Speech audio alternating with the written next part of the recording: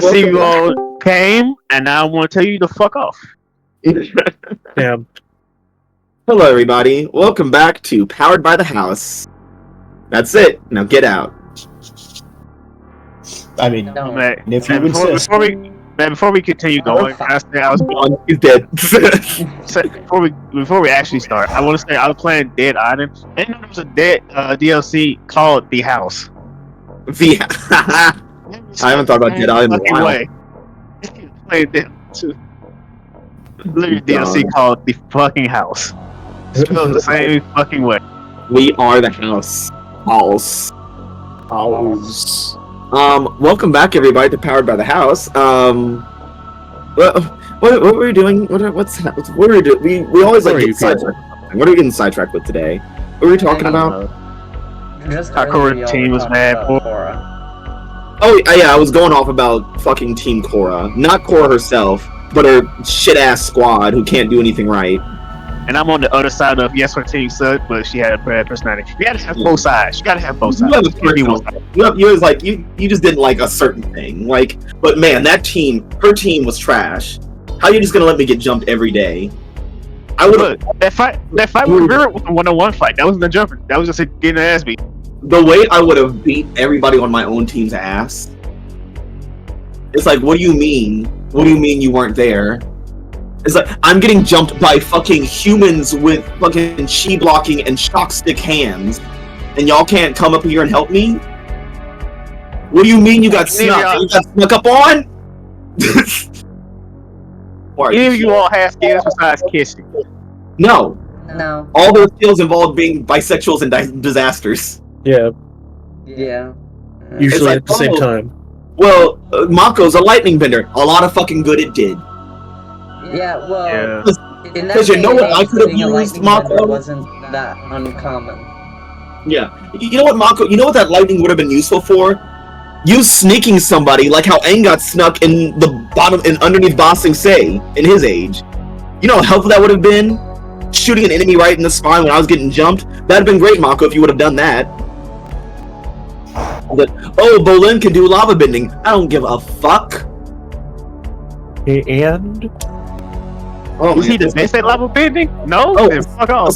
Nami's a really good fighter. And he's like, she ain't no Suki. She ain't no Sokka. Like, she's not, we're not competing. It's not working.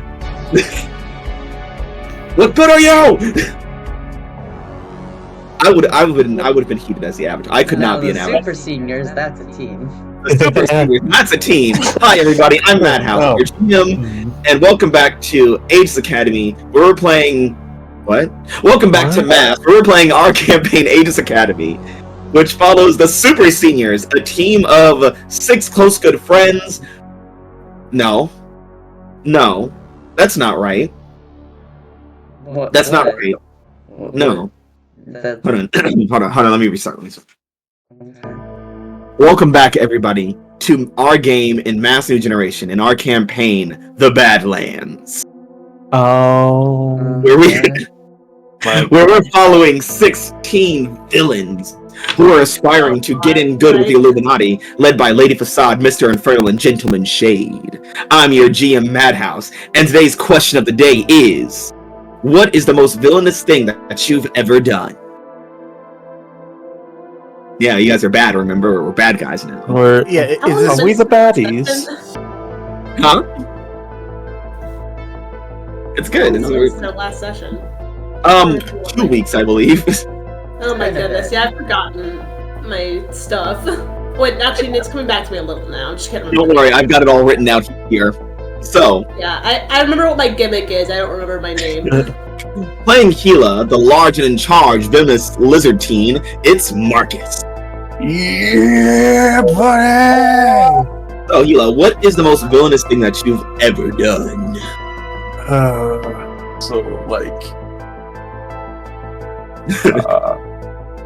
It can be something that you did in your past life, or you just lie about your villain life, your villain backstory. I poisoned the buffet table at some fucking function in the bomb. It wasn't prom. It was specifically like a family function. Oh my god. Hey there.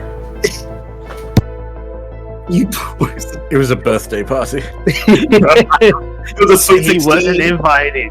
It was a quinceañera. No! Poisoned the buffet table on a quinceañera. Oh my god. That's one of the most evil things you could do. And it was Rosa's quinceañera. It was Rosa's quinceañera. It was Rosa's quinceañera. Oh no. Oh, You monster. you're damn right. Jesus Christ. Oh. What a way to start it off.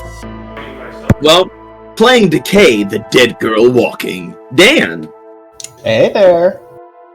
So, Decay, what is the most villainous thing you've done?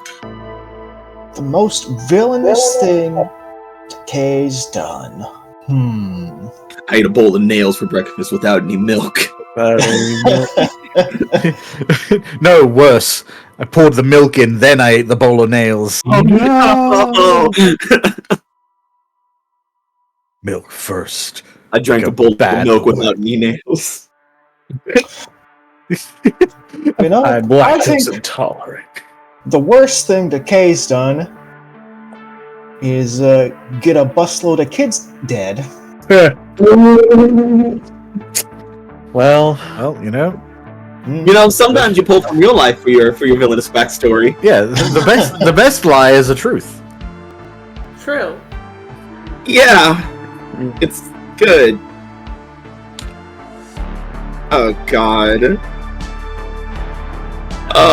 Playing Menagerie, the personification of fear. It's Camper.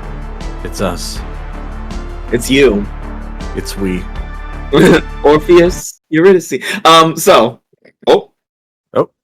Music is No stop. more music, I guess, Dan. Okay, well, that's done. Well, that ruins the mood, I guess. Thanks, Menagerie. The most evil thing the music I did was say "fuck you" and stop Never mind, playing. we're Oh, back. there you go. It's back. Dramatic pause. So Menagerie, what's the most villainous thing you've ever done?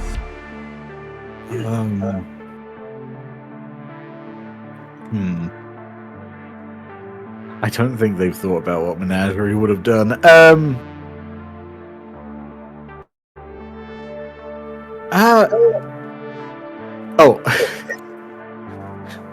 We drained supers to gain their powers.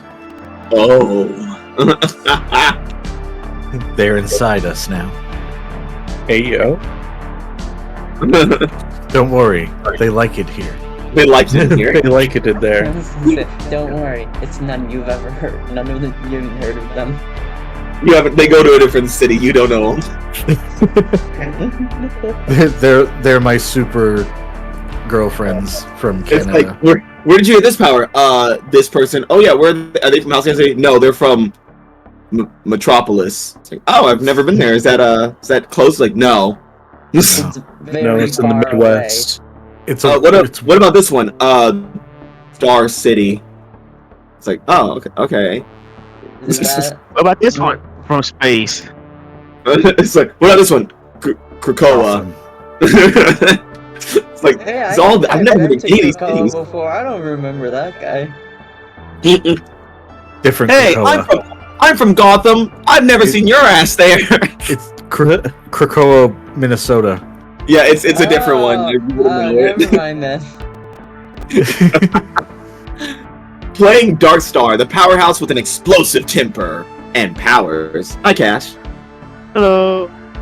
So, what's the most villainous thing you've ever done, Darkstar? As Darkstar, I was thinking about it. I was thinking, would Lee have done something villainous? And I thought, yeah, probably. And then I was like, you know what? I'm not gonna go with that one. That's more than villainous. I'm not gonna go about it. They might want to put her away. So as Darkstar, Yeah, what is Darkstar? he slowly, instantly caused many explosions underneath a person's skin who was getting on her nerves. Oh Until my they almost died. Yeah, what the fuck? Oh my Explosions god. were crazy. Oh, Jesus Christ. You guys are horrible villains. Playing Meteorite, the mechanical juggernaut. Hello, Ava. Hi. So what's the most villainous the thing worst that thing Izzy's ever done, one time, she was out for lunch, and she had to, like, it ran a bit late, and she had to get back to a class, and, she was in a hurry, and she forgot to tip her waiter. Gasp. Okay. A crime crime punishable by death in Halcyon City, actually. She felt, like, really bad about it, and so she went back, she left it. And then, so then she went back. And then she was late to class. Like, all the greatest villain origins start with, she went out to lunch. Yeah. So she went out to lunch, forgot to tip, and went back to tip. Wait, were we supposed to lie about that? And then she's like, and then I got to class late, but it turns out it was canceled. I totally forgot. Izzy's never done anything wrong. She's a good girl. She fucking volunteers at, like, community centers and shit. She's like, You've done no wrong. Yeah, what's left of her is great. You will see jail, and I will be sure of it. but, I don't know, worst thing Meteorite's done. I don't know, they, like, leveled the city block or something. Or murdered a person. But a different city block, you've never heard of it. Yeah. Not a city block you've ever been to. And you can't anymore because it's leveled. Yeah. Yeah, they built over it. Oh my god. Yeah, you heard of the Memorial District? That was me. That shit. You ever been to Ground Zero? That was me right here. I did that. That was Dante Root. No, that's what they want you to think. Not it was the me. second time. It's like, oh, you ever been to the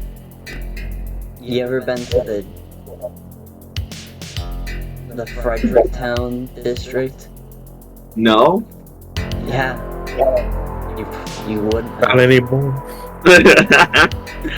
It's like, you know, people say Dante Reed's the biggest villain in the Halcyon's history, but I know that somewhere deep in the collective subconscious, he's shaking and quaking, fearing that one day he might meet me. I just think Like, okay. I killed all the elephants in Washington. There aren't any elephants in Washington. Not Yeah, anymore. not after I killed them all. Yeah, the day I showed up, they were gone.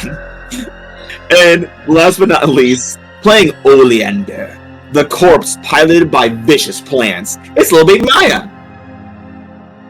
Hi. Oh, Oleander, what is the most villainous thing you've ever done? Good question. Smoked pot. No. Fuck, that's Not like the so weed. evil. It's legal here. weed. She grew weed without a license. Shut up. She laced the weed. I'm trying to Yes. talk, bro. Oh, sorry. Sorry. That's fine. Yeah, I'm doing the in-character thing of, except, you know, as a corpse, like, Oleander doesn't talk very well. Yeah, I grew plants all through a town that spread poison into the air, poisonous spores, and everyone died. Now a small town in Washington no longer exists. And it's not one you've ever been to or ever heard of. Yeah, that's what you do. You cannot look it up because it is dead and wiped off the map.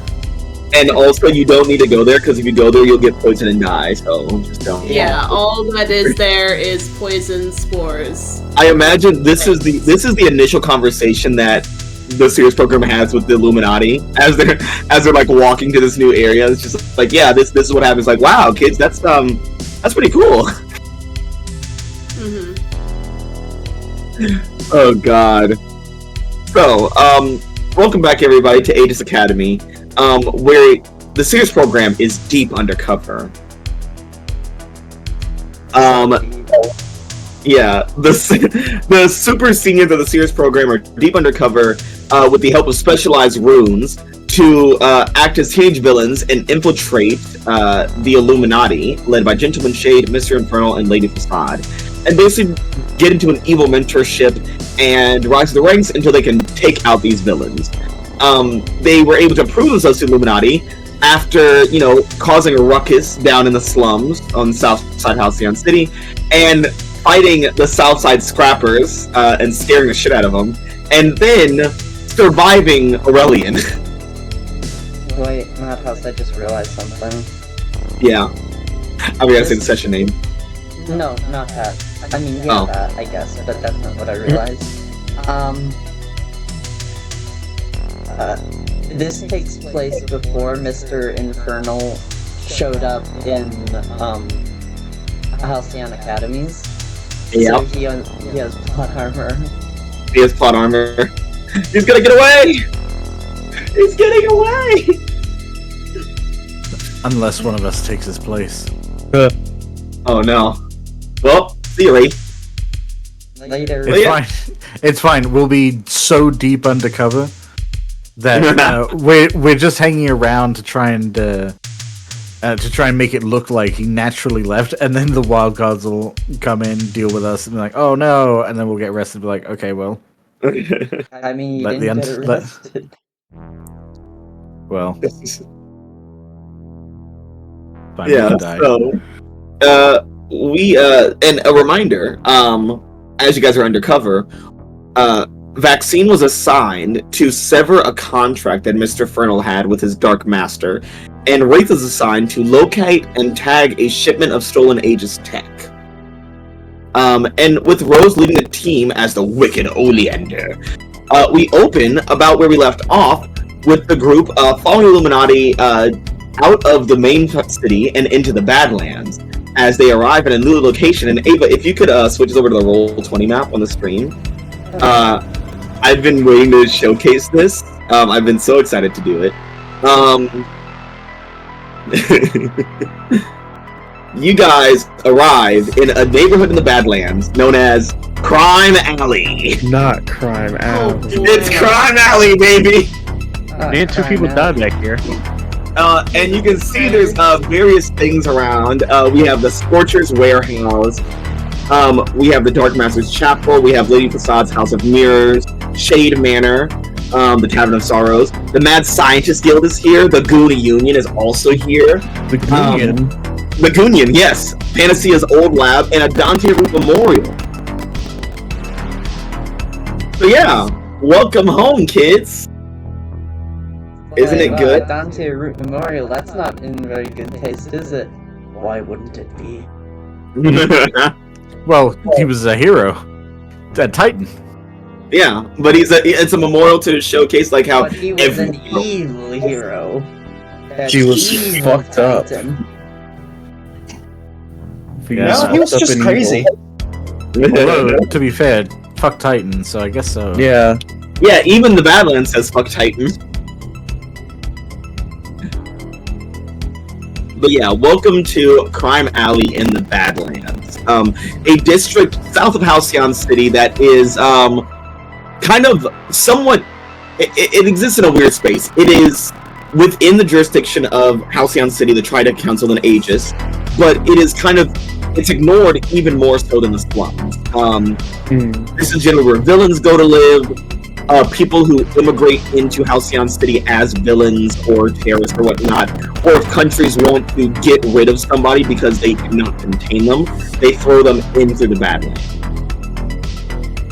The Badlands are called bad for a reason. Yeah. Bad. And I'm glad you bring it up because welcome back everyone to session number 18, Bad to the Bone, part 2. Oh fuck my bones, they're bad. No, my bones. Scoliosis!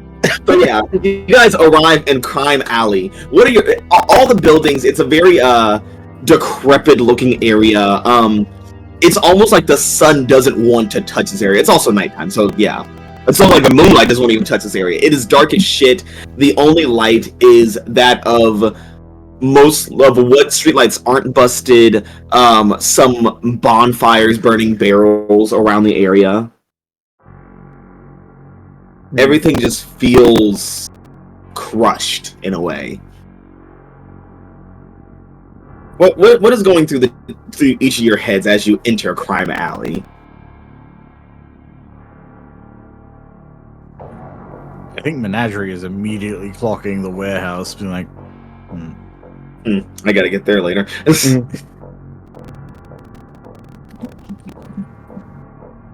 gonna be so hard trying to remember what everyone's names are supposed to be. Yeah. I remember mine is Yeah. Star, motherfucker. Yeah, I remember mine. Yeah. I think I am just going with the flow right now. Just in character. Just being Darkstar. The angry hothead who's just doing things. Can't wait for Lee to have an identity crisis and believe that she's Darkstar for real. Matt, you thinking that's not a joke. But her reality, what power that could happen. Oh no! Well, As Who's gonna you think have she's Darkstar? said, as you have noticed, Matt, from the last game, my powers are unstable right now because I have all she's of them. in control. If Lee gets hit hard enough or fucks up something, she may just start to believe that she is actually Darkstar, which is bad for everybody. Yeah. Oh god, nightmare. I know a level of person who can, with explosive powers, that anything she touches explodes. That would be great. Malkov the Nova over here, great. Can't wait for that. I will say, Amai, this area is familiar. Oh, you're back home. unfortunately. Yeah, you've lived here for portions of your life. This is one of the many areas that Panacea had labs in that you've lived in. Yeah. It's not the place where he poisoned the 17 whales, but that was a little later on in life. Yeah, it was a little later. Yeah, bigger lab in that area. Yeah, it was a whole warehouse. He had an emporium. Where'd he get the whales from? The ocean. Where off else? the coast. That makes sense. What's vaccine? Gila. That's right. I'm trying to write down. I think it was like, no, it's not vaccine.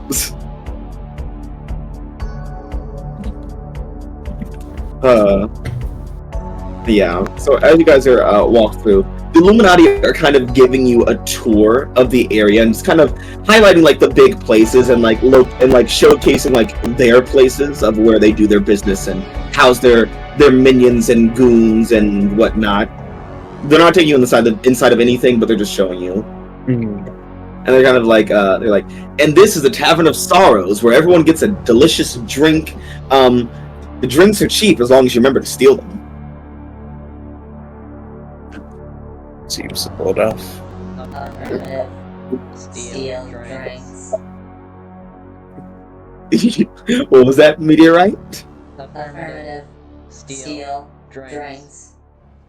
Wonderful. You're fitting in great, Meteorite. You're doing great. You're doing amazing, sweetie. Go.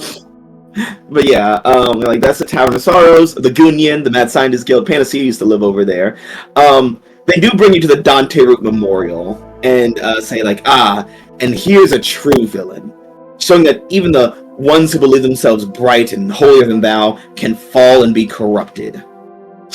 And like they kind of like get teary-eyed as they look upon the memorial. It's a very nice statue of Dante Root. It's honestly probably the most pristine thing in the neighborhood. No idea who put it here.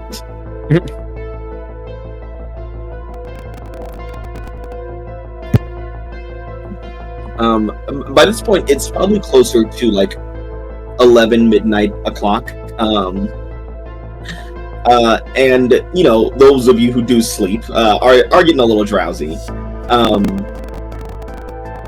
And Mr. Infernal kind of steps in front of the other two and is like, I suppose you children will be wondering where you'll be sleeping tonight.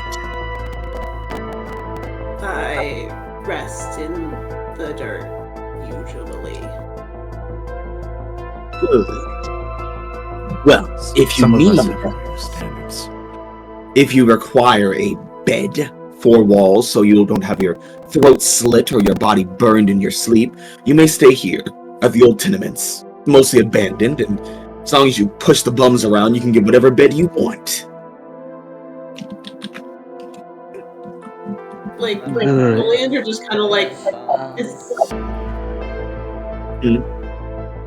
Oleander just kind of like goes to like a patch of dirt like outside the building, and it's just like starts digging a bed for herself. It's like she's digging a grave. Roman's committing to the bit. Oh my god.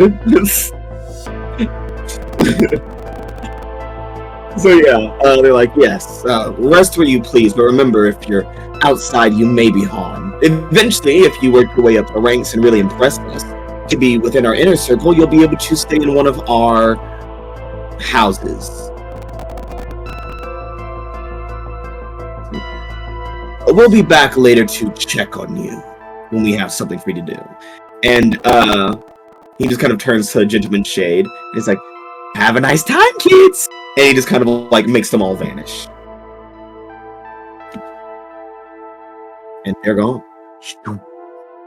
Which gives you guys a little bit of free reign here in Crime Alley.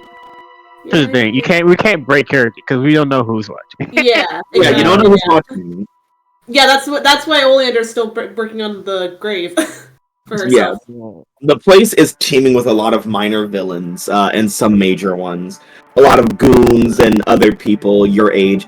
There are some people that don't seem to be villains, but just seem to be extremely impoverished. Their stories could range from people who got into debt with villains, or are being kind of held captive, or are just the homeless denizens of the area. The poor. No. We are, in fact, slumming it with the poor now. Yeah, you are slumming. You guys are living downtown, as in underneath it, and slumming it with the poor. I was gonna say, technically, they're not even slumming it. The slums are better than this. Yeah, the slums look like a luxury resort compared to These this are- place. This is the place for the people too poor to live in the slums. Yeah, That's saying something. the people who are too poor are too indebted to someone else. Yeah, they're paying someone else to stay here. Yeah, Dark Star's going into the Old Testament. The Testament. The Old Testament? The Old Testament! The tenements. Tenement. I don't know why I said Testament. I don't know why. Yeah, I think I'm gonna stay in the Euclideans. If anyone wants to go to First Philippians, it's totally open. I've always been a Judges fan myself. Open Powered by the House, where we try to cram in as many Bible jokes as we can. Look, I've been missing them out since the second arc of Vampire, so... Yeah, and as you guys are walking around, you see Cain from the Bible. Cain from the Bible. Cain from the Bible? Yeah. From the one and only Bible. It's weird, you know, I would actually be less surprised to see Cain from the Bible walking around here than I would in Vampire the Masquerade, where he's a canonical character. This is where he's been the whole time. Yeah. So, Honestly, he's going Cain wouldn't even be the strongest, like, character. He wouldn't even be that strong, considering there's, like, space beings and reality warpers around every corner. Cain shows up, he's like, I am Cain from the Bible, and Aegis is like, okay. Okay, cool. And? What does that mean? It's like, I was the first murderer. It's like, okay. Right. Cool. So let me tell you, you were the least experienced at murder. Yeah. And like, what'd you the use? Worst job at it. Ooh. You know, being the first at something isn't really something to brag all the time. This is not the flex you think it is. Cain walks into the killed the guy Gunion. before anyone else did. Okay, cool. I killed 50,000 guys. I Before couldn't dinner. For dinner without any milk. Cain walks into the Gunion. They're like, "Wow, it's Cain from the Bible. What are you doing here?" It's like, "I need a job." It's like, okay, well, why don't you work for? Like, why don't you just be a villain yourself? You're the original murderer. It's like everyone else says I'm underqualified. What do you mean? I've only ever killed one guy. And the Goonion's like, okay, well, let's look at your resume. He's like, resume? They're like, yeah, you need a resume to get here. He's like, I don't have saying any. here, near the beginning of the dawn of humanity, you killed your brother. Okay, off to a good start. That's good. But then we have about a 20,000 year gap here. Yeah, could you explain that? I felt really bad about it. 20,000 year gap in your resume. He's wild. I was, Yeah, I was taking some personal time. You know, I notice here you went from being a farmer to being a murderer, and I have to tell you, our policy is not to hire anyone that jumps careers too quickly. Yeah, it's just not a good look in your history, and it's not a good look on our company. Yeah, it's nothing personal. It's strictly along company guidelines. Yeah, unfortunately, while you may be underqualified for working for the villains, you are overqualified to work as a goon. I love the idea of Kane's like, yeah, so you've made it through the first round of interviews, so we'll call you back if you make it to the second round. Like, oh, okay. They never called back. They never called back. Ouch. He's just sitting by the phone. It's like, I have literally nothing to do. All I can do is sit here. It's like somewhere in fucking New York, they're like, Kane shall rise. The Sabat are going crazy. Kane will be back. And like, Kane's over here stuck on customer service hold. Yeah, it hard cuts to him like laying in a bed reading a pamphlet. It's like, so how long? And he's on like the phone with it like under his shoulder. It's like, so how long is the unpaid internship? Because I do have rent. Kane's fallen in some hard times in Halcyon Yes, City. I know you provide experience, but I can't exactly pay your rent with experience. Yeah. I'm like, no, we're paying you exposure, Kane. It's a resume building kind of job. He's like, what is? I still don't know what a resume is. Unfortunately, the 3 bundles of wheat that he'd been used to trading in has severely gone down in worth. Yeah. 3 bundles of wheat. What are we doing here? What game is this? It's a good question. Oh yeah, so Dogstar's going to the tenements. Where is everyone else going to find themselves? I mean, being a poison connoisseur himself, I feel like Gila's got he's got to check out his inspirations lab. His inspiration is crazy. Mm-hmm. Well, I mean, they don't know what it is, but the Wraith is feeling a little unsure of what they're even supposed to be right now. And so there's really only one place that makes sense to try and find oneself.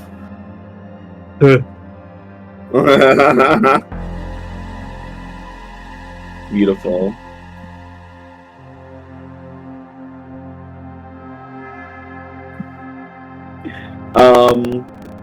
Meteorite, Decay, Oleander.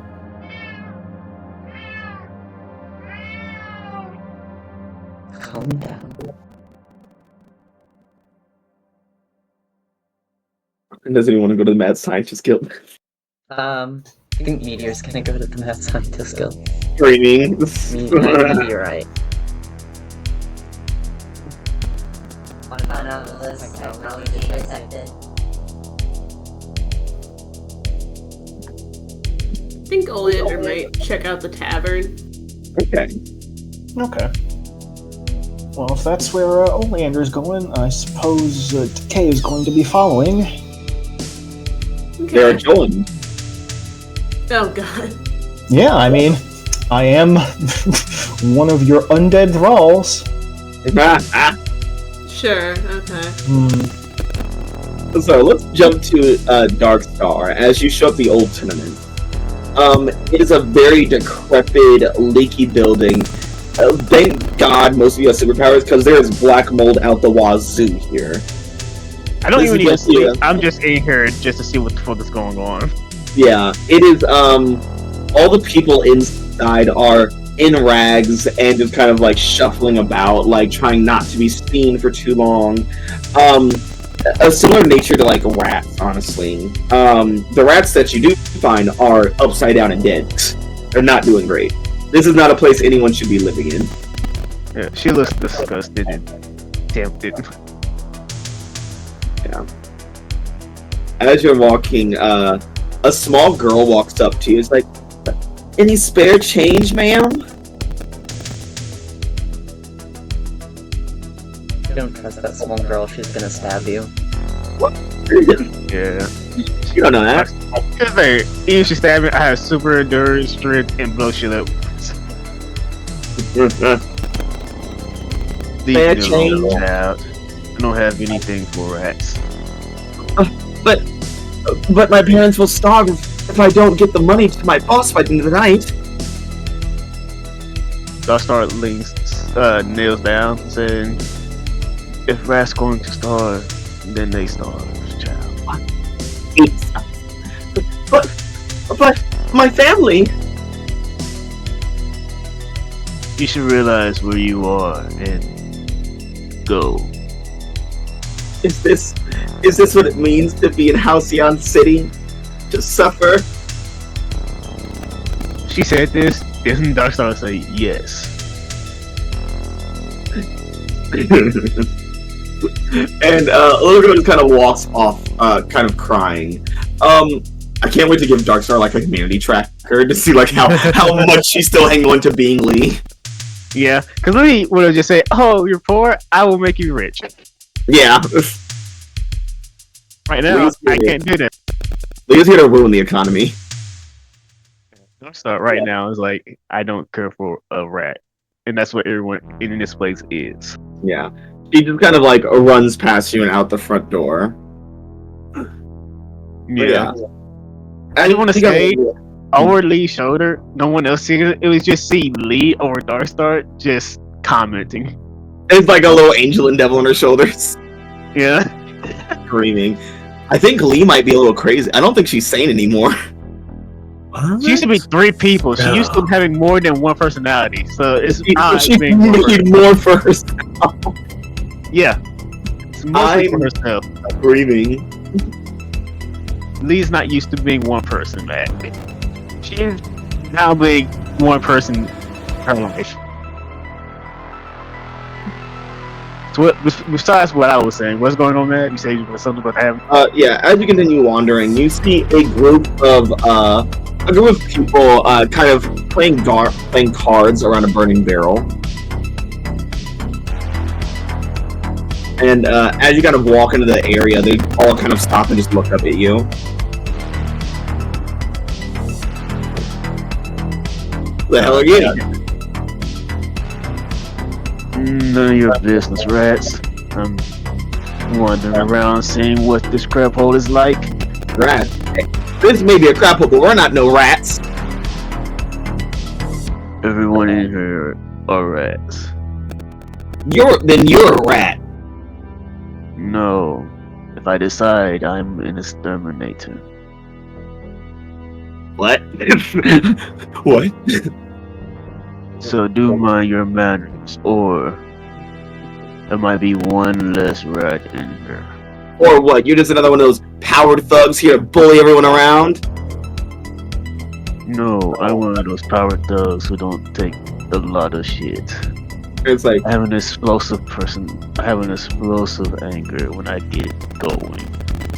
oh yeah, well I'm feeling pretty pissed off myself. Hey boys and girls, let's get her! And they like kind of pick up like random bricks and pieces of like pipe and start like moving, trying to like circle you and stuff. I'm gonna wield my powers. Oh boy! Oh god! Takes the adult move. Let's see it. When you wield your powers. Yeah, let me go. Yeah, when you wield your what I'm powers, going for. raise.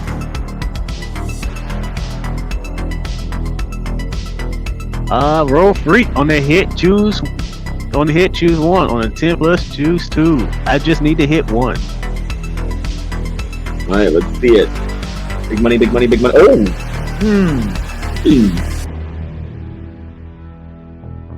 I got something for you, don't you worry. I have potential. Oh, do you want to spend it? Fucking yes. I just need 1. Screaming. You could also spend team selfishly. There is 2 team in the pool. Nah, I'm gonna leave that for right now. Okay. All right. Spend the potential.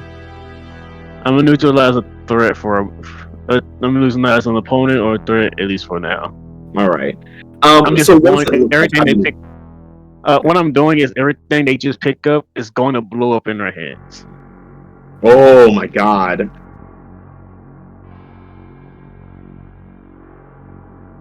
It's a good thing there's no downside to this unless I miss. Yeah.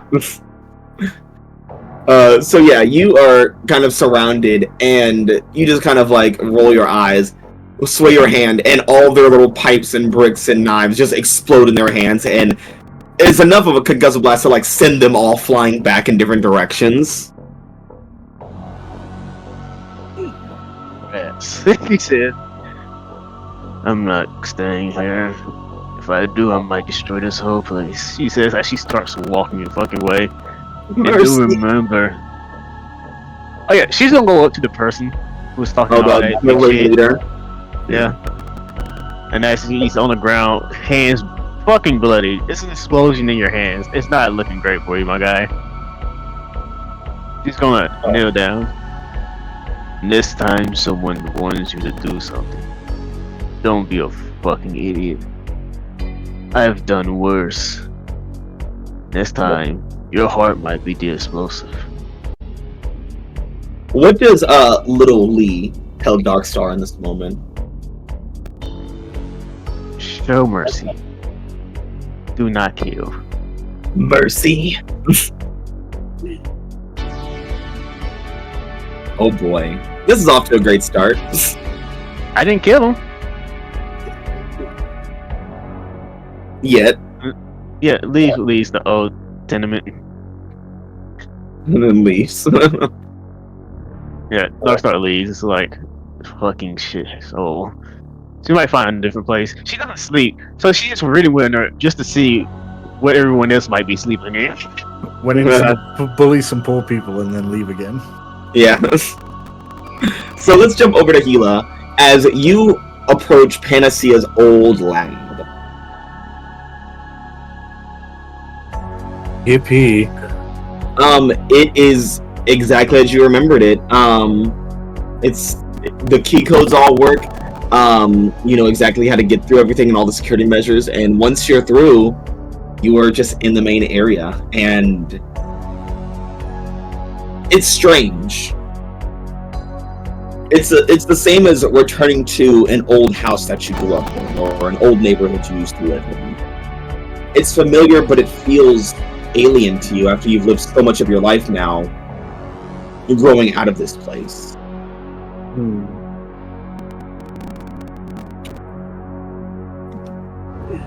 Being so far, yet here we are. And then you hear, "Don't move a muscle."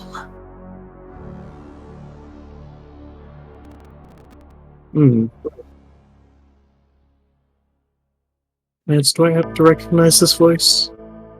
It sounds very familiar. It sounds like an old friend of yours. It sounds like Talon. Interesting. Mm-hmm.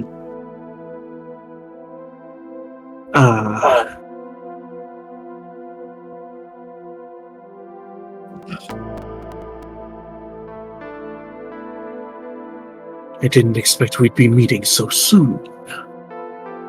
It's like, meeting so soon? Who the hell are you? And you look up and you see she's kind of like hanging from the rafters, like one clawed hand like dug into the roof, and the other one like holding a duffel bag full of something.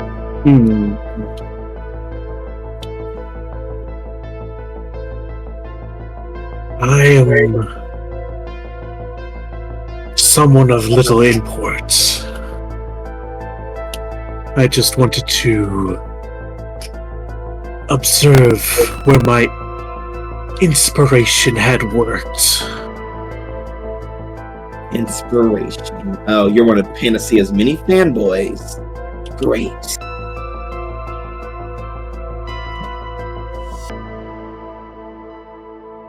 You could say that, yes. But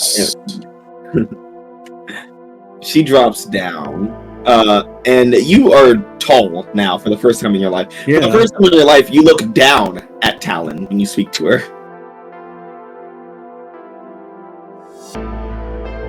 And she kind of drops the duffel bag and folds her arms. And just kind of looks you up and down. Well, let me tell you something, kid. Don't meet your heroes. they never end up as great as they end up as they are. No. Because you may be big and bad, but if you idolize some supervillain, he's going to tear you apart. You're going to get a lot tougher. And she's trying to shift your labels. Oh.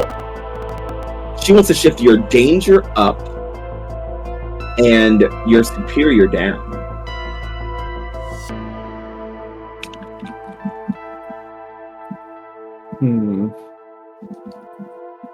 Danger up, superior down.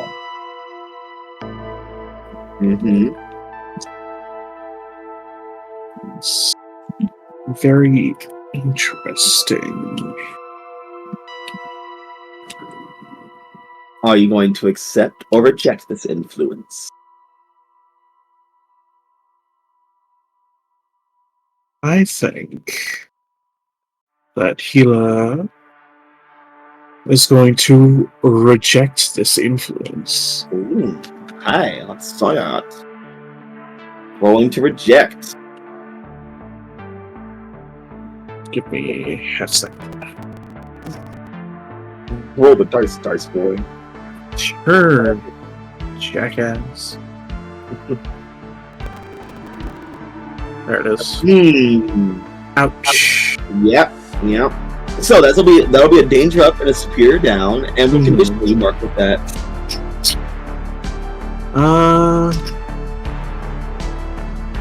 Let's see.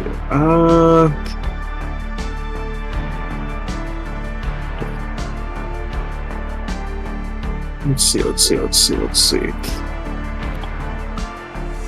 Danger up, superior down. Never meet your heroes. They're just gonna tear you apart anyways. I think Eva will mark insecure. Okay. As he's being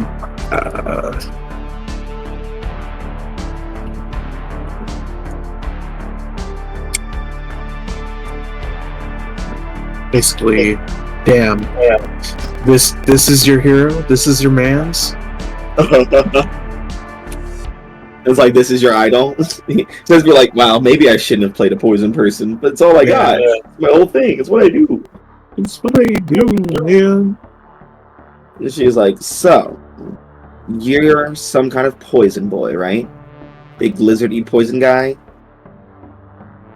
Long and short of it, yes. Oh, that's cute.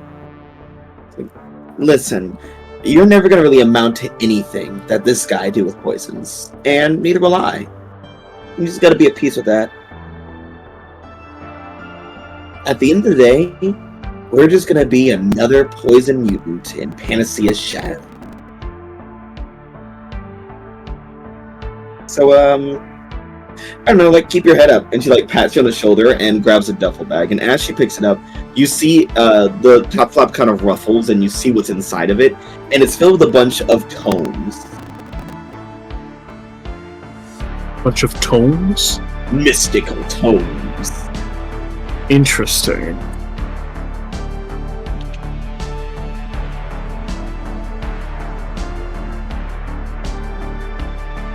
Tomes? I didn't think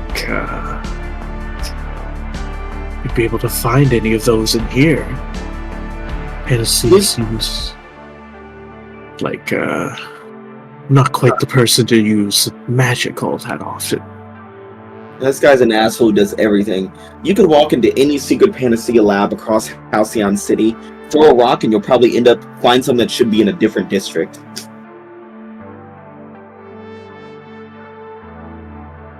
I guess it is true what they say then.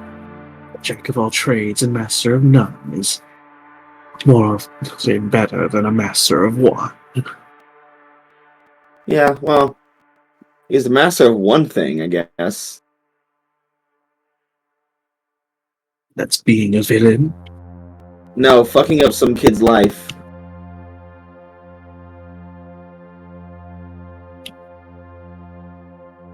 How do you mean? I was this kid that he watched over. I was close enough to him, as close as you can get in the Badlands. He was a good kid. He tried hard. At some points, I believe he probably admired Panacea. But at the end of the day, he always falls inside that poisonous shadow. Eventually got recruited by A.E.G.I.S, and I don't know, I haven't heard from him lately. I'm sure he's probably either dead or deep in the cloak program or something. You never know with A.E.G.I.S. Yeah. Well, this social interaction's gone on long enough. Leave me alone. And she just kind of walks past you. Full on bumps your shoulder. Like, goes out of her way to bump you on the shoulder as she leaves.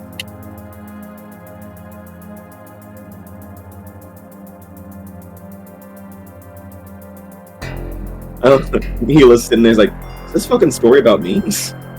Wait a minute. It's a fucking story about us. Is this fucking play about us? What's a play?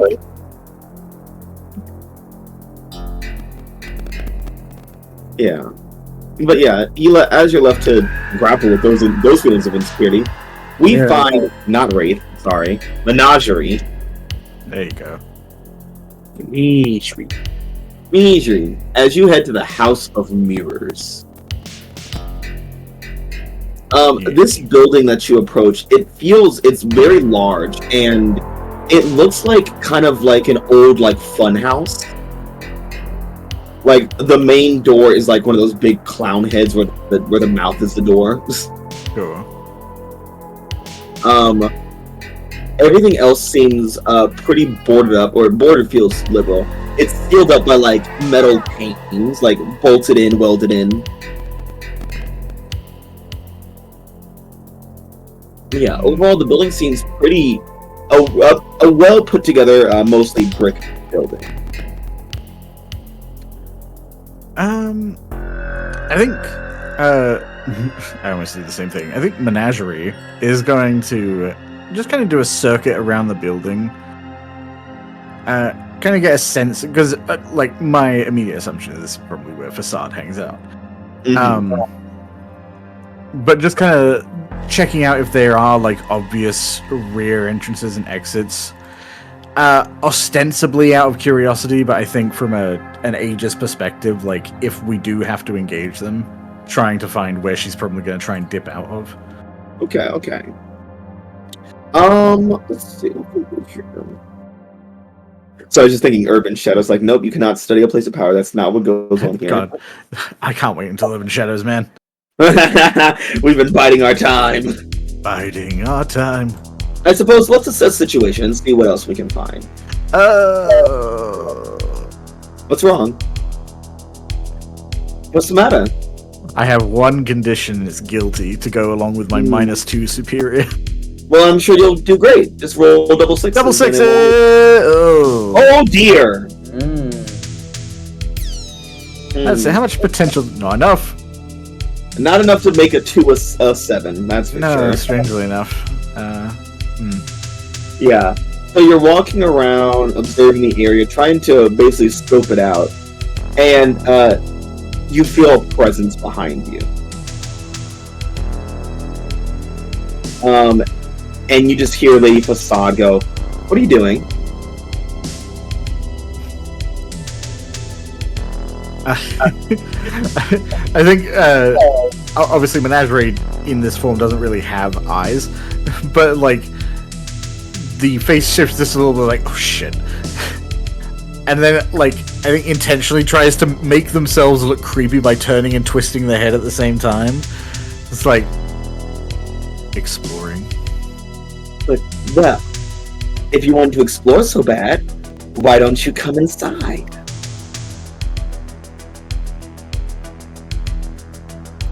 I mean, that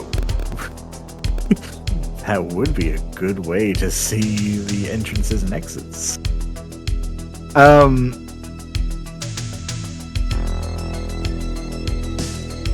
If you insist. Oh, I do, Menagerie. Come on in. And she walks you into this house of mirrors through this clown door. As she approaches it, it just kind of opens for her, and she just stands there. And inside, it is just darkness behind her. Some kind of radio signal, probably. I'm the pirate signal. Let me in. No.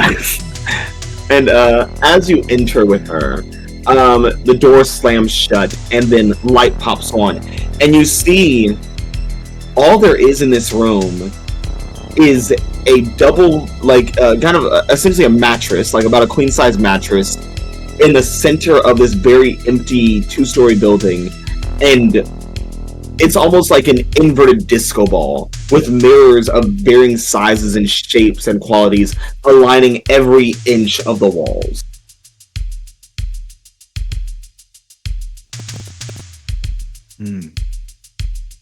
Welcome. You have a very specific aesthetic. Well, it's nice to see what I can do. It's good to remember myself. Tell me, Menagerie, and she kind of grabs you by the shoulders and walks you to the nearest mirror. What do you know about yourself? Who are you?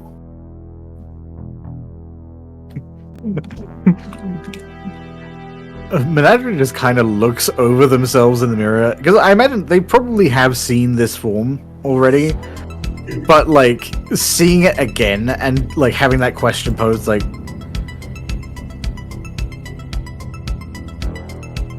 we're not sure. Oh, well, that's a shame. When I see you, you know what I see, Menagerie?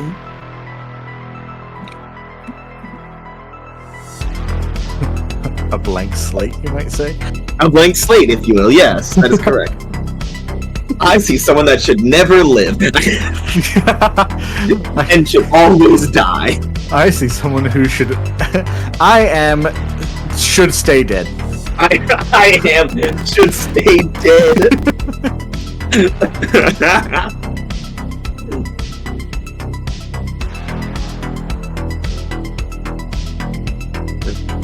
What I see in you, something glorious, something beautiful. I see a monster. Oh. Yes, that's what you are. A monster. Say it Vicious. with me. I am a monster. Monster! When does a wraith become a monster? Monster! After a moment. Right now. After a moment. Yeah, right now. During a blank slate move. Like, I see a monster. Something vicious. Something that should be feared. I mean, look at you. You're terrifying. You're horrible. And it's amazing, isn't it? You have this grotesque beauty, and no one will ever see past this mirror. It doesn't matter what's on the inside, Menagerie. What matters is how the world sees you, the mask that you wear, and this is who you will always be. Sounds like a label shift, man. It does sound like label shit, doesn't it? Yeah. Sounds like you calling him ugly. That is. Oh, what it's is calling only- someone ugly but a label shift? If only Wraith could shift the labels in a way that wouldn't cause condition. If only. Unfortunately, like every Masks game, my labels have gone to the extremes. You always do this to yourself. I didn't do this. Other people did this to me.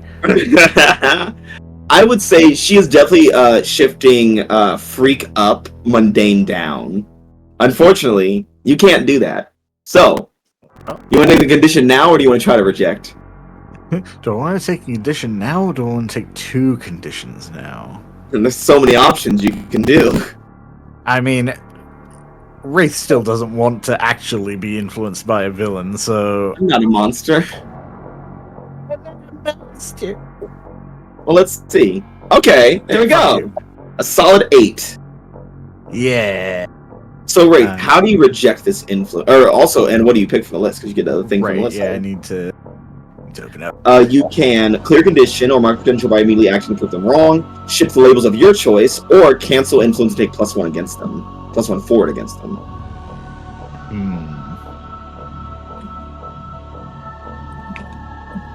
I mean, proving her wrong would be...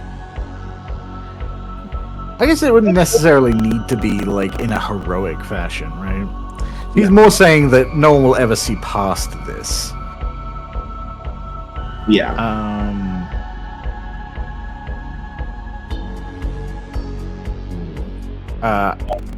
Actually, well, since I am here to, like, plot against her, I think cancelling the influence and taking +1 forward against them would make the most sense. Yeah. That is... I am not influenced by... Yeah, so how do you respond after she says that you're a monster? That is... right here. Lady Facade. Okay. Yeah, Lady Facade. I think Menagerie looks themselves over... Oh, also, the lesson she was trying to impart is that I'm a monster, right? You're a monster. That just happens, right, when someone... Yeah, that happens. When you hear something, you do it. Yeah, okay. Yeah, when you learn something that helps you make sense of the world, write it down as a lesson. It's like, oh, why are all your friends acting weird around you? Oh yeah, I'm a monster. Yeah. Yeah, I think Menagerie kind of looks themselves over in the mirror for a second, and the blank face kind of shifts a few times. Kind of indistinguishably, but they can tell it's kind of bringing to the forefront a few of the identities before shifting them back again. And Menagerie stands up a little straighter and just turns, and then their face starts to take on the appearance of Facade's own mask. It's being like, you know that from personal experience?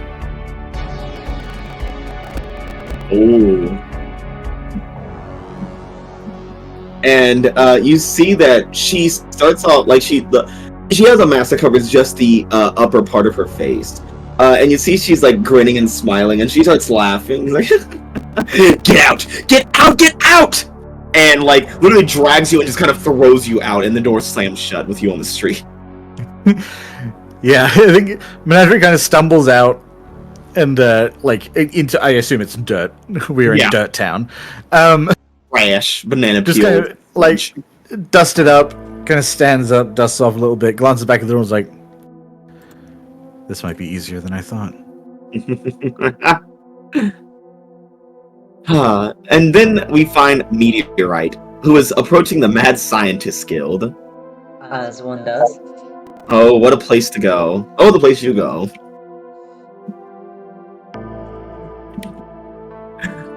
So, Meteor, as you approach, you hear the sound of rogue villainous mechanics happening within, and other sciencey sounds, bubbling and beaming and bleeping and such. As you enter these wonderful halls, you see what you'd expect. A bunch of old men in white lab coats with eccentric hair parading around their different science experiments. Wow. Only old men? Only old men. No women in the Mad Scientist. Because they say women can't be scientists. I don't know if that's how that works, but okay. The Mad Scientist Guild does not believe in women instead. Vivisektor would hate this. Yeah, you actually saw the wrong sign. It didn't say mad, it's the man scientist. Yeah, the men's scientist. Look, we forgot to change it on the front. So they all need to die, is what you're saying. It was founded as the Men's Scientist Guild, but then they had to change it because of woke politics. Yeah, woke cancel culture made them change it to the Mad Scientist Guild. I can't believe we can't have mad science anymore. But like they're still, because of but it's woke. like still like so, it's still so ingrained into like their history that there's no women anyway, even after they changed it. It's like, we will not have DEI in our Mad Scientist Guild. God. Don't you love when mass relates to real life? Isn't it great? At least AIM has like fucking women in it. And then Dr. Monica Rampucci. She's in. Sometimes things that are men are worse. Wow, I can't believe you decided to make things worse, man. You could have made it fun, but you chose to make it bad. But yeah, Meteor, you enter the Mad Scientist Guild, and sorry, Meteorite, you enter the Mad Scientist Guild. Thank you. Yeah. And immediately, like, all of them, like, people start to take notice to you. And one of the scientists walks up and is like, and who is your creator?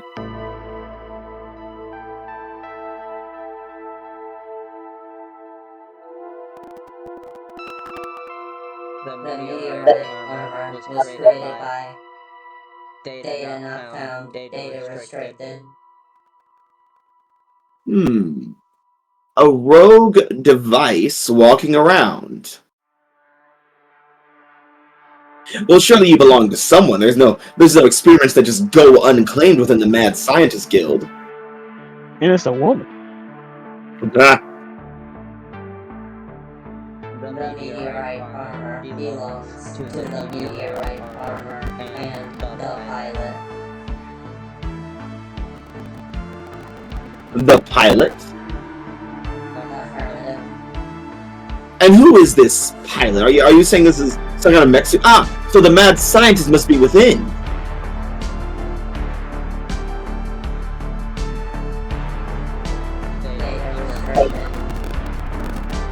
And he's like, fine then, keep your secrets. And just kind of saunters away. And then another scientist walks up to you, and he's got this, he's kind of got like this exosuit, like just over like his arm area. He's like, another robotic scientist. I must say, where is your creator, robot? Data restricted. It's like, yes, this one has the Mad Scientist is inside the robot. It's strange to put yourself within a creation without it being a mech bigger than a story tall, but you know, I guess each their own. Everyone's different nowadays. Like, what a strange phenomenon you are. What is your name, creation?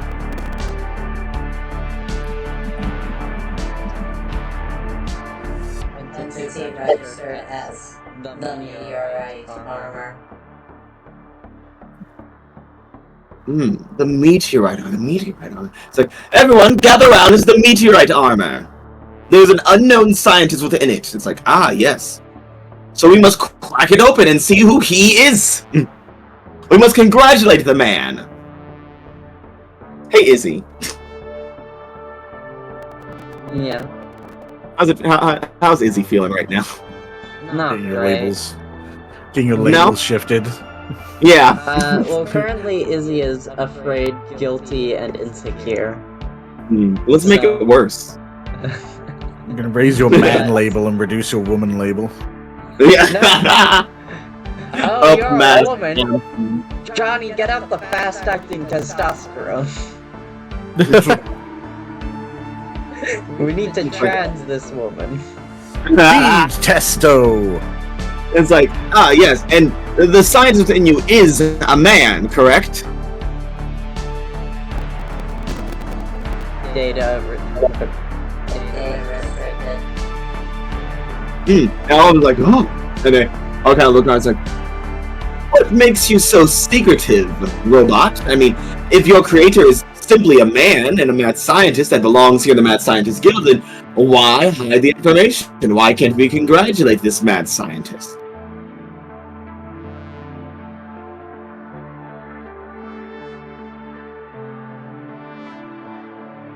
The meteorite armor creator. Location restricted. Information restricted. I think that they mentioned a pilot. I believe that the mad scientist responsible for the creation of this creature is within the creature itself. It's like, oh, yeah, that makes sense. Yes. Well, let's meet the man. Let's see what he is. Let's hear about him. Let's hear his voice. Can he speak through you? Negative. Oh, why not? Disabled. Oh, so it's an incomplete project. A failure, a fluke. Of course, yes. No, a failure of a man couldn't even create a simple robot to speak. The meteorite armor is capable of speech. Then why is your pilot, who is or is not an alleged mad scientist and man, able to speak? External comms disabled. A failure. Again, as you see, my compatriots, this robot is a sham. Negative. No, very... Technology rating compared to surrounding technology. Superior. They all gasp in shock. It's like, yes, another low-ranked scientist here to try to work his way into the Mad Scientist Guild and try to showcase himself through some kind of manly, masculine, macho way, when the real power is the power of the mind, you see. Negative. Very much positive. Status. Inconsequential. Oh. another wave of gas through the area. Anomalous technology detected. Status. Acquisition. What? This is preposterous. This is ridiculous. It's like you are not allowed to just come in here and take our inventions.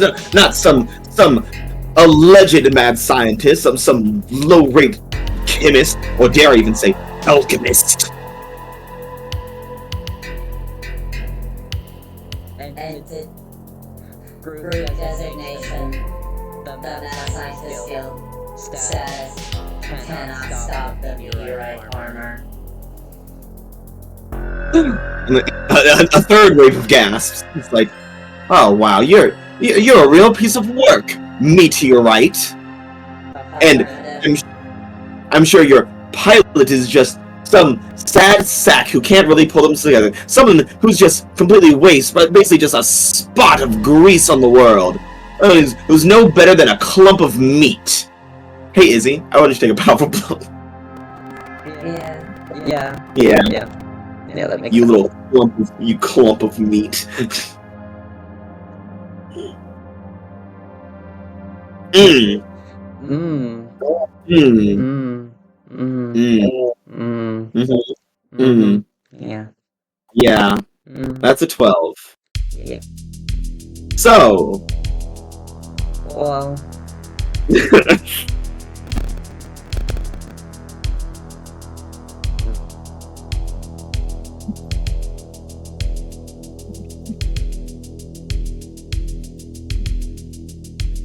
let me look at something.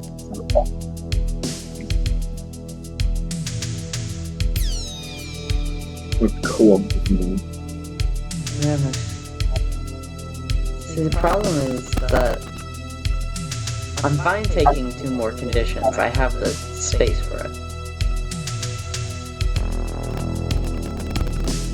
But Didn't say that one. like, I'm fine taking conditions. Like, I have the space for it. But Yeah.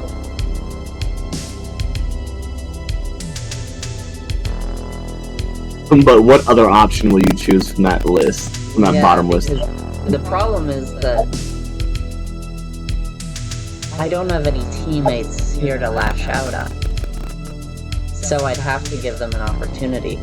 And I don't want to do that. I don't want the Mad Scientist Guild to win.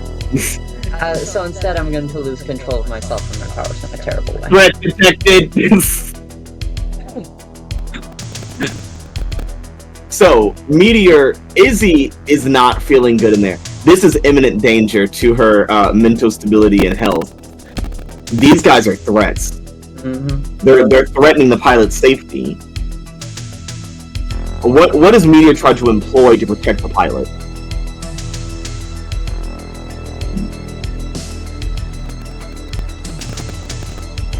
Technology, status, acquisition,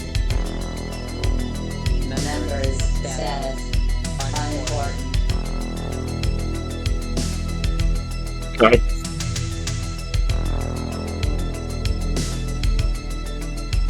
The meteor armor is going to get rid of the scientist.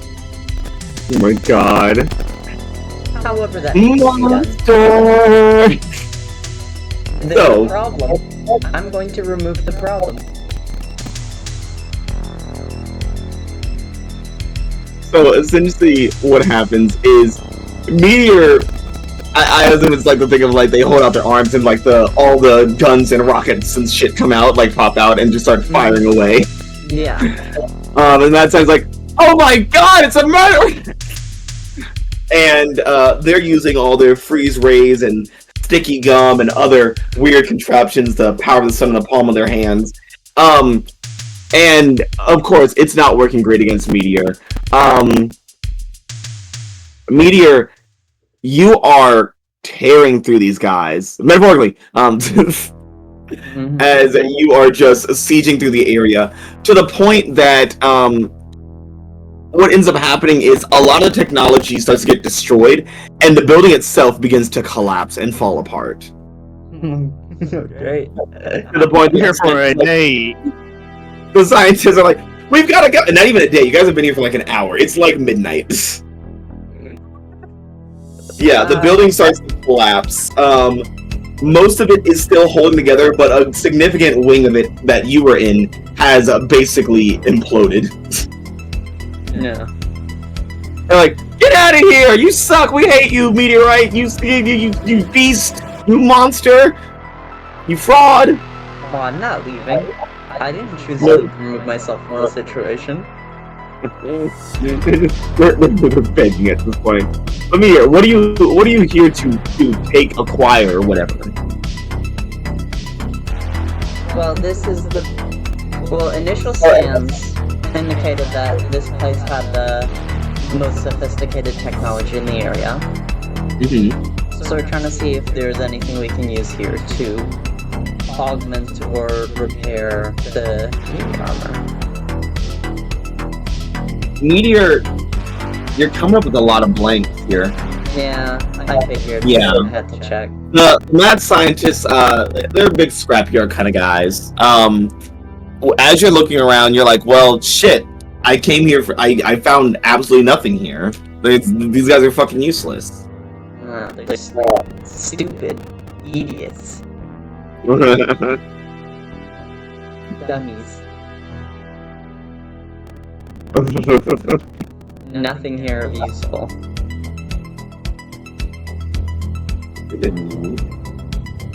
Yeah. And Meteorite, you leave a mostly broken building that is on fire and also waterlogged and also partially frozen, with nothing to show for it, other than a probably mostly sobbing Izzy. Yippee!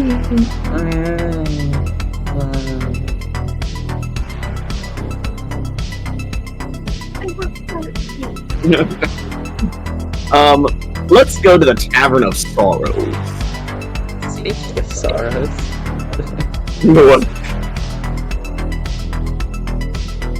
So,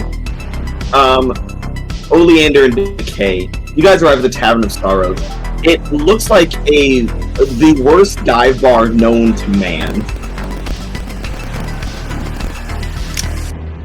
Is that so? Okay. Yeah. no department of any kind would let this building stand if they could stop it. If John Taffer walked in here, he'd have a heart attack. Yeah, if John Taffer walked into this bar, he would get dusted like if Thanos had snapped him. It would be a nightmare. He'd just walk in and vanish.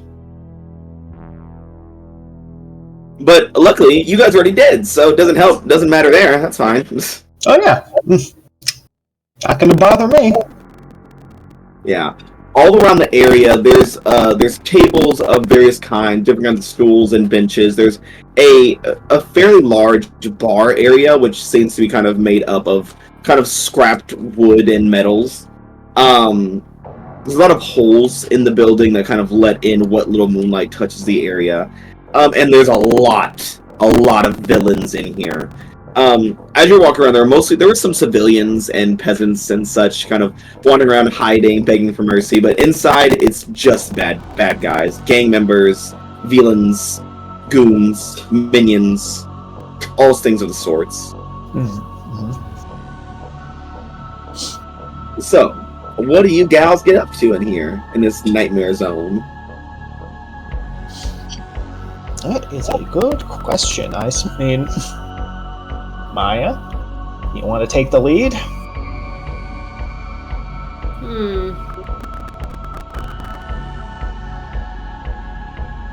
know I hate making choices.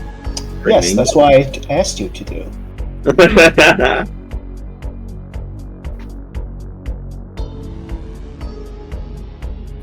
Yeah, I mean, I think the first thing Oleander is probably gonna do is just like probably try and do what the person suggested earlier and steal a fucking drink. Yeah. So yeah, you see the barkeep is this very burly man with very dark skin, almost like ink, and his entire right arm is just like a swarm of tentacles that are grabbing and mixing drinks at like a rapid pace. Yeah, I think like Elander's gonna try and like kind of like just as they're kind of like what's the word, like shambling around the fucking place, like, you know, like a zombie. Yeah. I think they're gonna like kind of like subtly like kind of like creep a vine like kind of down there like across the floor, like kind of like a wire across the floor sort of deal, trying to like snatch one of the drinks that he's making like out of one of the tentacles. Okay. Oleander, roll to unleash your powers. Okay. Alright, let me pull my shit up. Okay, I'm only insecure right now, that's good. Okay. Just a little bit. It's fine. Yippee! I did it. So yeah, as he's like flipping it in the air, your little vine just grabs it and yanks it away. Yeah. You get a full bottle of something. It's definitely alcohol. Okay. Yeah, I mean, Elander's probably gonna try to like just like drink some of it, but like also because like they're still putting on the zombie act and their limbs are kind of like barely functioning. It's like some of it falls out of her mouth. Mm-hmm. But yeah, she's just kind of like, I think she's just kind of like generally like keeping an eye on like generally what things are like, since that's part of what they're here to do anyway. It's just kind of like just get information generally, right? Yeah, just get a lay of the land. Yeah, so that's generally what she's trying to do. Just like trying to be low key. I can do something so evil. Okay. Well, do it then. Okay, I will. Coward. I will. Watch me. Bitch. I'm be so evil. So, Rose and Oleander, huh? Oleander Excuse me? I'm struggling here. So, Oleander and Decay, you have your delicious beverage now. And as you're kind of wandering around, listening on conversations, scoping out some folks and such, you see a man walk in with this very heavy cloak on. And he walks up to the bartender, slides him a card, and the bartender just kind of looks down at it, nods, goes, turns around, goes under, the counters and stuff, and grabs a vial out and hands it to the kid. Kid, you said? Mm-hmm. Okay. Yeah, I feel like Rose has a feeling like she knows who this is. I feel like you thinking what I'm thinking? Yeah, I think what Rose might do, because I'm assuming that I don't know if we were allowed to bring our phones or anything like that, or any communication devices. Yeah, because I feel like what Rose is trying to do is probably first make sure that it's who she suspects it is without being obvious about it, I guess. But also okay, if you want to do anything, obviously go ahead. But I think Rose is just gonna be trying to staying where she is and grow kind of a bunch of plants on her shoulder, but then within those plants hide her phone so she can record this. Yeah. Yeah. So she's just doing that. She's just staying where she is though. She's not trying to talk to him or anything. Okay. Yeah, while you're doing that, trying to get the identity of whoever this is, I think Mary is going to. Mary? Who's Mary? I've never heard of any Mary.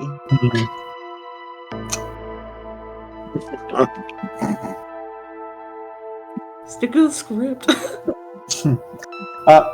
Decay is going to.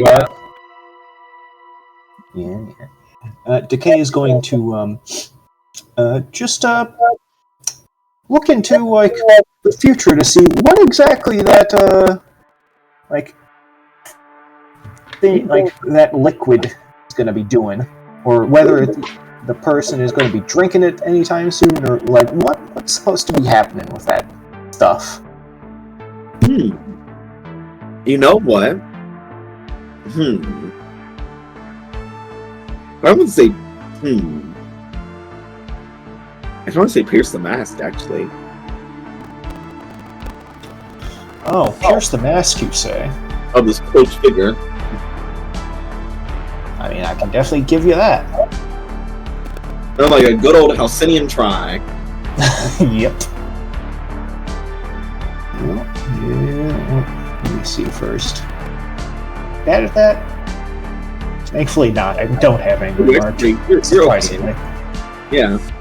You're not angry. Yep. And that's a hit. Oh, you guys is. in team. It could be a fool. Maya. Would Oleander like to help out? Oh, yeah, sure. Yeah, I mean, actually, okay, never mind. It's only a 9. I don't need to do my move. But I think Oleander would definitely be helping out. Yeah, I mean, we're basically doing the same thing. Yeah. Yeah, I mean, I feel like what Oleander's already doing is kind of helping out, because we're both kind of trying to keep an eye on this guy. Yeah.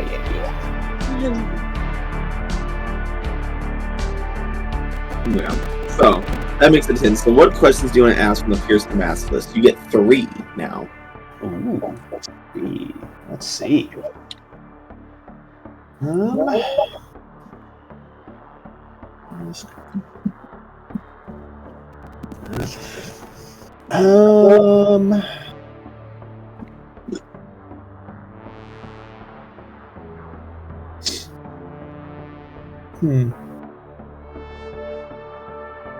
I suppose, how could I get your character to get a position to reveal themselves?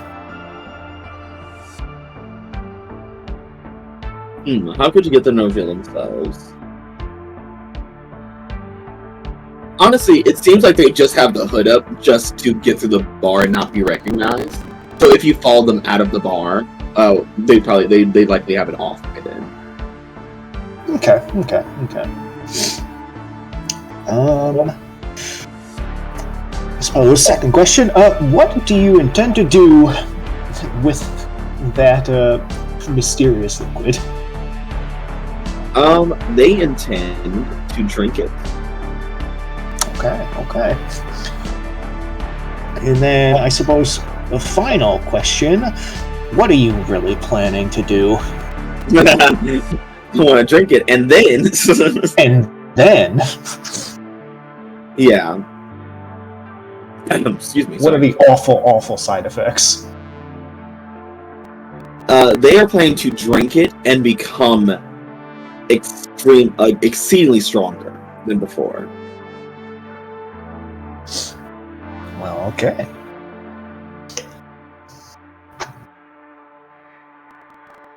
Yeah, okay. Well, seeing that's what's really going on, Decay is just going to subtly just tap on Oleander's shoulder or something, and then just grunt and look out towards the door before this mysterious figure can actually leave the bar before us. Hint, hint, wink, wink, let's leave before he can. Or they can. Whoever it could be. Who could it possibly be? It's Cambion.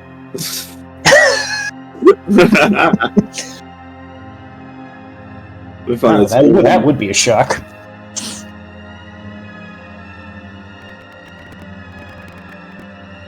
But yeah, so you guys are rushing out to kind of get ahead of the game. That's my intention. Oleander, you as well. Yeah. Alrighty. So yeah, you guys rush out, and pretty soon after you see this person leave as well. Right after you guys, you see they grab the ends of their heavy hood and pull it back, and underneath you see Chloe. No, I'm just fucking just Trent. I was gonna fucking say fucking. It's obviously Trent. Yeah, it's Trent. Shit. With all of his I think literally Rose is just using vines in kind of the midst of the plants around their phone to just zoom in on Trent's face to get in an HD. She makes a cap cut of them to make sure that everyone knows that it's Trent. Yeah, it's like a TikTok edit.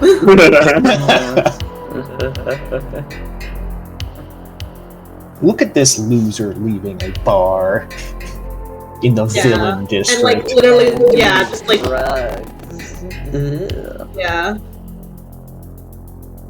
yeah, I think Oleander just kind of glances at Decay, just silently, just you want to do something about this or what? Because we can't really confront him is the thing, because we're we gotta blend in. Well, you guys are just villains. Yeah, is anyone around to who wants to stop us? Yeah, nobody wants to protect other villains unless they're in the game with them. Yeah, I imagine Oleander just kind of raises their eyebrows, just you want to fuck with this guy? Yeah, Decay just I'm down. Alright. Yeah, I think Oleander just kind of is literally just gonna be kind of shambling towards him and just kind of kind of make vines kind of grow out of the ground underneath him to kind of trap him in place. Yeah, and as soon as his legs get wrapped, he's hey, I don't have any fucking money for you. Fuck off.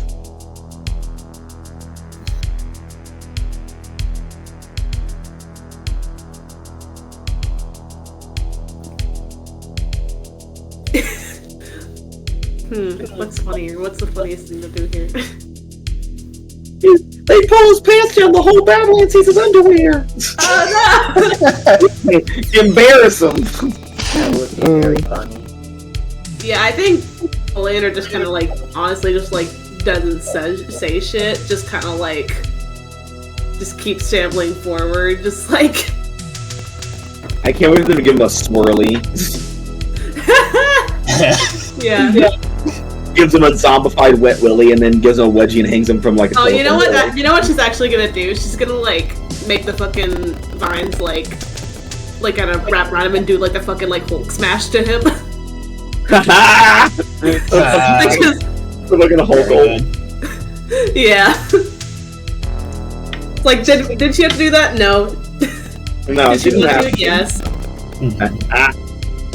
Yeah, so you just start whopping the hell out of him. He's just hitting the ground over there. He's like,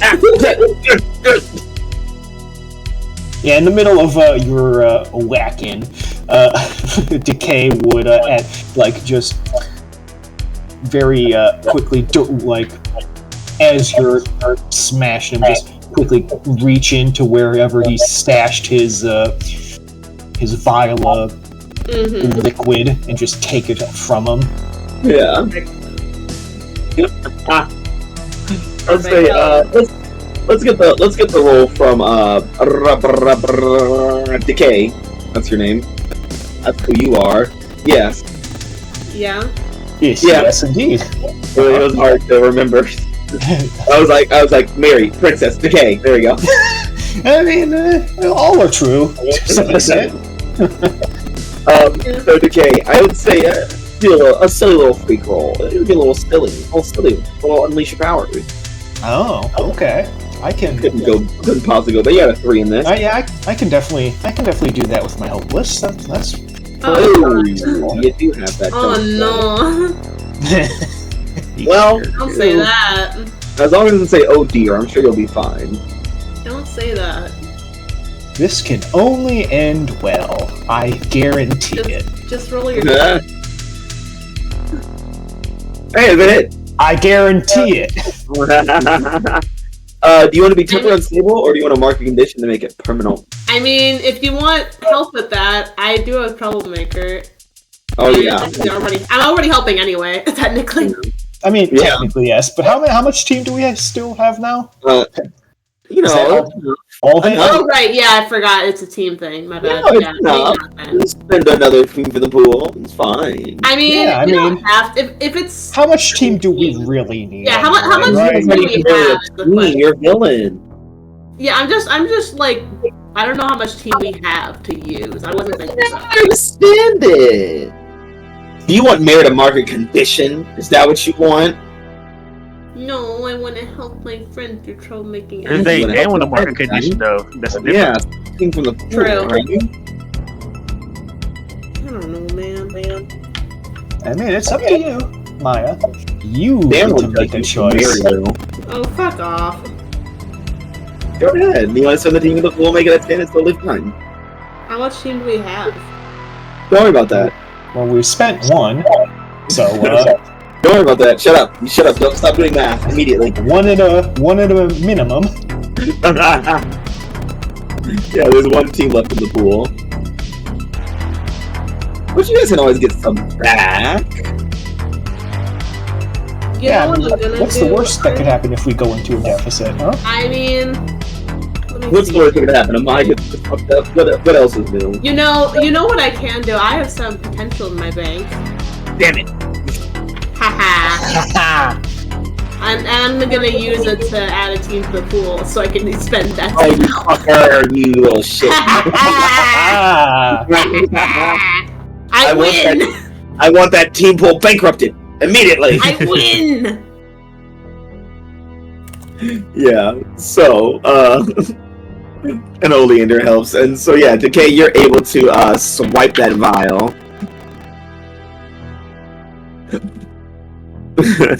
Yeah, I imagine we're just like passing it off as just like some another casual robbery in the villain district. Yeah, pretty much. Just like more brutal than usual for no fucking reason. Yeah, some ladies like walking past like, oh my god, oh wait, I don't care, and she just kind of walks away as you guys beat the shit out of them. Oh my gosh. Oh wait, this is the Badlands. Oh well. Wait, I'm evil. Oh wait, I Oh didn't wait, care. I'm evil. I'm evil. I love this. They start recording it. Yes, And- rather more suspense. Give him a wedgie. Is that someone actually saying that? Like, Yeah, there's definitely. Yeah, Rose gives him a wedgie. Oleander gives him a wedgie with a vine. Oh my god, he's like, ah! He's like, yeah, I'll give him a noogie. I'll give him an Indian burn. Fuck him up. I don't know that. Now shoot him. I don't think Oleander knows it. Oleander doesn't know what that last word Rich is. is hard, I need it. Turn into dust. Jesus. Decapitate the boy! We want to see his blood! Get him hooked on drugs and then deprive him of them. Oh my god. So when he dies on the steps of Capitol Hill. Speaking of drugs. Exile him to America! Oh my god. Oh no, that's a Say fate goodbye. worse Don't than do death. that. Like, whoa, buddy, let's calm down. So bad. This vial I'm holding on to. What's the deal with this? I know it was based on my previous piercing of his mask. He was intending to drink this to gain power or something. Is that actually what it's supposed to do, though? You see written on the vial, there's like a little piece of like tape with like marker Sharpie on it, and it says, a poison for weakness. I was just gonna say steroids are a poison for weakness. God. Fucking loser. Yeah. Alright. Yeah, so Decay is just going to like blankly stare at like a zombie at this like vial and just turn and hold it out to Oleander. Yeah. Oleander will just like kind of take it, look at it, also like a zombie. Imagine getting jumped by zombies, it's crazy. Yeah. I feel like you Could just happen kind of, to you. like has it like kind of puts in like the same like kind of bundle of plants over her shoulders. Like I imagine she has like honestly like a kind of like it's kind of like a boa like around her shoulders, except it's all plants. But she has her phone and now also the vial in there. There's some goon somewhere who's like, does this keep happening to you? You're a goon union. We never let zombies beat up our employees. God. Yeah, then I think she's kind of like, I guess we can just like shamble off. I don't know. Where else? Yeah, We can beat him up. Rob him good. And as you like, beat the shit out of him, like in our grasp. Why would he let him go without a fucking couple broken bones? yeah. True. Have you guys? I feel like the Hulk Slam probably did that already. Yeah, he's not a strong guy. He's a human at the end of the day. Yeah. Yeah, have you guys Yeah, I think supposedly so. whoop his ass in the middle of the streets of the Badlands? He's like crying in a pool of his own blood and spittle on the ground. He's like, "You regret this. I'm gonna tell you." I think Oleander literally just like kind of shambles up to try and just like gives him like a death stare. It's like looking into the face of death. And then just like shambles off. Man, I don't know up where by we're two going now, female but zombies. yeah. So, have you guys all kind of go on your own little free reign adventures around the crime alley of the Badlands? You all kind of find each other. Where do you guys try to go for the night as you kind of pull back together? We were told to go to the old tenements, weren't we? Yeah. Hey, Darkstar, what do you think about going to the old tenements? I don't sleep, so I don't give a fuck. You guys can sleep in that black molded guana. I'm sleeping in dirt no matter where we go. I'm gonna let you hang on some That's roof ridiculous. in this bitch. Yeah, wherever they go to sleep, I'm just gonna be on the roof of it. I mean, Wraith doesn't need to sleep, but I think fostering the idea that Menagerie needs to sleep might be helpful. 3 people in this group don't sleep, so it's already up to the rest of the people where they want to go fucking play their heads. Yeah, so Amai and Mary. Yeah. I'm sorry, Gila and Decay. That's more like it. Well, Decay is just like they've been doing this entire time, sticking to Oleander. So I suppose I'm burying myself in the ground. Mary, you don't breathe under the dirt though. Yeah, actually, and you know what? That's right. I have a Decay's straw. going to stand right next to where Oleander is buried under the ground and just stand there like an undead zombie, just standing there. We just need to get Mary a snorkel. Yeah. God. And then we give her like a little tube of bamboo and just put her in the ground. Yeah, I think Rose is only breathing under the dirt. She's done it before, but also like just have, like plans that she can like kind of grow up through the surface in case she needs air. Yeah. I imagine it's like, oh yeah, we put this straw down so Mary can breathe while she's underground, and then it starts to rain. It's like I feel like Oleander's just almost like you could do like half buried. Like your head is out, but everything else, or head and arm. Yeah, everything is just buried except for my head. Yeah, or it's like you're kind of like halfway buried, so that way it's like it looks like you're crawling out, but you're not. You're just kind of chilling. You're gonna look like a fucking Halloween decoration. Yeah, exactly. Yeah. I mean, yeah. When in doubt. No, I'm. Decay can just like stand next to where, just next to the impromptu grave Oleander dug for himself. Yeah. I'll just stand there the entire night. Then brings us to Hila. Yeah. You are, while you're, I mean, I guess poisons don't harm you, so you're fine sleeping in a black mold infested building.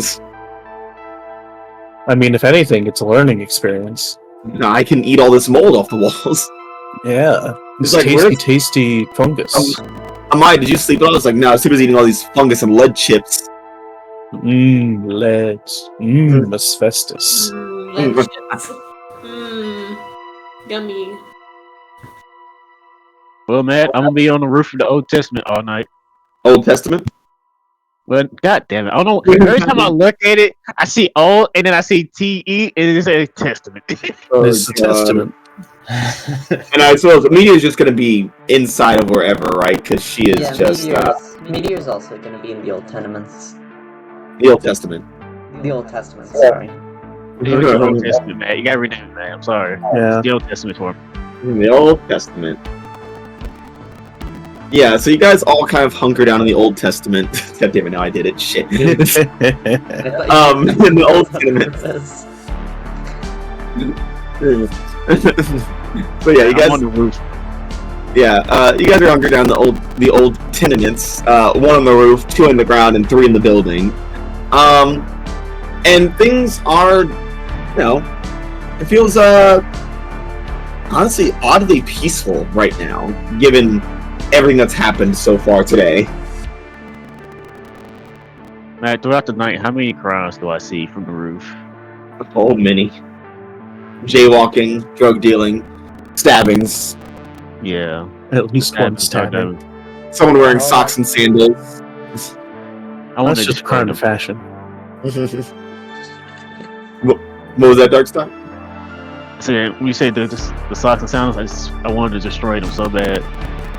Yeah, like, okay, let's see. Stabbing, robbery, fight. That's socks and sandals? Oh, you're getting exploded, buddy. Yeah, I think Darstar, for the most of the night, is trying to keep herself sane and not become Darstar. Yeah. As you're there on the roof, looking up at the stars over the city, it's strange. You can actually see the stars from out here. Most of the city, it's kind of hard to see past the buildings on light pollution. But here in the Badlands, it kind of reminds you of the night sky of when you were living in the agricultural district, where there was less, the population wasn't as dense, people were more spaced out, and there was more opportunity to see the sky, the night sky. And it's peaceful, Darkstar. It's a moment that reminds you, partially, that you are still Lee. Deep down in there.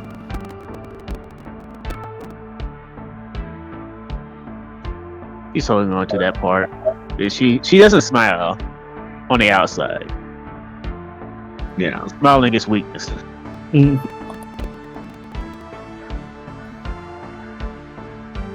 Yeah.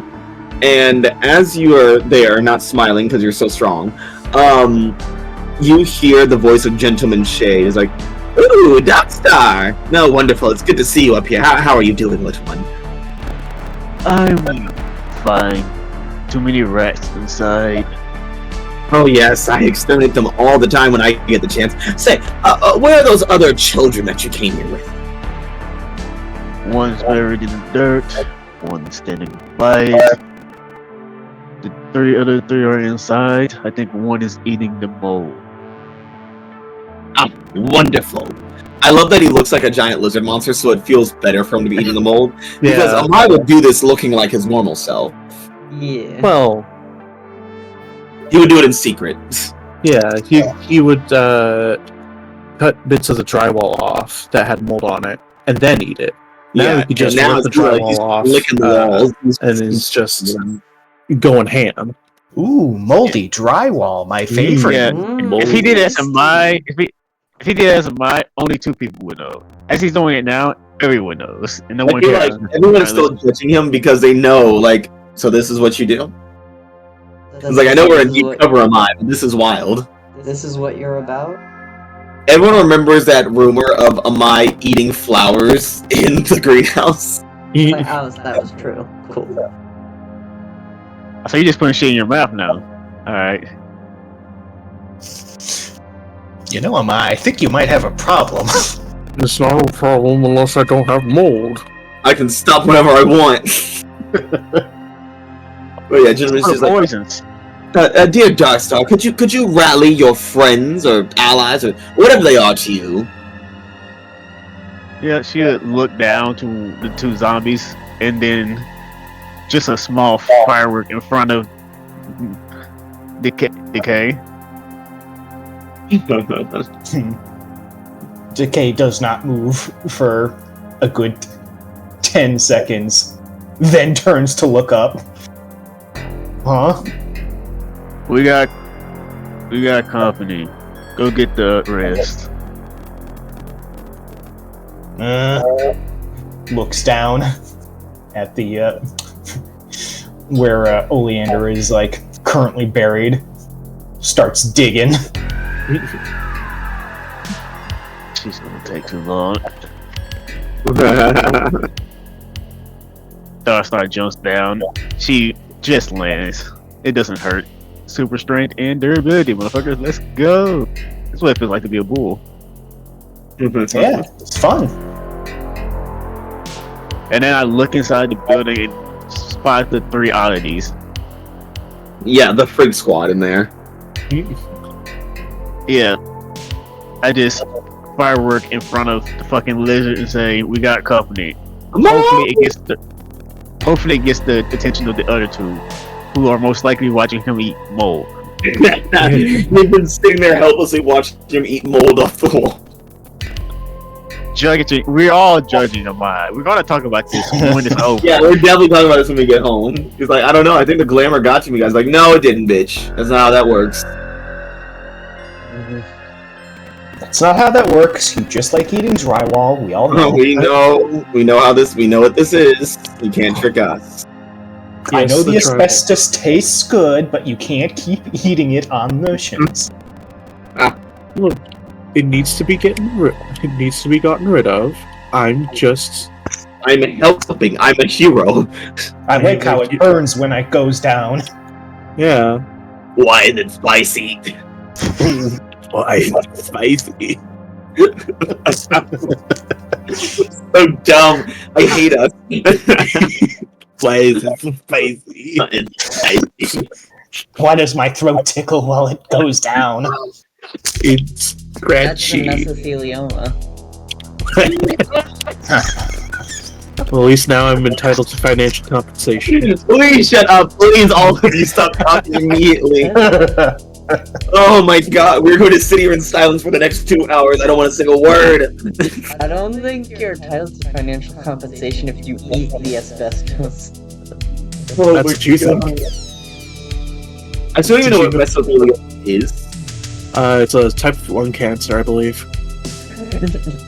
No. A rare and aggressive type of cancer that affects the lining of internal organs such as lungs, abdomen, and heart. I mean, it better. I mean, you're ingesting it. Exposure to asbestos, mineral fiber, this is it. Asbestos and mineral fiber. Streaming. Mesothelioma. So, as you guys are here inhaling the mesothelioma vibes. You are faced with the 3 leaders of Illuminati: Gentleman Shade, Mr. Infernal, and Lady Facade. For free? Gentleman is like, well, children, this has been interesting. We have been watching you as you've been, parading around here in the crime alley, and we've decided that you would be excellent recruits for the Illuminati, starting as goons and eventually maybe working your ways up to minions, right hands even, if you're lucky enough. Do we have to be card-carrying members of the Goonion? No, we hate those guys. I'm talking about workers' rights and unionizing. No. Back in my day, we just threw the goons in volcanoes the way we wanted to. Man, was wrong with that. The only reason they can't fuck with the Goonion is because now the Goonion has an eldritch deity who makes sure the laws are followed. When it Yeah, they have a binding contract. The Goonions have a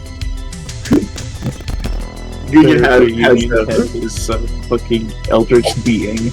Yeah, their Aesop Harbor faction asset is Eldritch connections.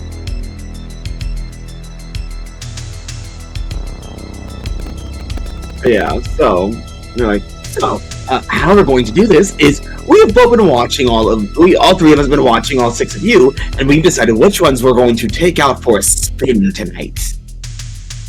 Doesn't that sound fun? As long as I'm in that place with the rest, then I'm fine with anything. Oh, good. I can't wait to get you out of here, Dark Star. And speaking of, you are with me as... Irrelevant.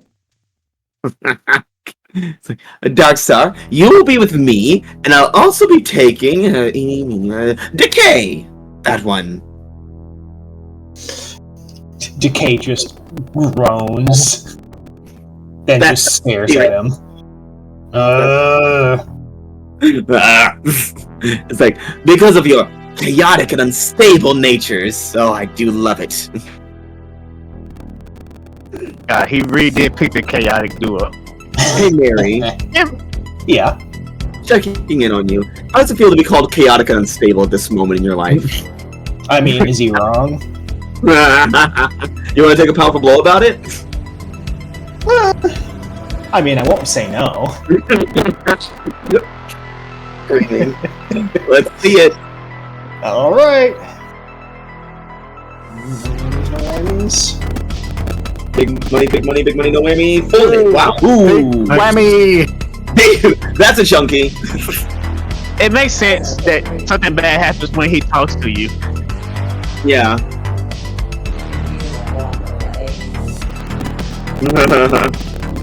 So, Decay, how do you react to this? I mean, it's Mary inside being called. You're trying to pull it together, be more stable for your team, be a better friend to your teammates, but you're chaotic and unstable. That's how people see. That's how you'll always be. A chaotic, unstable, weirdo fuck who gets her friends killed. I mean,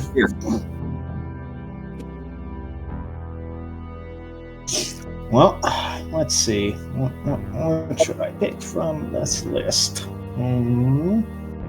You lose control of yourself and you talk like a normal person. Nah. He goes, fuck. Like, wow, first words, impressive. No. I think I am going to take 2 options from the 7 and 9 list. I'm going to get my conditions. Of course, as you will. Of course. And I'm not going to lash out verbally because I wouldn't do that. So I suppose I'm going to be given ground.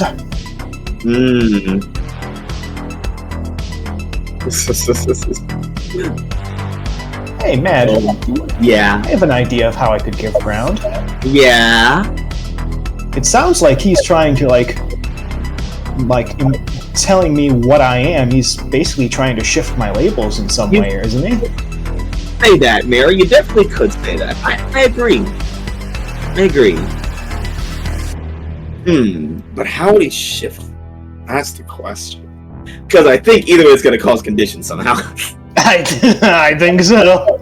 I love that you do this to yourself because you have 3 conditions left to mark. You're marking 2 already for the powerful blow, and you're gonna make you mark another one. You're sick. You're a sick man, Dan.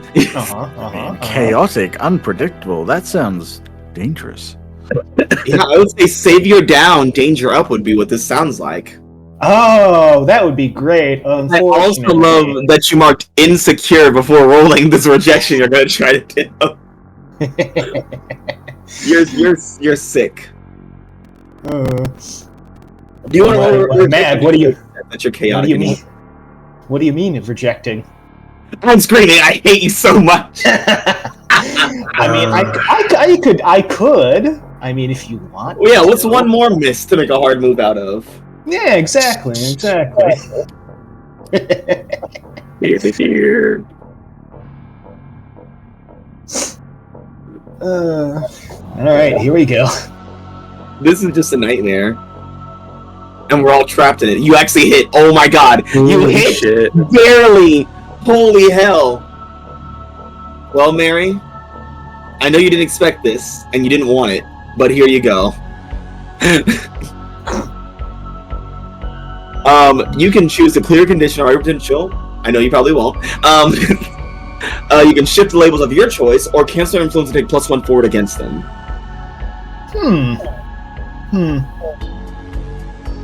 You know, I think having forward against them would be pretty useful. Yeah. So you'll take it, right? I guess.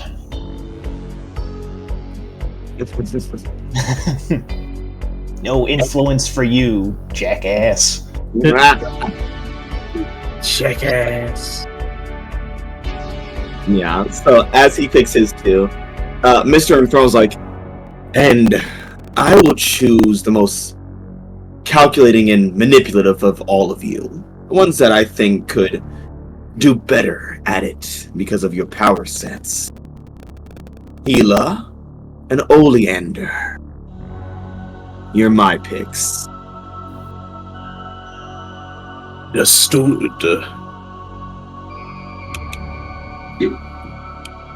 Yeah. And as you speak, Hela, he just kind of looks at you in disgust. He's like, ew. Ew. Also, I'm a racist against mutants. You have mold in your teeth. He's like, why are your teeth black? They were yellow when we got here. I had partaken in some of the mold. Yeah. The tenants. All from his Illuminati go, ugh. It's like, listen. Just the brother, Ugh, what the fuck? And they're like, what the fuck? Actually, never mind. You don't want that one. Someone else take his ass. He's fucking weird. I don't wanna. And that guy. Lady Facade says, and I will take the most dangerous and powerful among you. Menagerie and Meteorite, of course. What's wrong? What's that for Menagerie? I honestly, I think Wraith and Menagerie are being a little judgmental. Why is that? What about? Well, I mean, look, this lady clearly can't. She can dish it, but she can't take it. Can't take it. She wants dangerous and powerful people around her, like you guys, like you. Yeah, for protection.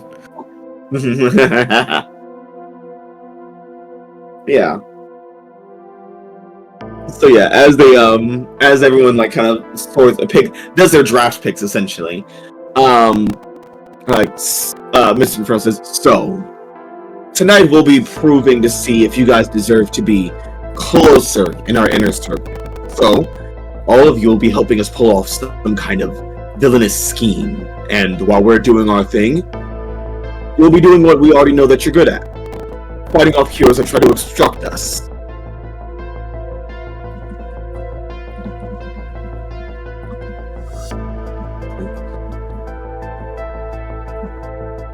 And he kind of looks between all of you. He's like, my 2, Oleander, Hela, we're gonna be going to the mutant ghettos. There's always some oppressed person there crying their heart out about inequality that would do great for a contract to my Dark Master. And Gentleman Shade is like, yes, and Decay and Darkstar. I want us to let's go to Little Mexico and let's blow up a fire department. No, a clinic. No, a police. No, both. Yeah. A fire station, clinic department, police. I want to destroy the Paw Patrol headquarters. Not the Paw Patrol. Look at Paw Patrol.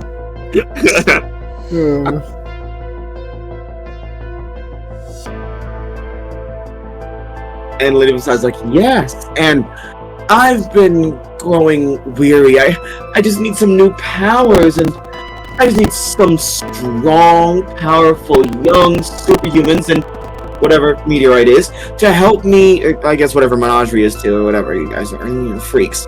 But I just need you guys to help me, watch my back as I get some new powers. And to do that, I need to get into, we need to go down to the slums, and I need to get into just a little thing called the all-new 82 database.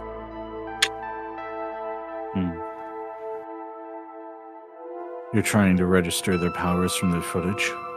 Yes! Correct. Interesting. Hours upon hours of footage of 82 different heroes. Oh, it'd be good to copy that.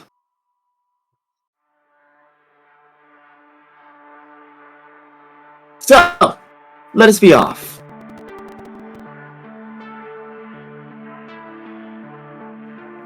Yeah, Menagerie is just gonna start strolling out.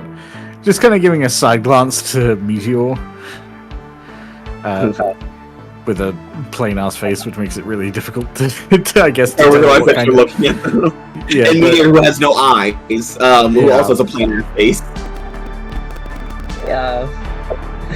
Their head towards you, turns to you like a millimeter, and that's their way of giving a side eye. It's gonna be very hard to get across subtle details. There's nothing subtle about the meteorite armor. So, do you guys discuss anything before you all depart on your separate missions? It depends. Does it seem like they're gonna give us time alone? You guys have they kind of leave so you guys can get yourself together and meet them outside. So what? Also, they're always watching. So that's what we're yeah, and they're always watching. So also, you guys have defenses against certain things.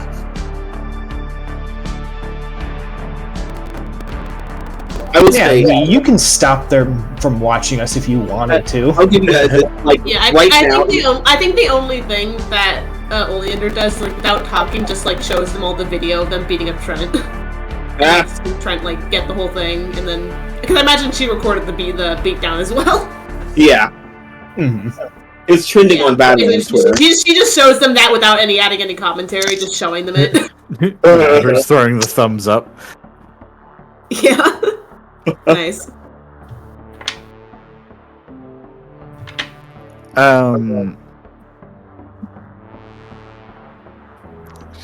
Get a message across to Meteorite without openly saying heroic stuff.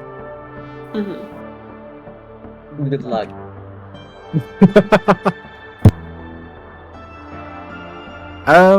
Yeah, you're talking to the thing that went from meteor to meteorite. Yeah. Are there any, I don't know, anything to write on, quote unquote? Oh, totally. Yeah. Yeah, I think God, I almost said the race. God, this is so hard. You're undercover. I had to remember 7 names to begin with, and now I have to remember 8. Menagerie just grabs up like some scrap paper, and then kind of points a finger at it, and then starts clawing through with the wraith hands that slightly manifest, just to, like, essentially tearing holes in instead of writing. and it just holds up a sheet of paper to Meteorite, like, delete the footage.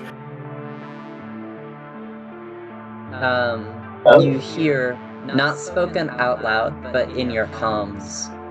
Affirmative. And then manager will give the thumbs up and then just crush the paper and then kind of ignite with green flame for just a second to completely ash it. Remember when Audrey threatened that guy, Paul or whatever, at the all-new 82A headquarters? This is what led to that, because he's been working all day trying to recover the footage that went lost. And I was like, you're going to take down the post. Like, listen, I really want to help, but I can't. I have to do these. I'm so backlogged right now. Well, maybe you shouldn't write smear campaigns, jackass. Jackass. Like, what do you want me to fucking say? You're like, oh, I was just following orders. You wrote posts, man. I was just posting on Twitter. Yeah, you're just posting on Twitter some really racist asshole shit. Yeah.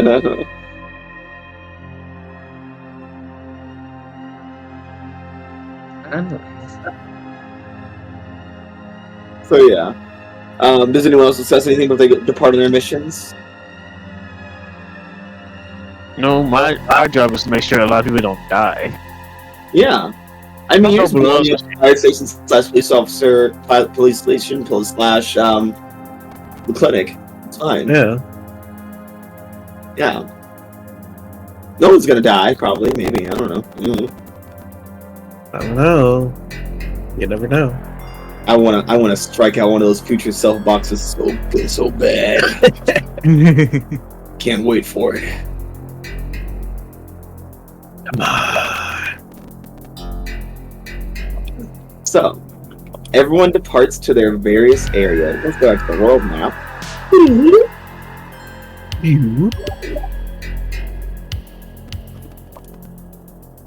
As you guys find yourselves on your different, villainous things with your new villain mentors.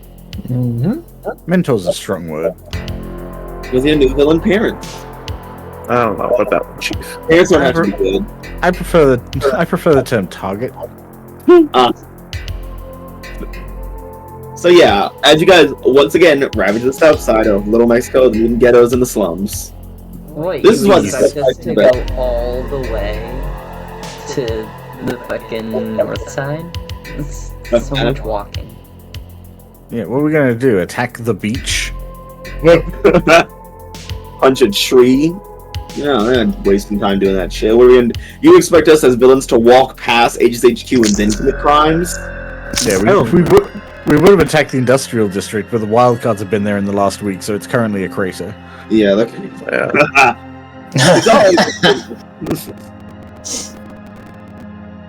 But yeah, so let's start off with the chaos twins. You maybe Which have ones? to be a little more specific with this particular group. Yeah, that's fair. Darkstar and Decay. Okay. As you guys arrive with Gentleman Shade, who kind of teleports you guys through darkness, to Little Mexico, where you guys pop out outside of a little fire department, / clinic / police station, / lime scooter charging station, / bicycle shops. There's a lot of things happening in the block. / Ethiopian restaurant. But yeah, as you guys get out there, you see that there's kind of like a little, there's like a few people just kind of hanging around. It's late at night. It's like definitely past midnight. So the people hanging around are mostly like the service workers and stuff, and other passersby, people who work mostly at night, who are just kind of visiting, being friendly, good people and such.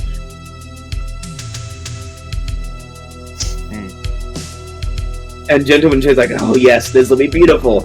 So, which of you ladies, I don't really know what you are, Decay, but I'm loving it. Which one of you would like to take the first blow? I blew up stuff, Decay's thing, so. Yeah. Yeah, That's pretty what I think you guys self-explanatory there. Yeah. I think decaying the places might be more scary. Blowing the fuck up. People can run from decaying buildings probably. Yeah, who's gonna do something? Who's gonna fuck this up? I mean, it sounds like you want me to do it, huh? Yeah. I mean, I really do. saying all that, but you know, if you wanna. I mean, I won't say no. Yeah, Decay will, like, just stare mindlessly for just a moment, and then just start moving in the direction of this abomination of a multi-story shop. It looks like fucking the Wayside School from the book, where it's just stacked up to the heavens. Yeah. And Tower of Babel multiplex over here. Yeah. So Decay, you approach it, and I would say people notice the zombie girl shambling over. Yeah. And you see a bunch of the EMTs are like, just goes like, is that someone who's injured, or is that a mutant? Is that an injury, or is that a mutant? They're like, hey, you okay, ma'am? As soon as Decay is spoken to, they just stock still, not moving a muscle, just like jerkily, like, turn their head, like, to look directly into their eyes, take a beat, immediately start running at him.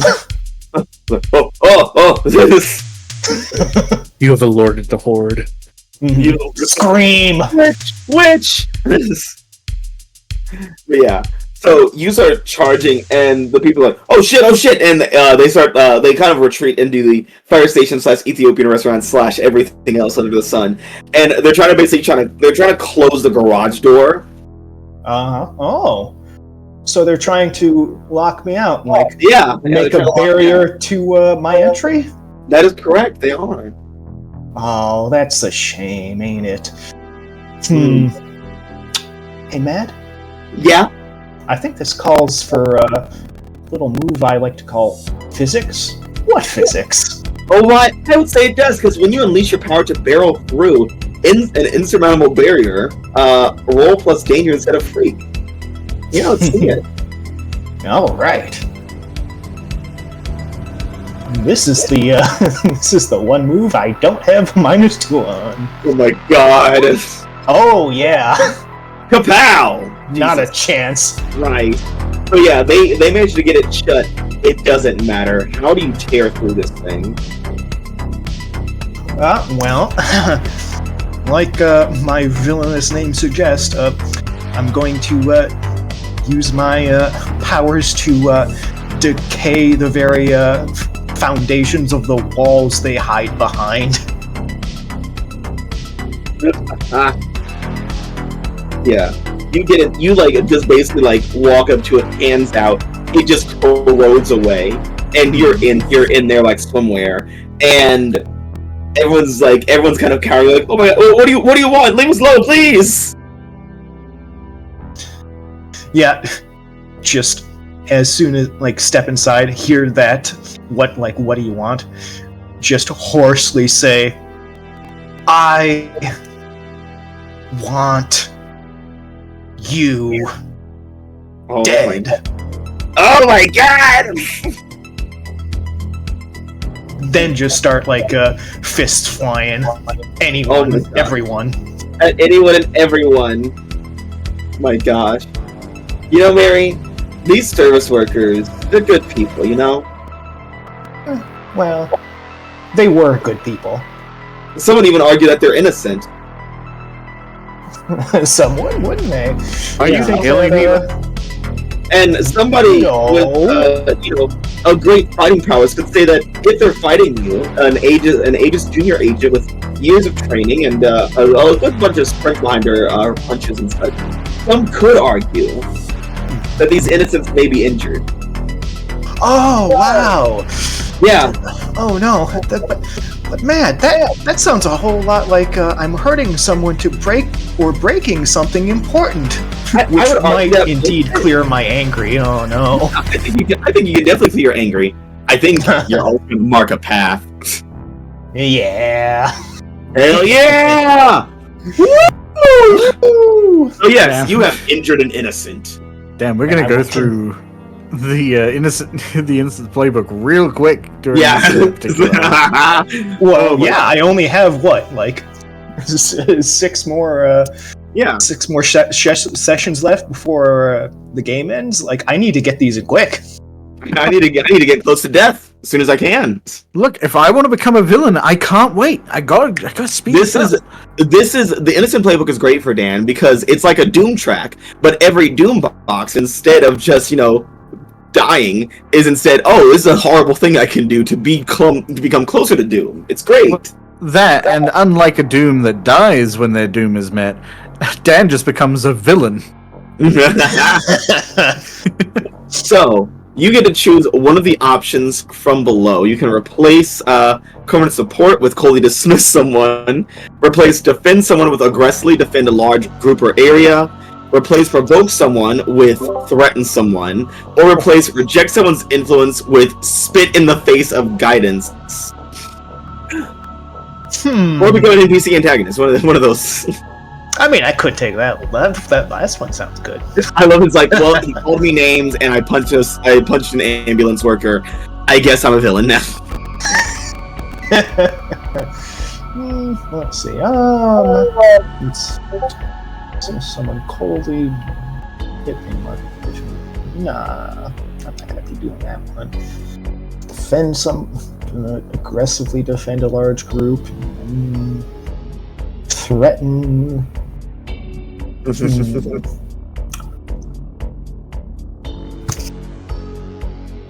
On a hit, take away their influence or clear.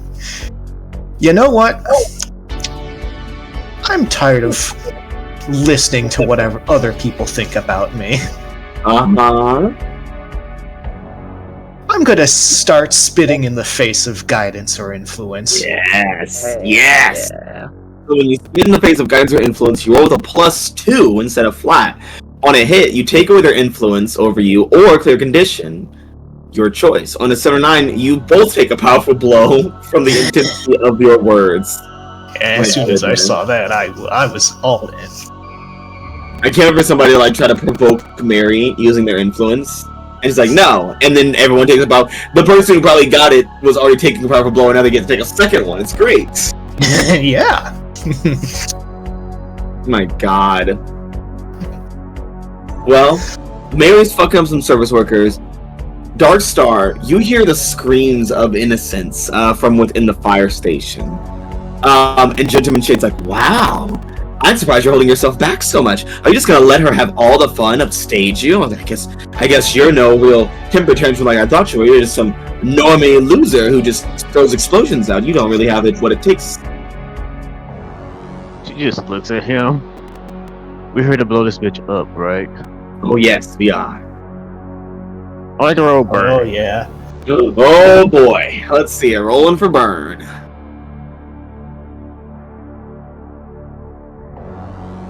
Alright, let's see what happens.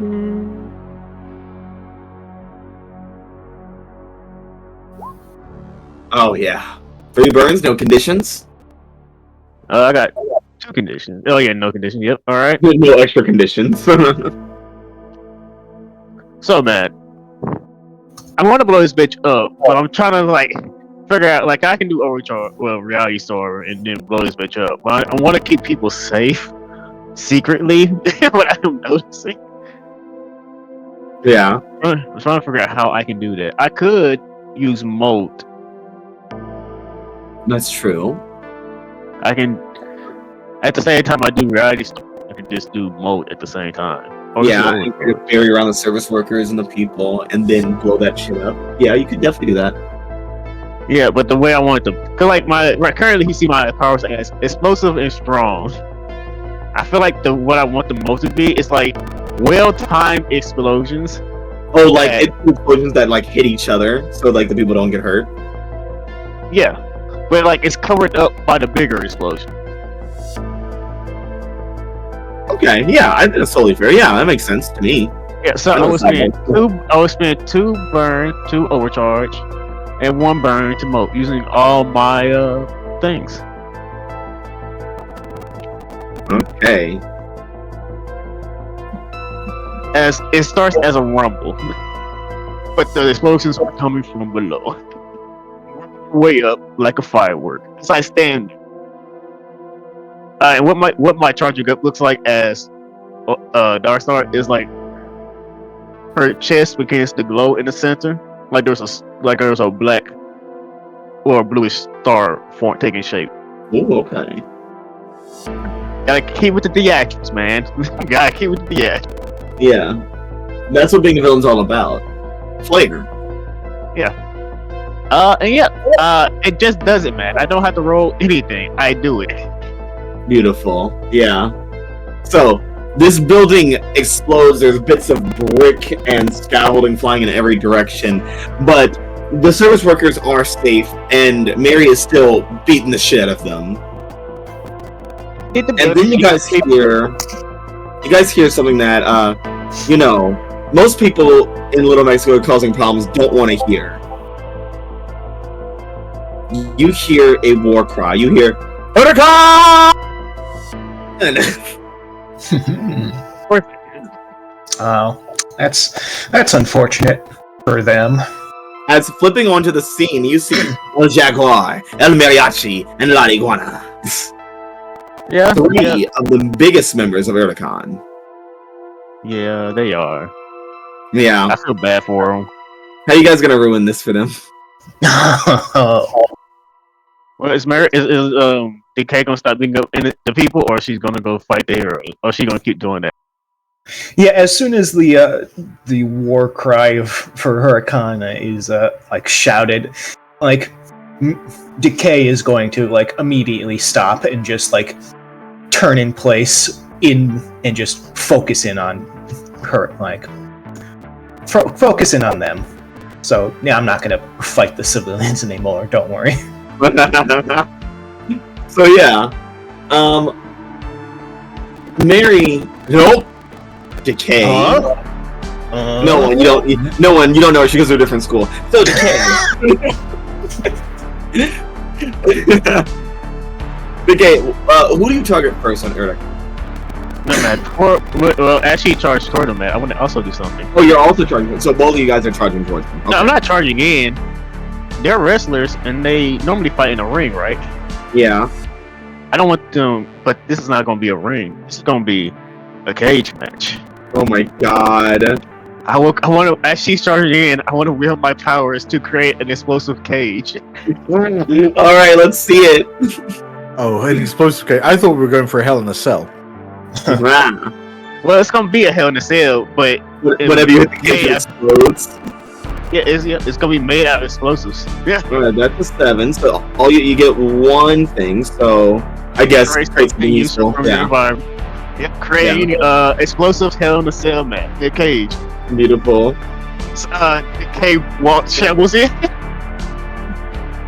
Yeah, this is going to be a Little Mexico exploding cage match. Exploding cage match. We need to put that in UPW. That's what we need. We are a chaotic duo.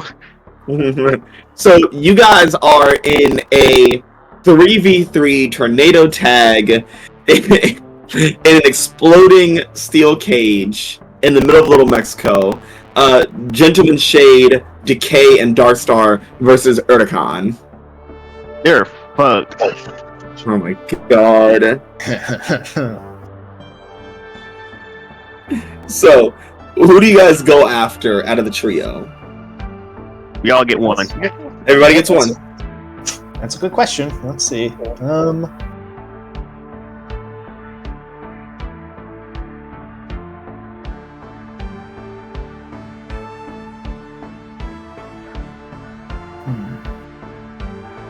Need to roll the burn again as we step in the cage. Yeah, probably. You might need that.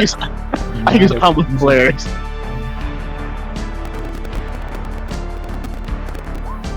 Ooh. I get ignition. Okay. I'm taking angry. All right. Because I am the hothead. Yeah, Darkstar, as you start charging up, and Lee, as part of Darkstar, you charge up and you feel that that star in your chest. And this time, as you charge it up, it feels unsteady almost like it almost collapsed into a black hole. And you really have to push yourself, intensifying your anger just to kind of hold it together. But you felt that moment like, oh my god, I almost slipped, kind of thing. Like as though you're on a tightrope. Yep. You are playing a dangerous and explosive game right now. Really? So, Decay, who is your target? Jaguar, Mariachi, or Iguana?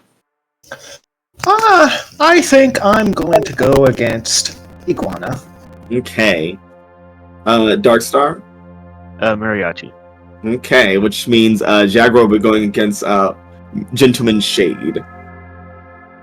So, Gentleman Shade's like, well, ladies, this should be entertaining. And he just vanishes and pops up behind Jaguar and just starts like swaying and dodging as Jaguar's like slicing at him with his claws. Yeah, I do say, do not hit the gate. Other than me, who's immune to my own power, you will get hurt from hitting the gate. So, Lee, no. Yep. Yeah, I Darkstar, you go after El Mariachi. And he's like, hey, listen, kid, we can talk this out. It doesn't have to be this way. Also, very cool cage. Thank you. And you could talk it out, but I have anger issues and I need to release a lot of pent-up aggression. Hey, that's totally okay to have anger. Like, it's a healthy and valid emotion to have, but there are healthy ways to exert your anger so it doesn't hurt the people around you. Good. Then you can help me release that anger. I say, I want to use Reality Store. I'm the people around you. Yeah, go ahead. I spend one burn and I can use Freak instead of Danger to, well, directly engage. Alright, let's see it. It's a +2, so see what happens. Ooh, man. And it also comes with other things, Matt. Oh? Yeah, this is reality. Oh yeah, if you cause unwanted collateral damage, you will cause unwanted collateral damage unless you spend another burn. I'm not. So, directly engaging. What does it look like as you directly engage Mariachi? I launch myself with an explosion from my back. And both hands are glowing like a motherfucker as I come in swinging towards his gut. And when I hit, it's a boom, knocking him towards the fucking cage. Oh my god. So yeah, you hit him against the cage, and this explosion, it was meant to like explode him and send him back in, I assume, right? Yeah. It does explode him, but the rest explosion kind of goes outward into the city, which wasn't the initial plan, but it like flies out and hits a nearby apartment building. And there is chaos as the building is now teetering and about to fall. And Mariachi like hits the wall and he kind of looks up and sees him. I was like, no! Decay. Wait, I get to pick my things. I directly get yes, that's right. I'm sorry. Yeah, pick your thing. A resistant void blows. And press surprise or frighten the opposition. I would say he's definitely frightened. He's seeing people in danger. Yeah, he can get out the cage. He's just gonna take a lot of pain. It's up to him if you want to go save people. I would say that's exactly what Mariachi does. You see him. He kind of looks back. He looks back at you and he looks at the building that's falling down. He's like, "I'm not giving up on you, kid." And he like runs at the cage and just kind of powers through it. His power is he makes hypnotic music. He is not a strong guy. He's not a tough guy. He's not a brute or a tank. But he pushes its body through the cage and takes all the explosions and just kind of gets flapjacked across the road but then like pushes himself up and limps to go help people out of this fight. The dude is our boss person distracted right now? He's fighting Jaguar. Yeah, he's distracted. While no one's looking at that building, I'm gonna use mode again while no one's looking. Cause it's gonna be away from me, and it's not gonna be an explosion. It's gonna look like someone else is saving people. I will spend my last burn to use mode. All right. As it looks like phantoms are going in and saving people until enough people are saved and he can help save people to save the rest. But yeah, then I look over towards the case fight. I did my fight. He ran away. I won. Yeah. Makes me mad. All right. Beautiful. Decay, you are approaching La Iguana. And she's like, okay, are you like alive, or are you like dead, alive, undead? Like, what are you? Yeah, Decay just like stares blinkingly like at her, just mouth agape, clearly not responding to whatever she's saying. Okay, that's weird. Well, and you watch she just kind of vanishes from sight.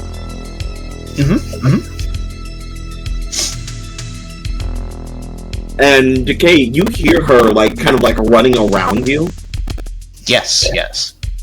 You don't know when she's gonna strike, but she's paying you. What are you gonna do? Oh, don't I? I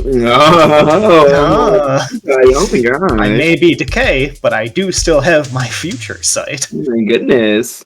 Yeah. So I'm gonna be using my my little future sight to see when she's gonna attack, so I can counterattack.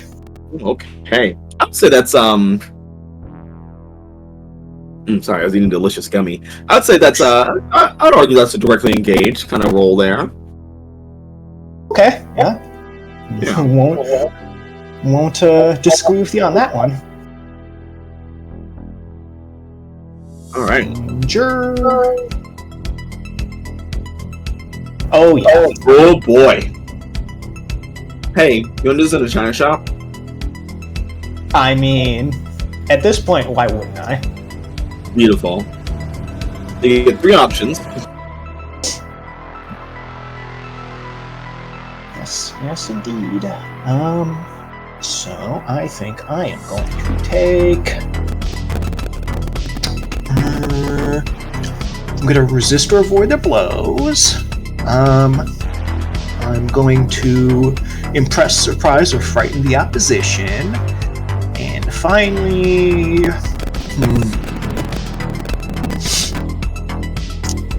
I am going to create an opportunity for your allies. All right. Sure. So what kind of attack do you do on her as she comes out of camouflage to strike, and you're like ready for it because you saw it coming? Yeah. So basically, I'm assuming she's like moving around, and she's gonna strike like me like from behind, and Mary just like, without turning her body, just like immediately grabs her wrist with her arm without turning around, and just just flings her like away, like as if like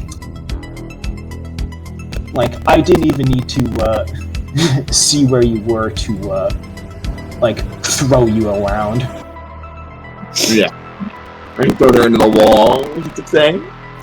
Yeah, I mean, let's see if we can't make as much collateral damage with her body as possible. Yeah, totally.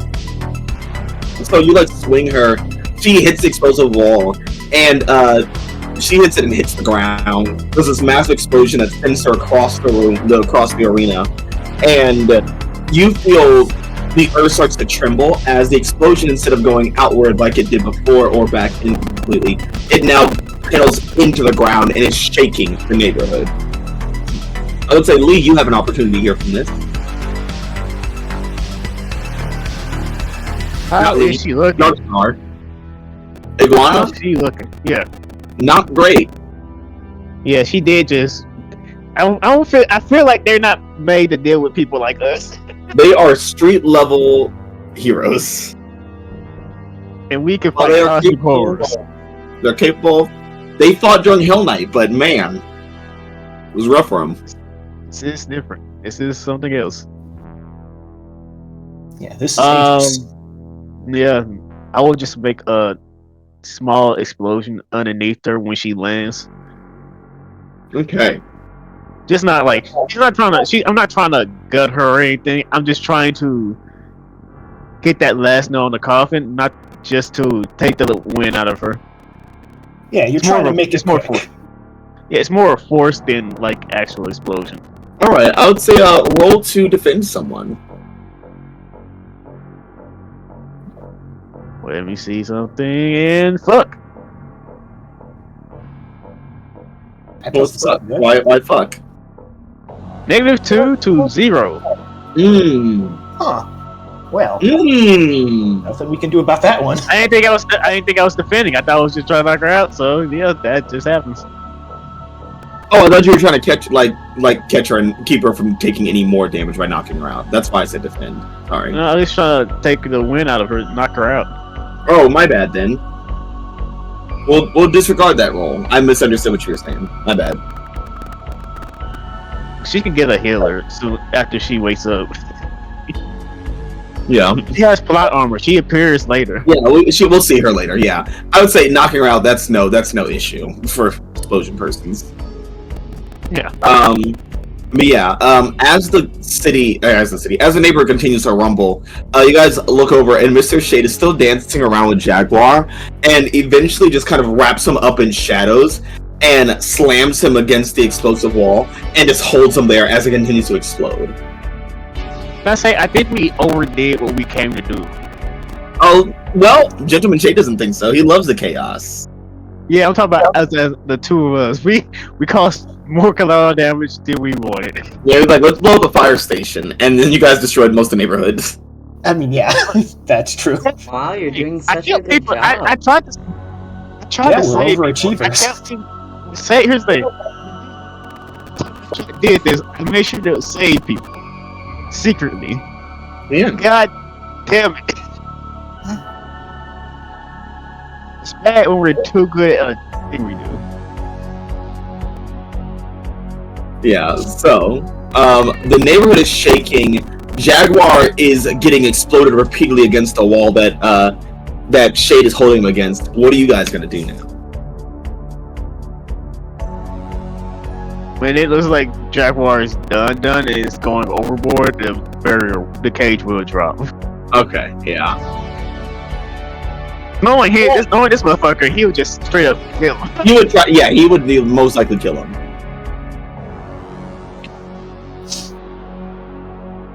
The whole neighborhood is quaking from the explosion that has been traveling underground from the cage.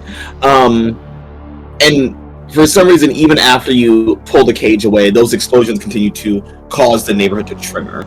And generally, she's like, wow, this has been fun, ladies. Let's get the hell out of here. The thing, this place also has plot armor. It's gonna come back. Oh, yeah. Mm-hmm. Yeah, so he's, what's he doing with, Jaguar? Is he? Yeah, he just kind of throws him him there. Yeah, he just kind of throws him on the ground and leaves him there. He was. This man's been held on a explosive cage for a while. Yeah, he's not looking great.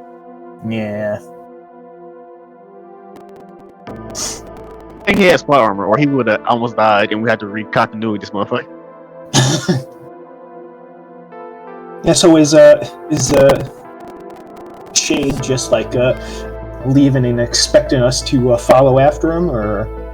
Yeah, he's just ready to follow along. He's like, "Let's go, girls." Okay. Yeah. In that case, could I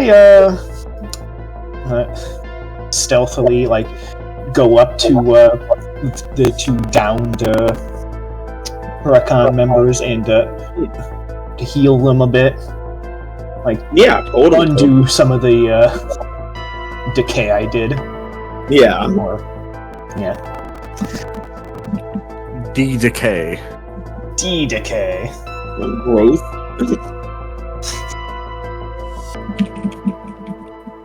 Okay. Yeah, so you heal the two before leaving, and Jordan's like, "You two, come on! Pick up the pace. I know you're a zombie and you're dead, but come on, move a little faster than that shit. A fast shambler. I'm going to be a sprinter, but God."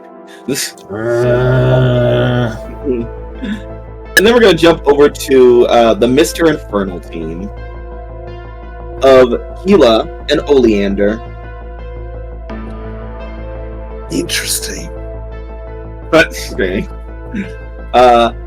And you two are some weird looking fucks. Takes one to know one. But yeah, Mr. Infernal is kind of just strolling through town with you guys.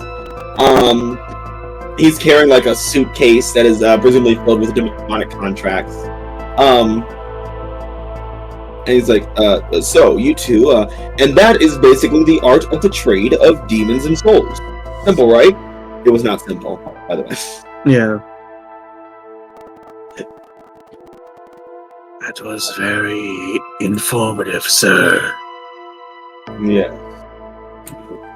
Say, I have a question for one of you, Oleander. You specifically.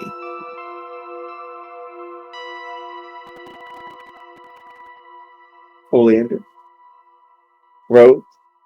Hanahaki? Maya? I'm screaming. Mr. Infernal is asking you a question, Oleander. Yeah. I wanted to know why you beat up Panacea's Minty.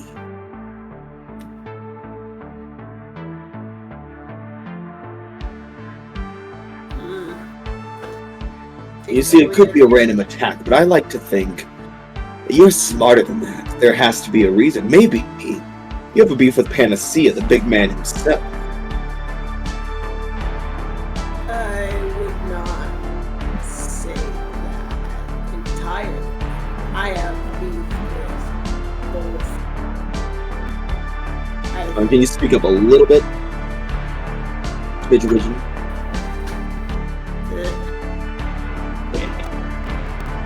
Yeah, Lander's just like, I don't like either. I don't like most people.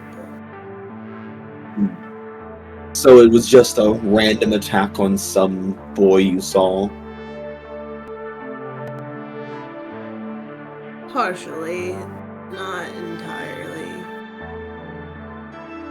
Well, that's disappointing. You should definitely... He seemed like, what's the word? She's like silent for like a solid minute. It's like, incel. But that's disappointing. You know, if you're going to beat the hell out of somebody, you might as well make sure you get something out of it other than the satisfaction of seeing them bleed. Oh, especially with someone like Panacea, who probably did.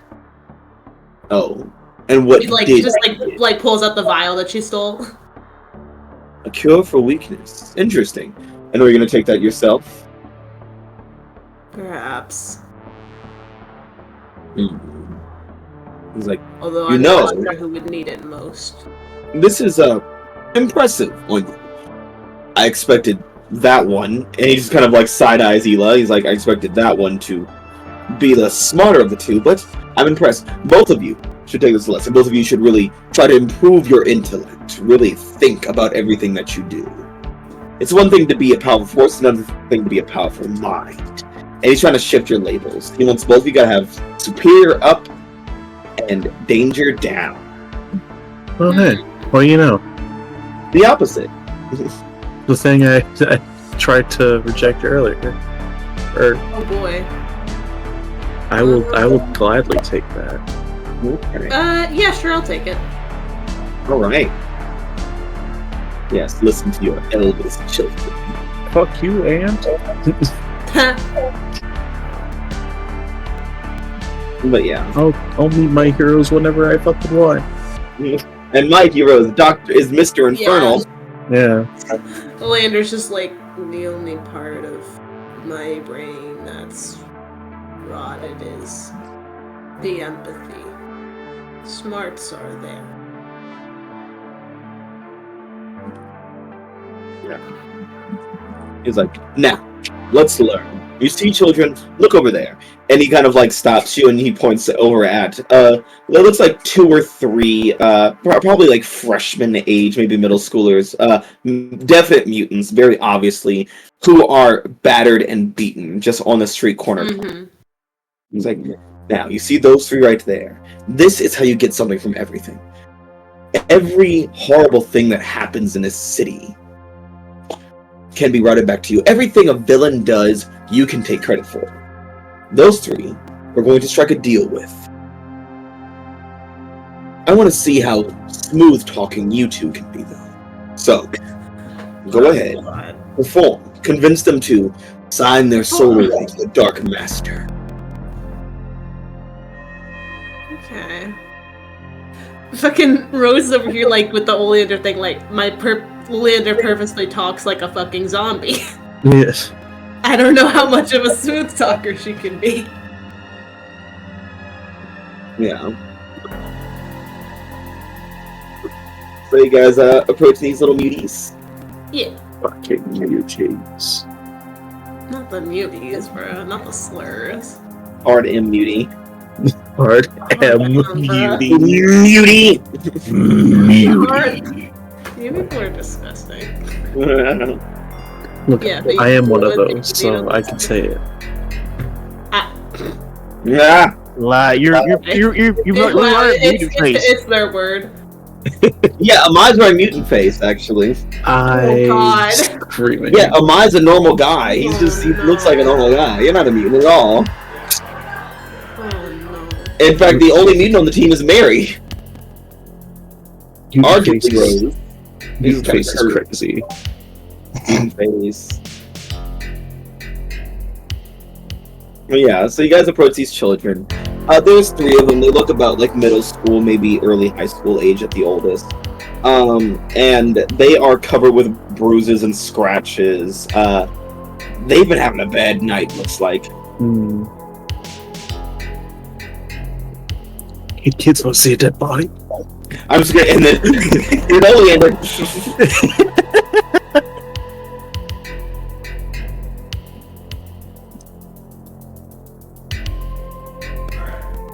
Yeah, how do you 2 fools approach this situation? You kids seem like you've had a interesting evening. And they all kind of gasp and look at us like, sorry, we were just going. We didn't mean any trouble. Oh, don't worry. There's no trouble to be had, aside from maybe causing some trouble for those who did this to you. Really? Are you a hero? Are you a hero?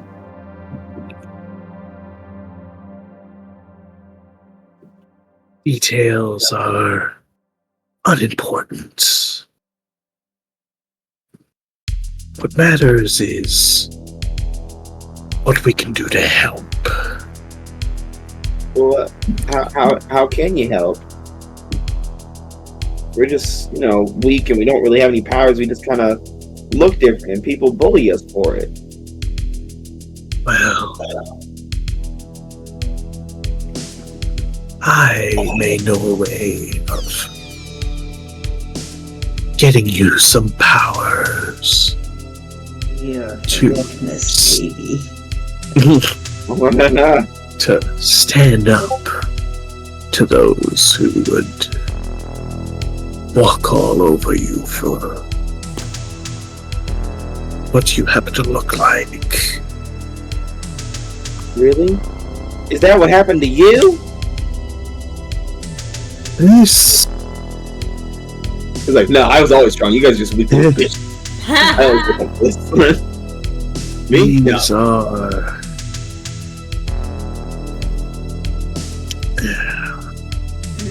my own actions. I'm just built different. I'm simply built different. Yeah. Yeah, sorry. I wouldn't be saying more earlier, but then people walk into my room, so... No, you're fine, you're fine. Go to Oleander. What do you got? Yeah. She's just like,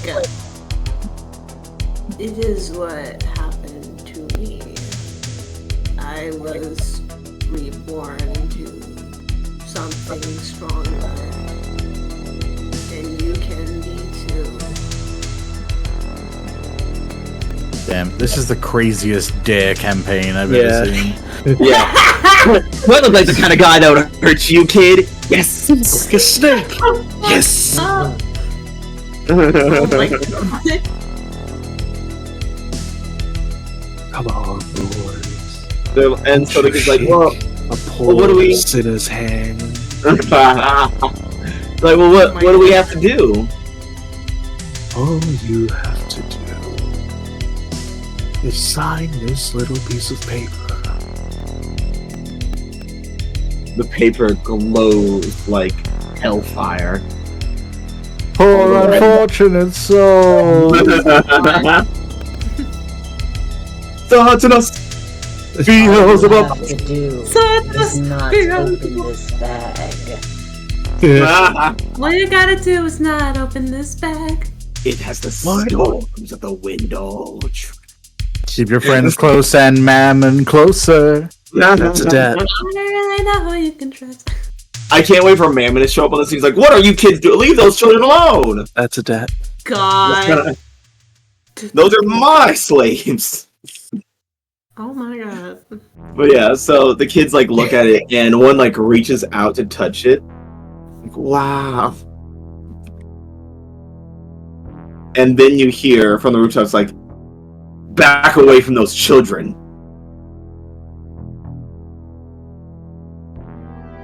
And from the rooftops, you see probably the worst thing to see at night.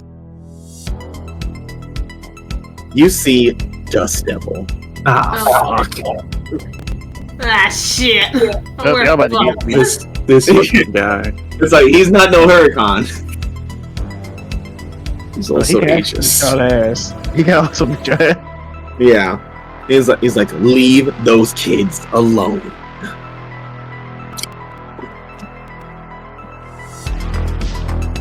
Now, there's no need to start a fuss. Oh no, I know what you two are. You're two of those fuckers that beat up the little Southside scrappers. Literally a few hours ago, I saw on the camera and everything. It was recorded. It was on television. All you guys were like, looked in the camera.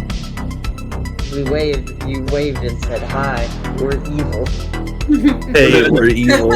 Yeah, he's like, I'm not evil. I'm in Aegis. I know what it looks like. This is not hard.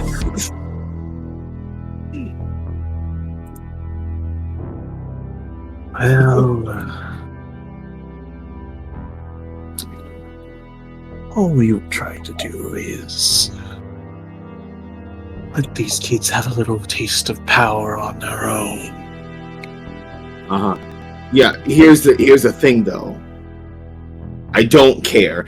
And you watch as he disappears in a cloud of dust and sand.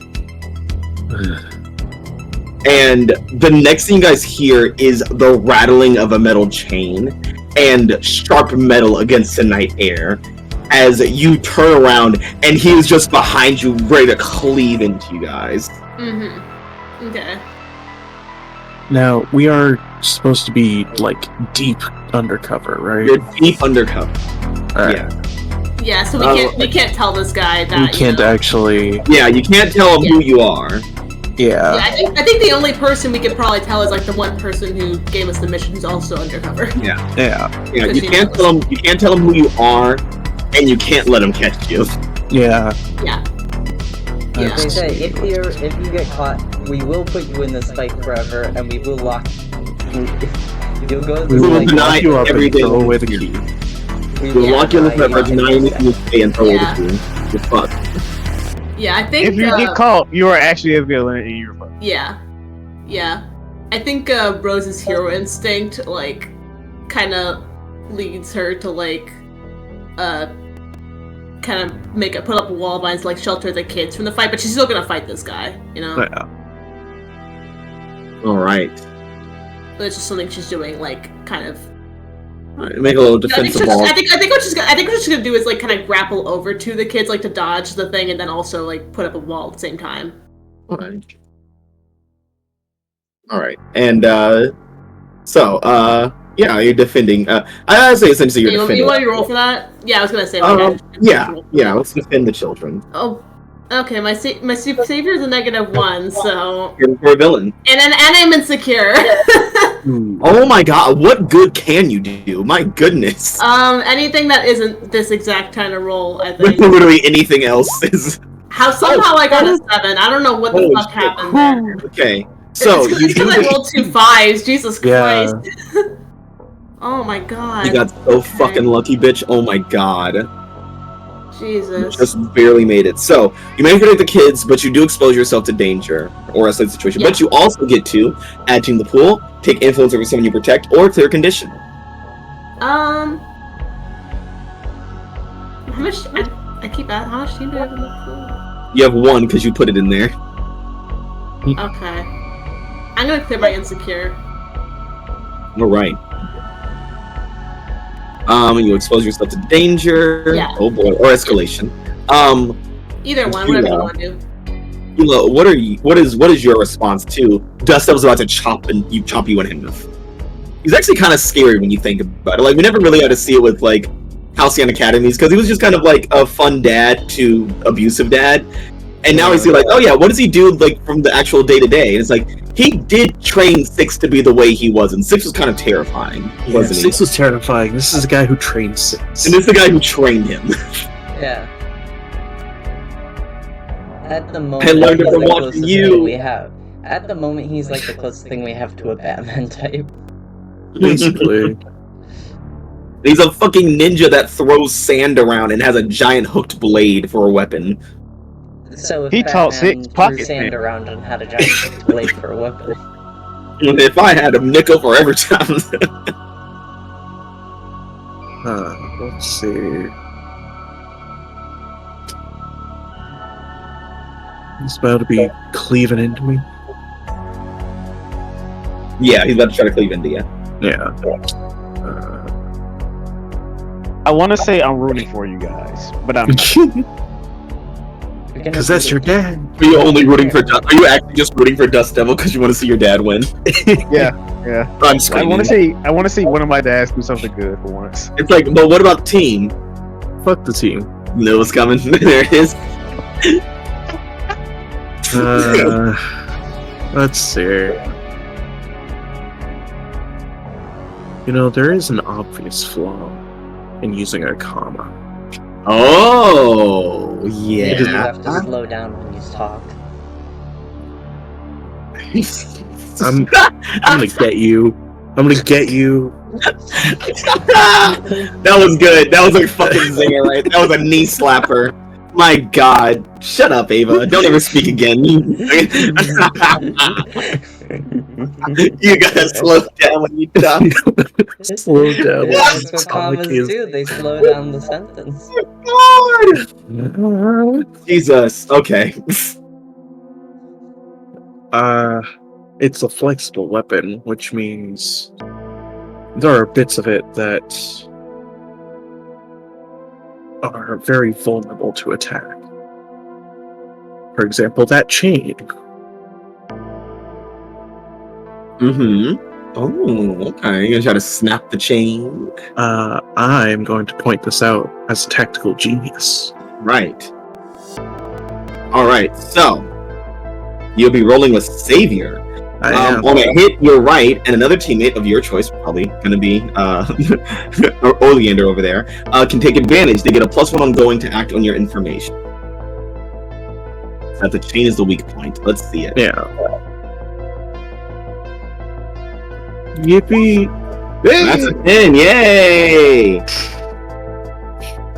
So yeah, they get a +1 ongoing to Oleander, knowing that chain is there, and is a weakness that your teammate here has pointed out.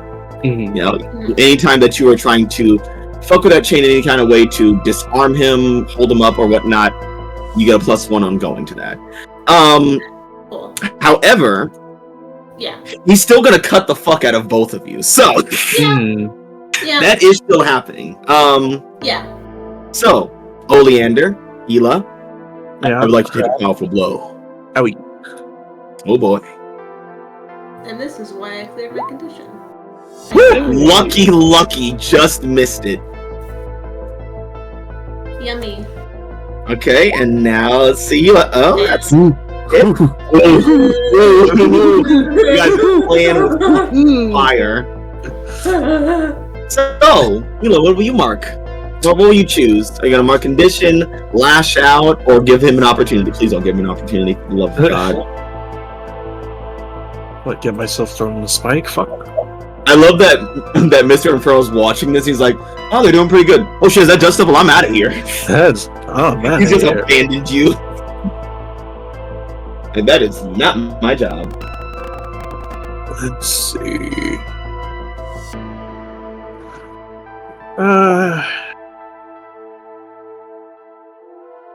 I will struggle past the pain.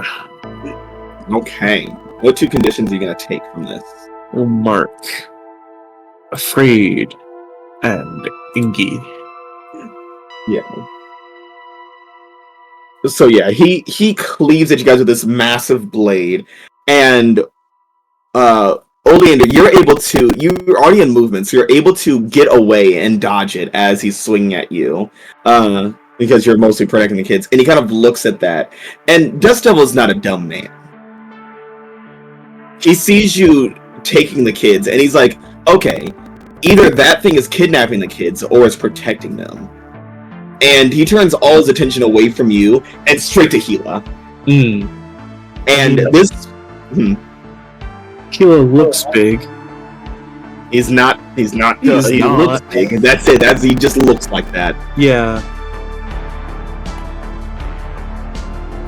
Looks very muscular and looks like he could take a hit. No.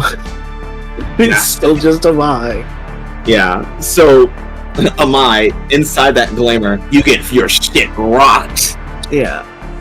Like, he hits you, believing, like, Gila is billed as on the news right now. He's a tough lizard man. He cuts the shit out of you. Yeah. That shit's gonna scar. It'll look cool.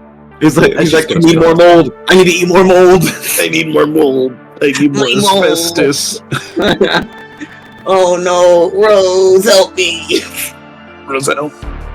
Rose, help me. Help. He's got me. It's like fucking...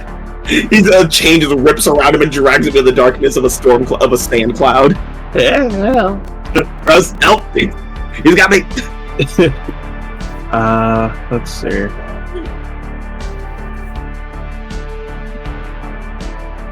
Do you think, now that he's got all of his attention pointed at me, though? Yeah, I think Oleander can definitely take advantage right now. Oh yeah, for sure. Yeah.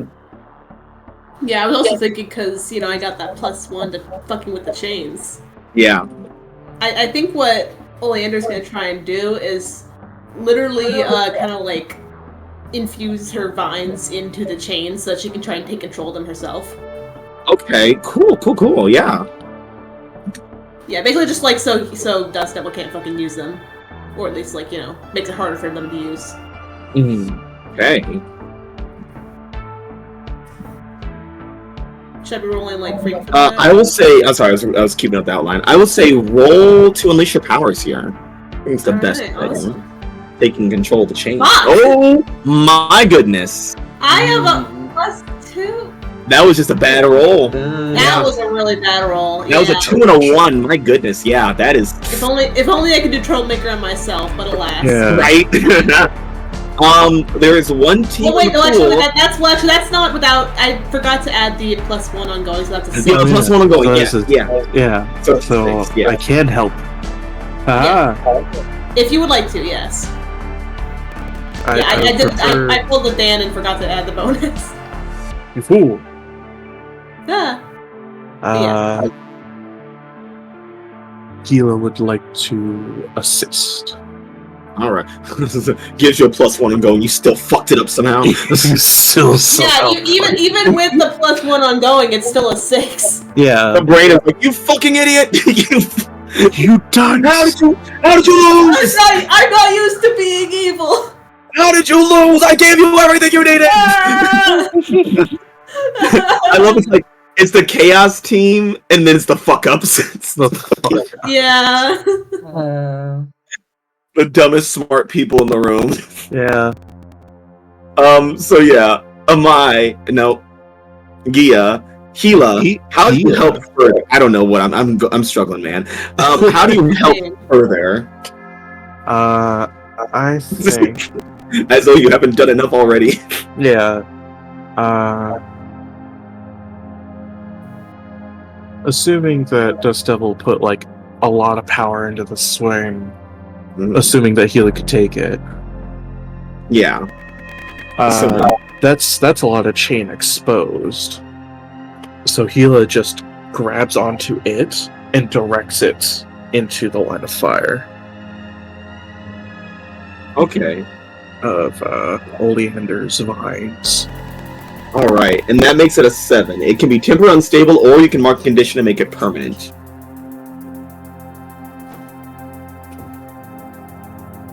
Oleander, that's on you.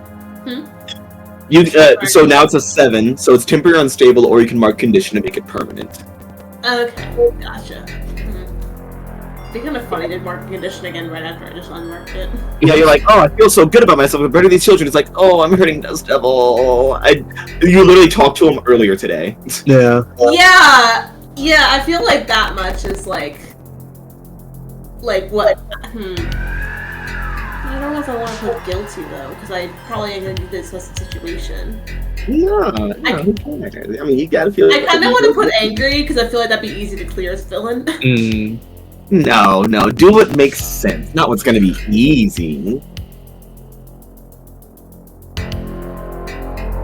I mean, but like, also part of her is a little angry that, like, you know, Dust Devil doesn't seem to care what happens to the kids in this fight.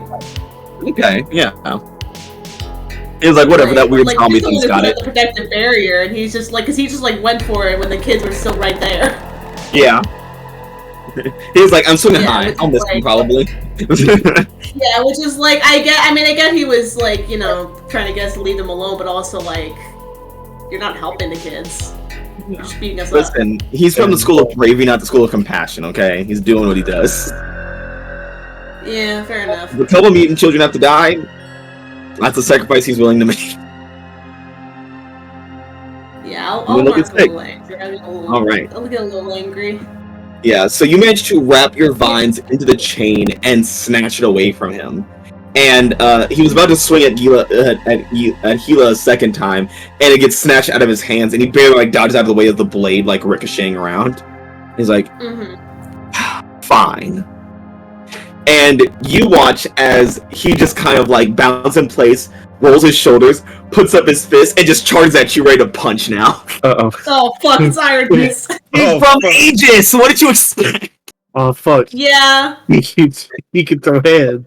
It's like, oh yeah, we took your weapon away, now what? It's like, I have superpowers and I can fight. It's like, oh. Wait a minute. It's not fair. We can also throw hands. It's like, wait a minute, we're also A.E.G.I.S. We can do this too. Yeah, do you want to throw hands? I mean, I feel like Oleander's gonna stick to using the weapon, just because, like, that's kind of the impression she's putting on right now. I got your weapon. Yeah. And what do you want to do anything, Hella? Hella. Hell unleashed! Hell unleashed! I have ult. Sorry, I'm Marvel Rivals pilled. You need to stop that Dust Devil! Looks like the contract is yours to capture now. Shut the fuck up. I'm gonna get you.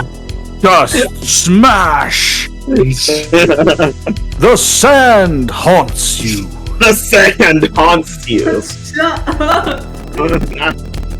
Armed and dusty. Sand and dangerous. Okay. I think A.E.G.I.S. Please shut up. Look, it's A.E.G.I.S. A.E.G.I.S. Gila is going to use the device. Oh. Basically to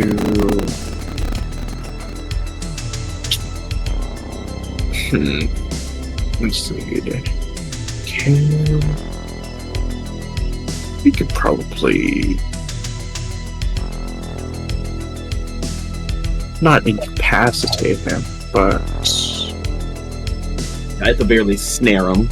yeah, we can get our asses out of here. He's like, he cuts you up, and then he's gonna punch the shit out of you, and you know he's gonna hit the fuck out of you guys. Yeah. He uses the weapon as a mercy to everyone else around him. Yeah, Gila is going to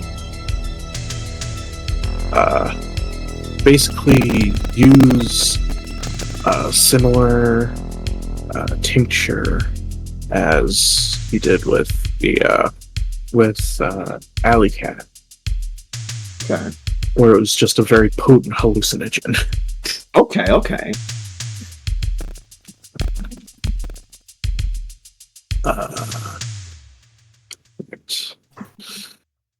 Always prepared.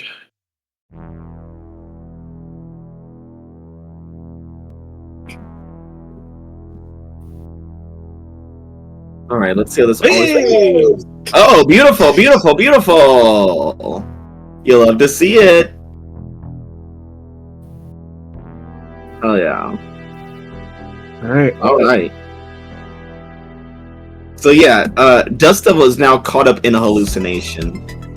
As he is just like, you guys are watching him swing at what he thinks is you guys, just punches, kicks, this man is soaring through the air, and every time he swings and connects with what is a hallucination to him, you guys can hear his limbs beating against the air. And in your head, you're like, oh my god, I dodged such a fucking bullet. We need to go. Christ. We need to get Yeah, Oleander's just like crazy. Yeah. It sounds like a whip is hitting the air each time he swings. Yeah, let's Shockwaves. Hey guys, I don't think he's taking prisoners. yeah, like There's no way. fucking Oleander just like glances at Gila just like do you want to leave the contract with the kids or what? I mean, He suddenly rips up the contract. He's like, oh no, his blade cut the thing in half. Oh, Yeah, gotta go. Yeah, okay.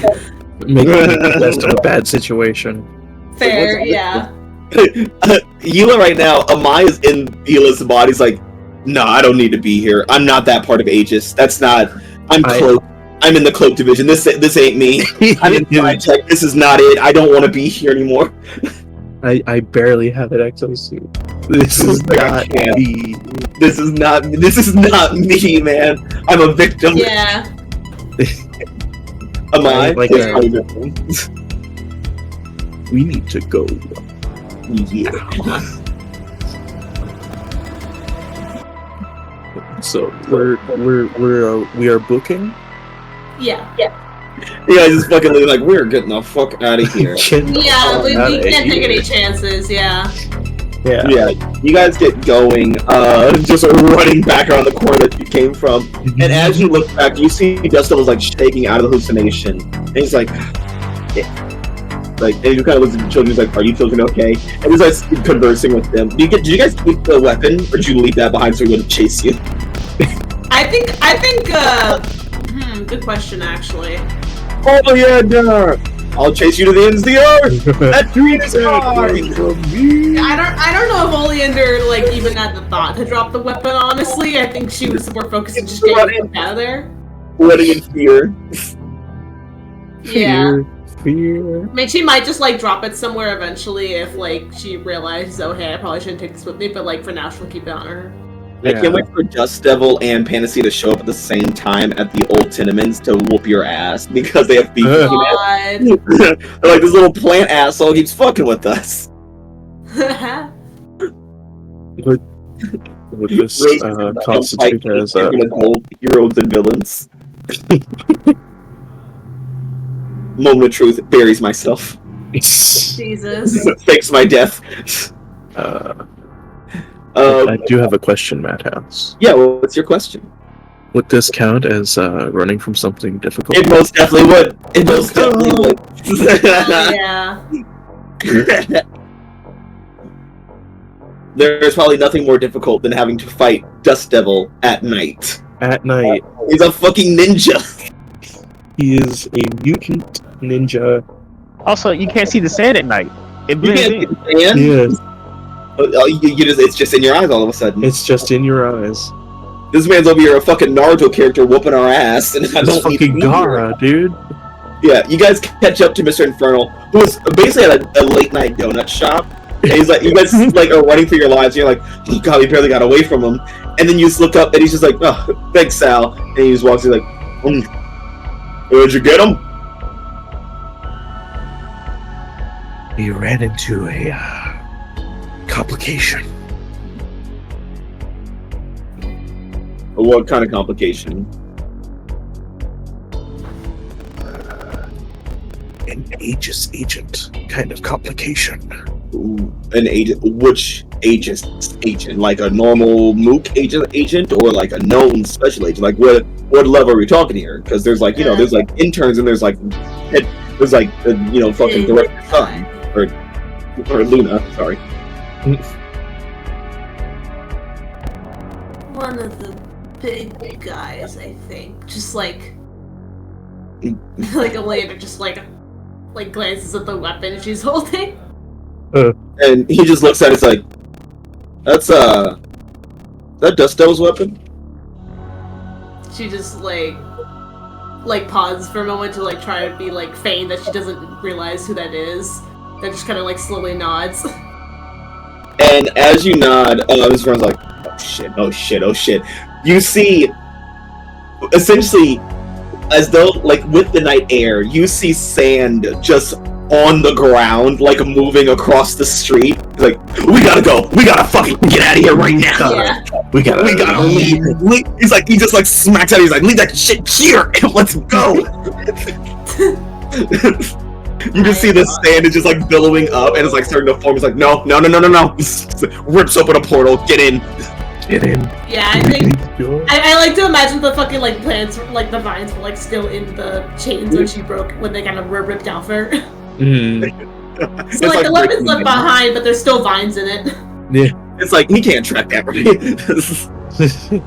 That's my mentor. Sure, That's my mentor right there. That's I'm screaming. I hate it. Jesus. That's my dad. Yeah, but yeah, Olander just comes with. Yeah, so you guys run from your life from the nightmare that is Dust Devil. Elsewhere in hell, we find Lady Facade's team of Meteorite and Menagerie. The normal ones. Yeah, that's Yeah. what they call us. Yeah, that's how you're known. The socialites. Mm-hmm. Yep, that's also Yeah. another word. Another great descriptor of you guys. That's totally. Any others you have here? We're normal, and so are they. Who is they? Them. Who? Those guys. Y'all, pack your bags. Virgil's possessed. So, you guys make it to the all-new A2, kind of basically PR facility, and it is closed for the night. You see all the screens inside, all black, and the lights throughout this beautiful building. And yeah, so you guys approach it with Lady Facade, and she's like, oh, here we are. Now, let's get some good power. Are you guys ready? It doesn't seem all that heavily guarded. No, but the second that we set those alarms off, it'll be a bit of an issue. Then why don't we just not set the alarms off? Great idea, Menagerie. Now, I just want to do a little run and gun, but a little espionage. Smart. Affirmative. Disabling alarms. All right, Meteor.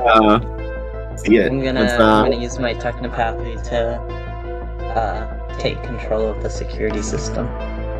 Hell yeah. Roll to unleash.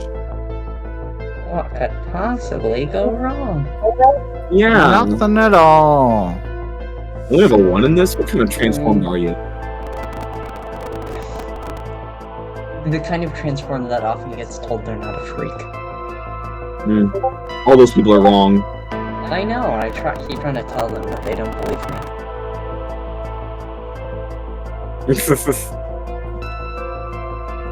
Do I have influence over the security system? I'm going to choke the life out of you, Ava. No. I have to check. No, you don't. It's not even a sentient thing. It could be. It's a collection of computers. Computers can be sentient. In a way, isn't Meteor a collection of computers? Exactly. Meteor's a fucking abomination. Meteor's a freak. That freak should be at 4. Does Izzy have influence over Meteor? I'm going to kill you. You're the same person! That's Wow. very rude. That's so reductive. You're essentially the joined in one body. You're Danny Phantom. Essentially, that's what you are. Gonna catch them Phantom all. is 2 people. No, he's not. Well, He's one. no, he's not. He's one person and one's dead, just like you. Yeah.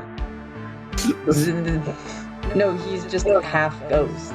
I'm not gonna get into a conversation Does that mean he's about half this. boy? Danny Phantom. Because if he's half ghost, then what's the other half? It's boy, right? Trans. Oh, yeah. No, yeah, that makes sense. Butch Hartman is cursed with never making a cis character. I'll never see a Butch Hartman cis character, and I'll die on that hill. Anyways.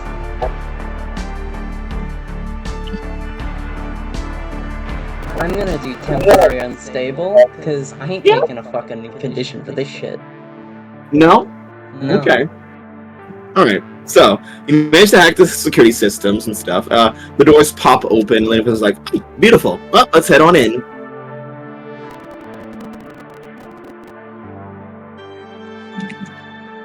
Yeah, Menagerie will just start heading for the most obvious door, just to see, like, assumedly it's locked. Yeah. Yeah. Most of the doors to, like, the actual offices are locked. There's nothing really... nothing is really of access other than, like, the main area right now. But, you know, you guys are strong.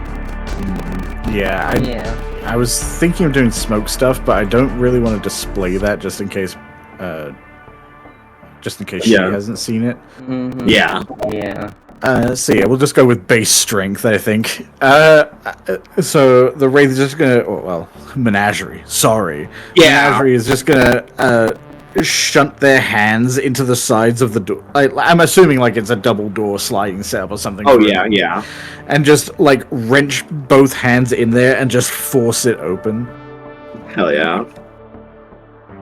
And as you do, Lady Facade just kind of goes strutting past. She's like, "Good job, well done, children." Yeah, it's we like, know. And she's like, "Okay," and sits on the desk and cracks her knuckles. Let's see, those hacking powers I stole last week will really help out. And she just starts super speed typing at a computer. He's like, "Okay, let's see these videos. This might be a while. There's like 82 of these guys, and I really want to get a full view of them. So, you know, go stand out there and make sure nothing comes in."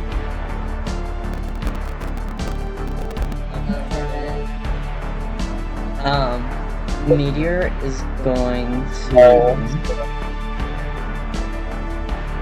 walk away and do their best to look like they're like standing guard, but in fact they're gonna try to like remotely access the storage systems, and at the very least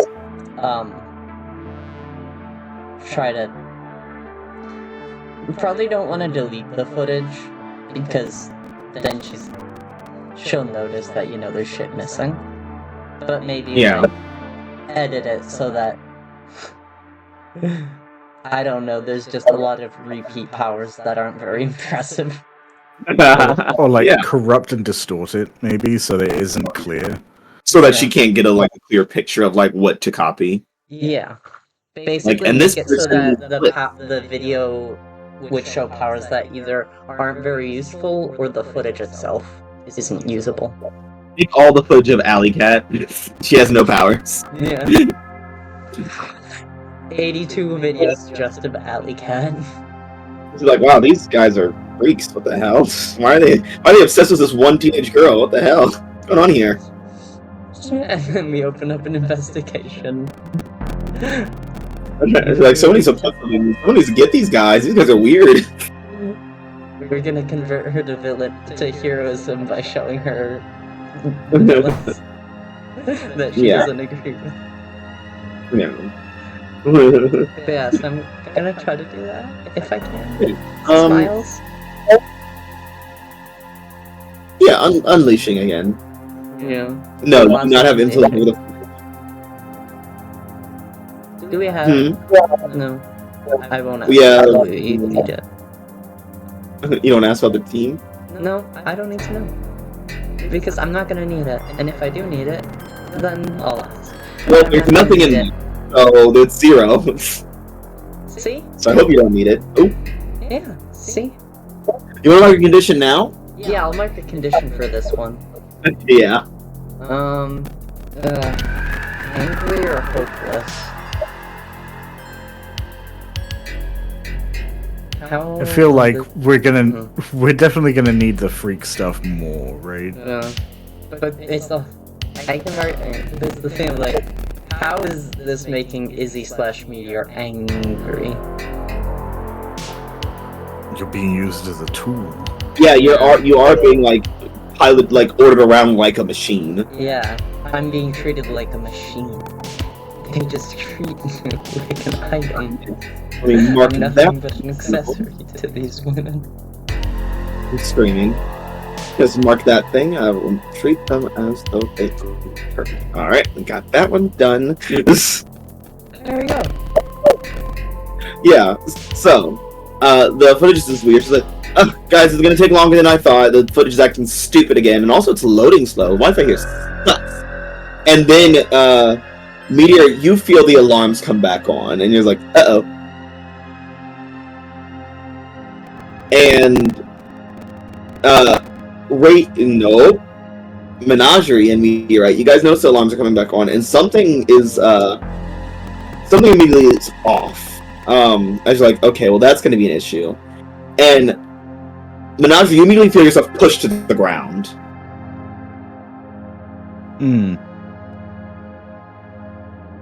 By something you can't see. Well, both Meteorite and I have super strength, so whatever this is concerning. Yeah. Someone who's invisible and strong? That's cheating. I'm screaming. Why do you get both? Yeah, it's a sliding scale. You don't get both sides. I think, assuming that Facade is facing the computer, I think the Wraith is gonna smoke out backwards in the hopes of getting out from whatever's pinning them. Yeah, you smoke out, and as you're smoking around, you feel your smoky body kind of hold, as though something is actively blowing you away. Obviously, you're able to keep yourself together, but it's what the fuck?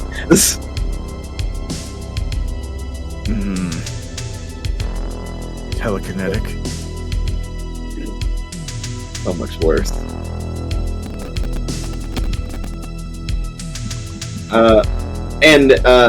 You guys have you guys withdrew, like kind of gone back outside by now?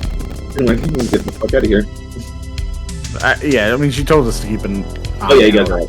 Yeah. Yeah, and as you're trying to figure out what the hell is messing with you, Menagerie, Meteorite, something slams against you, and you're going, ow! And you guys see the person that's responded to this this alarm. It's Breakneck. I'm screaming, shut up! Well, what do you mean? I'm a villain hero. Ergo. You would say that if you were still a hero too. You would call a threat regardless. He slammed into me. That's a threat. You're in the way. He's a speedster. He should be able to maneuver. Yeah, learn to take turns, bitch. Even Pretty fucking TJ figured that one out. Eventually. Yeah, take him a while, but Breakneck's older and thus has less excuses. Also lighter. Yeah. Yeah. So he pops up and he's like, oh man, so you guys are robbing the all new 82. Not a smart move, not a smart move at all. Well, don't worry. And he turns around and like pulls it and like, what's up, viewers? It's your boy Breakneck back again. Fuck Sam Carter. But tonight we're gonna be busting these fucking villains who are trying to screw with the new 82. Be his ass, please. Can I hate him. Can I hack his phone? Yeah, totally. What do you want to do with it? Do roll with it, or just... No, roll. Go ahead. Go crazy. Just No, okay. just make him start streaming something like illegal, so he gets banned. Yeah. Breakneck's a little bit harmful, I terrible, stream very it so bad that thing. whatever his stream is showing breaks terms of service. I'm screaming. It just no. What you do is like as he's talking, you just put a bunch of unnecessary censors and bleeps. Yeah. You're like, Also, what are you saying? I blur out. I basically Oh, you- make the stream incredibly blurry. Just blur Menagerie from the neck down, so it's like, oh, It's like, can't oh, be recording people like that. Yeah.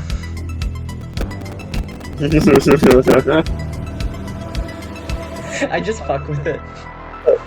Yeah. He's like, all right, now let's handle these losers. Who are you supposed to be? Can I also, he has, this is like a stream thing, right?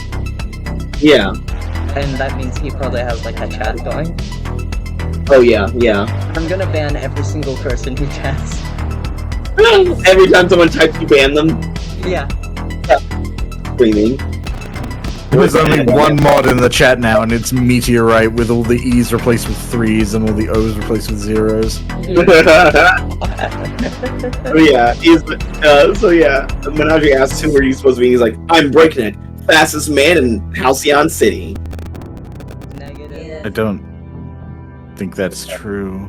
It's very true. Don't look it up. Okay, I actually don't care. Yeah, I bet you don't.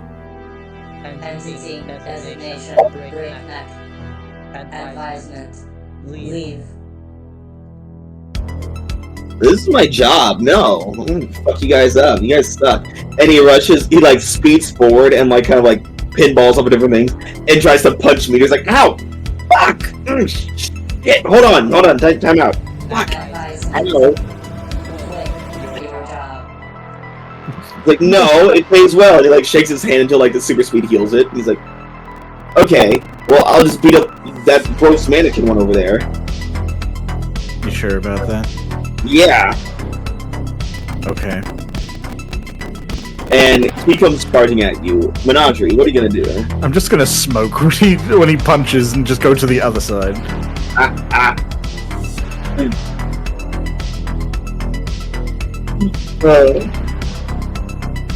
Yeah, so he just kind of runs like past you / through you.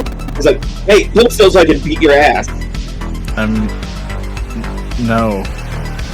Yeah, Lady Facade is now. She like kind of storms up to the door. It's like, hey, keep it down out here. I'm trying to download.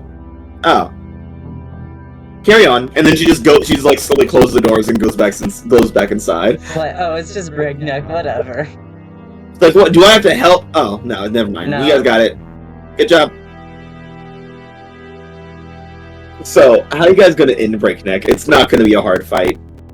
I'm gonna deploy a trip line.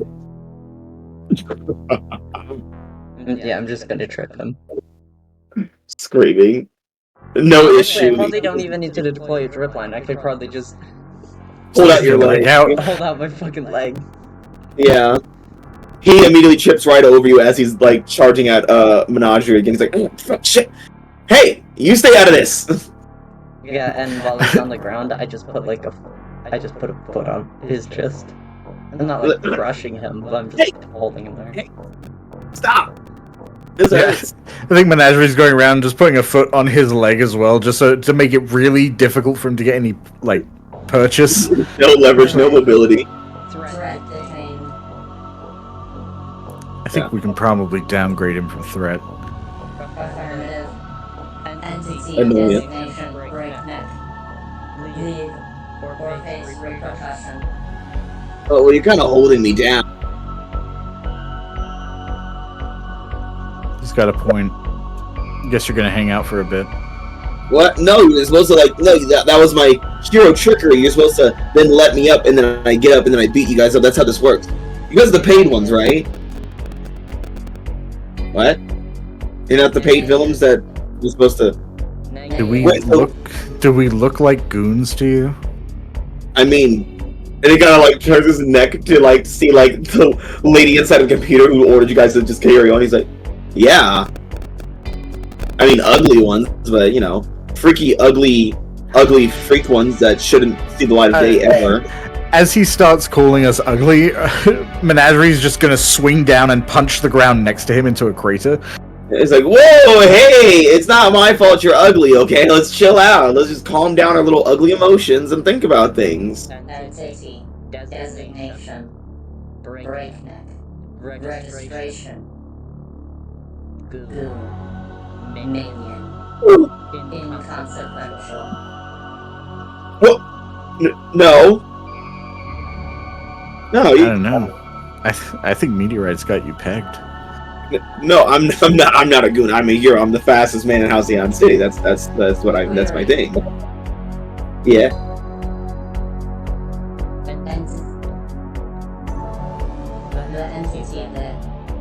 The entity you protect this place for. Oh yeah, that'd be Mr. Bradford. Yeah. Sounds like you got a boss. Oh yeah, everyone has a boss. Breakneck. Entity designation breakneck. Designation goon. Minion. For entity designation Bradford. No, but hey, let's all calm down here. And Lady Facade like walks out with a thumb. She's like, you know, this shit sucked. It was basically useless. All New 82 fucking suck. You guys haven't killed him yet? Killing heroes is a great way to get people on your ass. Smart Menagerie. That's why we keep you around. You're wonderful. You're lovely. You look like Linda Evangelista. I love you. Menagerie's just staring through her. It's like, I love that none of these three's eyes are visible, so they're just turning their faces at people. it's like Power Rangers. It's like yes, everyone's wearing a Power Ranger helmet. Where they have to like nod when they talk. Yeah, they have to move their heads around to make it clear that they are the ones speaking. Yeah. That's why she really chose you guys, to make it more awkward. Are we done here? Yeah, I guess so. Like, so you don't want to kill him? I mean, he deserves to like die. Just throwing it out there in case anyone wanted to, you know, crush him real good like a little bug. You're like, oh, let's calm down. Let's not crush anybody. None of us are bugs here. An entity designation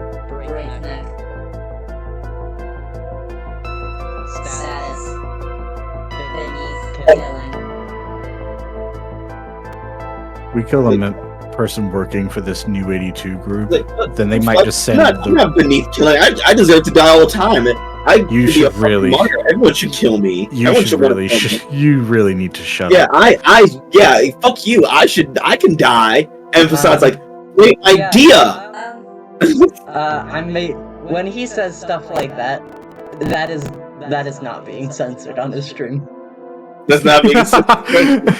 But besides, like, oh, that's a great idea. Let's kill him. Yes. And she just walks forward with like long claws stretching out of her hands, much like the villain Talon. It's like, all right, time to die, buddy. He's like, oh, hey, who was saying anything about dying? Wraith is going to Menagerie. Menagerie is going to step off the foot and then like intercede themselves, like. You kill him, he works for the New 82. It's then beneficial for the New 82 to go after anyone who hurt him. It's a press thing, but you'll have a whole bunch of trouble for no gain. I will say, what to provoke? This wouldn't be Savior. No. Oh! That's a good idea. You're defending Breakneck, unfortunately. Yeah, I say you don't have influence over Breakneck. If only you could persuade someone with their best interest. If only. Do you have that move? No, I don't have any adult moves yet. You're fine. Full hit. Kaboom! And she just kind of looks like, oh, but I really wanted to kill him. I wanted to poison him. He talks too much. I think you probably want to get away with this more. We didn't even especially didn't you get anything out of it? It's not worth the investment. What about this self-indulgence? I hate this new generation of villains. Let's go!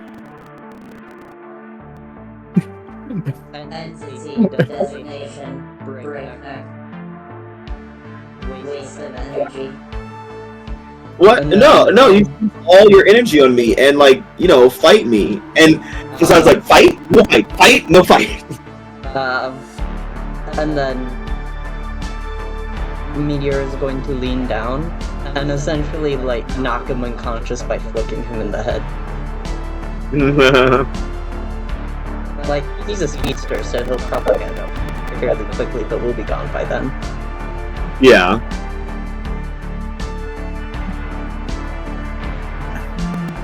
I think for my 10+, I'm just gonna clear guilty. I feel like I just saved this fucking idiot's life. So yeah, he's not good at anything really. But yeah, with you guys all doing a real good bang-up job of starting crime. We're being evil, but not too evil. Not too. We're committing crime within well-regulated lines. Yeah. Well, some of us. Most of us aren't punching innocents. Yeah, some of us did a lot. Some of us went above and beyond with our crime. But yeah, so as you guys return back to the fucking nightmare dimension of Crime Alley, you guys see, I would say, Menagerie, Meteorite, and the upside, you guys just kind of stroll back. There's no rush there. You guys see Gentleman Shade kind of burst through within a cloud of darkness with Dark Star and Decay. And it's like, oh, where are the other guys? And then you see Mr. Infernal, Hila, and Oleander fucking booking it down the street. Like, okay, Jordan, I think we got the throat. I think we made it. I know. Cough it out, bud. Patting on your big lizard back. What the hell happened to you guys? Dust Devil happened. Yeah, sure did. One guy. I love it's like, oh yeah, we got Breakneck, we got Urkon, we got Dust Devil. We got the Aegis special forces. Yeah. Status. Well, he's alive. I am never. You get the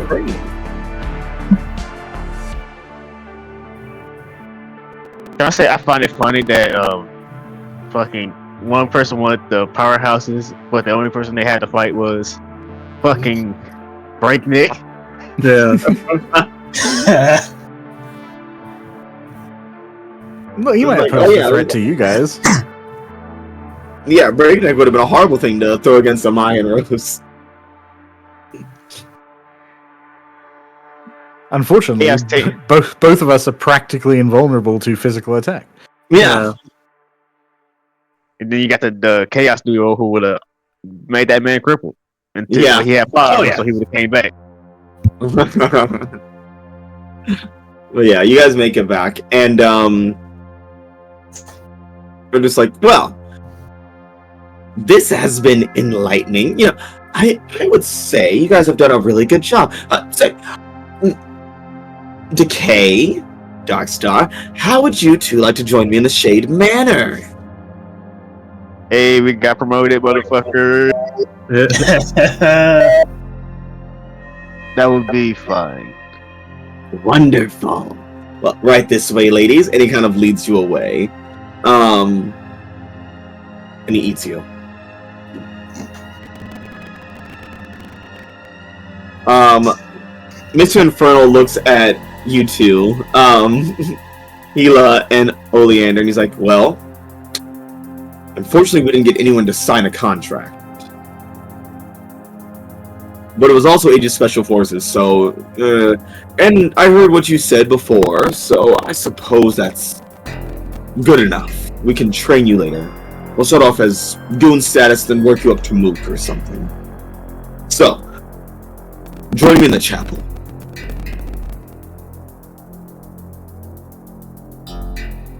Understood.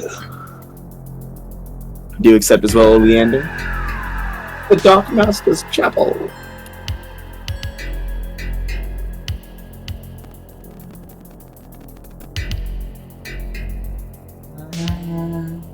Mario. Whatever, she's dead. I'll put her in there. Damn. Are you there, Maya? Yeah. Oh, there. Okay.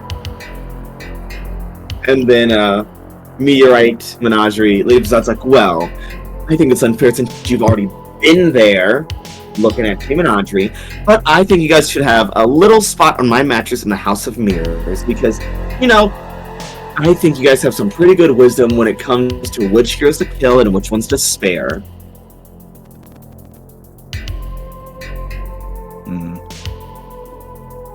Unless you want to stay in the old Sentinel. Yes, the mattress! It's the best mattress in all of the Badlands. You're just turning to Meteorite, shrugging like, it's okay.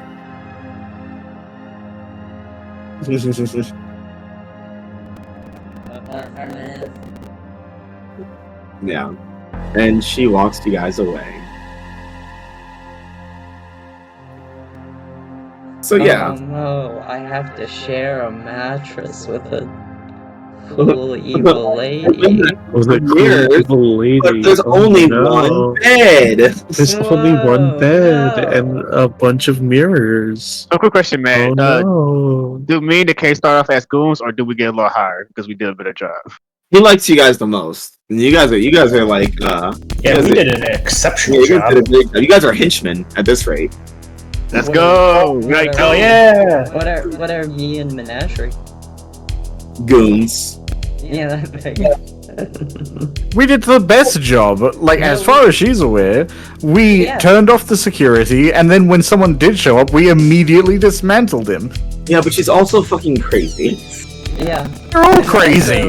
Well, yes. Also, she took us out for a job that resulted in she didn't get any of the information she wanted, and she didn't get to kill anyone. So No, that's a failure on your part. That's her fault. She should have been better at hacking, and also well, she will say Meteorite is a henchman because Meteorite, you know, broke down security, hacked into the things and stuff. She did all the technical stuff. You though, Menagerie, Mook. damn. ridiculous. I'm talking to my Goonion later. Is Mook above or below Goon? definitely below goon. Oh, damn. Can you even join the Goonion if you're a mook? You cannot. They're like, oh, sorry, we don't employ mooks here. You gotta go to the mookian over there, across the street. The Mookian.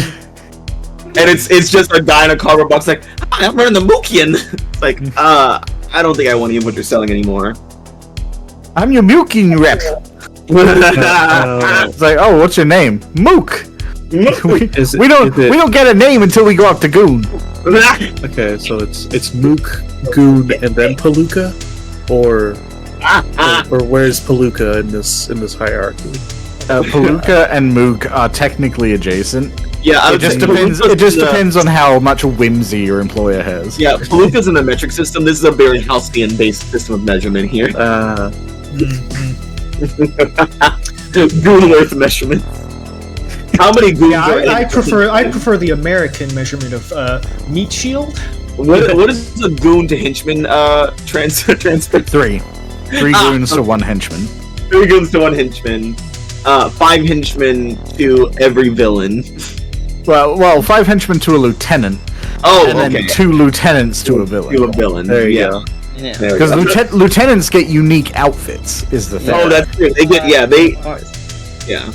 Yeah, so the mooks don't even probably have a villain uniform. Like the mooks for Mr. Freeze don't get the cold suits. They're still just street thug level. They're just guys. Yeah. Goons get maybe they'll get like a pipe or something. Yeah, goons get the outfit, but goons get the outfit, but they get the full face covering outfit, so you can't identify them because they don't get face time, they don't earn it. Henchmen get the face uncovered. They're the ones that take off the helmet, so they get the full display, and so they start building rep. And once they become a lieutenant, they get their unique uniform because they're like second in command, or they're the named guy that orders the mooks around. Yeah. Oh my god, I love this. Thank you for the lecture, Daedalus. Thanks. Yeah, no problem. Look, you gotta keep up to date on this kind of stuff. The Goonion is real hardcore about this. I love that. Goons. I don't really see the I love that you guys came in as mooks, and 2 of you already henchmen. 3 of you henchmen, actually. That's what happens when you meet expectations. Yeah, exceeded expectations even. Damn, they must be really lacking for people if they're just upgrade to henchman immediately. What did we say Meteorite was Meteorite was henchman? Meteorite. Yeah. And but monogamous for the mook. Yeah. Well, I am a faceless mook by the very definition of it, so. Yeah. You get claimed because the point of being a goon is like, oh yes, I belong somewhere. Yeah. And technically, as far as most of them are concerned, my only powers right now are strength. Yeah. And I just have strength and hacking, and I'm probably durable. And technically that's most of my powers, yeah. I definitely don't have any other powers. I can't wait for everyone to be in these like cool, flashy outfits and uniforms, and Menage just standing here looking like a fucking freak the whole time. Yeah, I'm still just rocking the street gear. They fucking tailor make a uniform specifically to fit on me here. Yeah, it's the similar green type of cat suit, and it's like he's like I can't wear that. They just like super hot glue some spikes to your shoulders. Yeah. Give you a cool visor that you don't need. A visor that flips down over your visor. What was that, Cash? I was wondering how long we were supposed to be undercover for, because we just know we're going undercover. They never say how long we're going to be until we complete the mission. Yeah, Aegis said how long? Long enough. We could be on deep cover for like 30 years for as far as they care. But you guys return at like 25 years old. It's like, good job, you guys finally took them down. But you don't get to graduate, so then Spike you go. Sorry. So we have to do before graduation. Yeah, that's your fucking time limit, before graduation. But yeah, so you guys get back to to your areas, to these new places. Decay and Darkstar, you get to the Shade Manor, which looks like this decrepit kind of mansion that's all dilapidated and falling apart.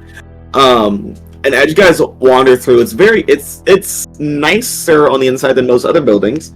There's a nice furniture that was most likely stolen. Everything has like this very gray tint to it.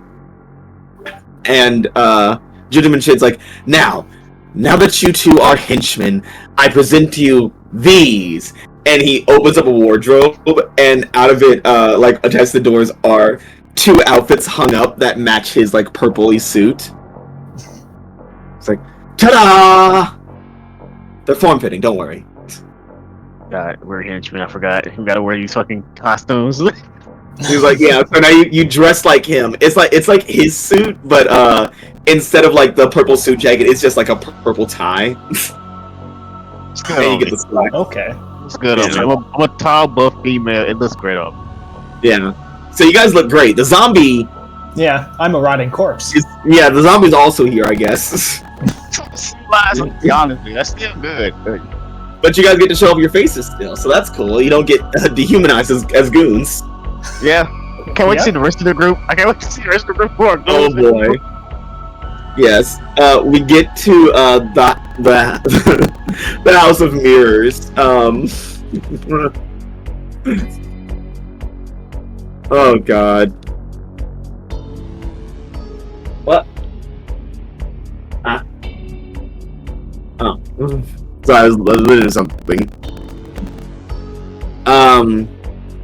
Yeah, so we get to Lady Facade's House of Mirrors, and Meteorite, you see that it is essentially like being inside of a disco ball if all the panels are facing inward, and there's just one single mattress, no box spring, no bed, just sitting on the middle of the floor. And she's like, now, I was waiting for this, so I'm so happy to say, and she like reaches on the thing and pulls out the henchman uniform, and it is a green cat suit. And it has like a kind of it has something like her mask with the visor that's like very opaque, but instead of like full metal like hers has, it's a traditional visor with a lens, so it's like if the person has eyes, which you two don't, then you'll be able to see their eyes through it. She's like, so here you go. It should fit mostly. You just really gotta slide it. Just breathe in and I'll help you get into it.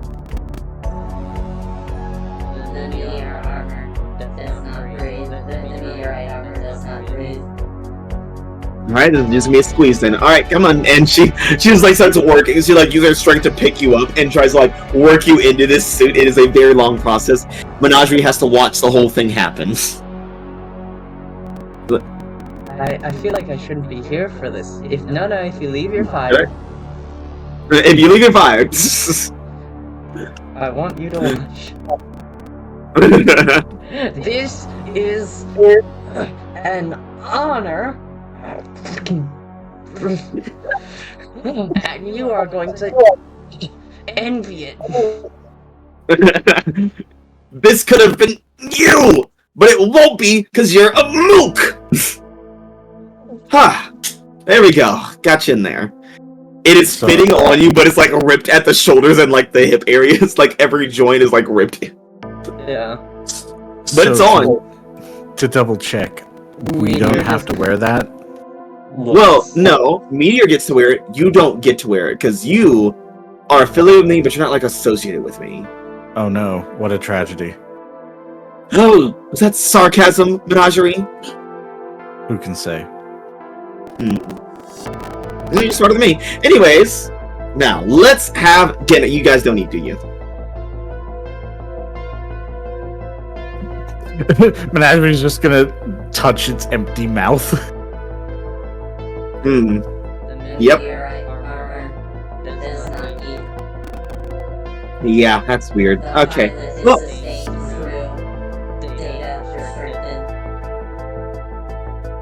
there's a pilot in there?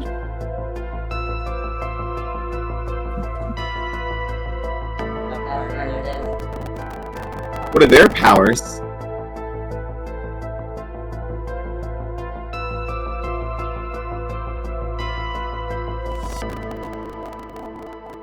Negative. Oh, so you're just piloting this big old beefy cool robot that can do all these things. Oh, you're an evil little fuck. You're a sick little evil shit in there. And he's like poking at the belly of Meteor because that's where she assumes the pilot is. And you're just a sick little nasty little weirdo, little freak. Freaky weirdo freak. Loser weirdo villain. Ooh. That's what you are. Hey, Izzy. Yeah. How's it going? How's it going, Izzy? Not great. No? I don't like a weird lady calling me a loser weirdo freak, funnily enough. You want to talk to Paul about it? Yeah, Wraith doesn't like that either. Yeah. What are you gonna do about it, Ghosty? What are you gonna do? Bitch. I mean, if this is a powerful blow, I feel like Wraith is gonna step in to defend Meteor. Ooh, okay. Let's see it. Rolling to defend. Do I have influence over Meteor? I I think believe you do. Unless you... Yeah, You should have I think- influence over me. I think I lost influence over you. yeah. The only one I said I don't have it over is Mary right now for some reason. Not sure why. Yeah, 1, 2, 3, 4... Everyone in the team should have influence over me. Ooh, full hit. Okay. I'm gonna spend a potential to bring that to a 10 as well. Aww. Coward. And I think the form this takes is like, even though obviously Wraith cannot see how either Izzy or the armor is like emotionally reacting to that, they've known each other a while, Yeah. and like they know how Izzy feels about certain things. I feel like as Facade is going for another poke, there's just a swoop of movement and a hand around her wrist. You should stop. Like, ooh. Someone's got a crush. Like, snatch the hand away. This armor has already shown it's incredibly dangerous. You don't want it to trigger any sort of defense mechanisms. I suppose so.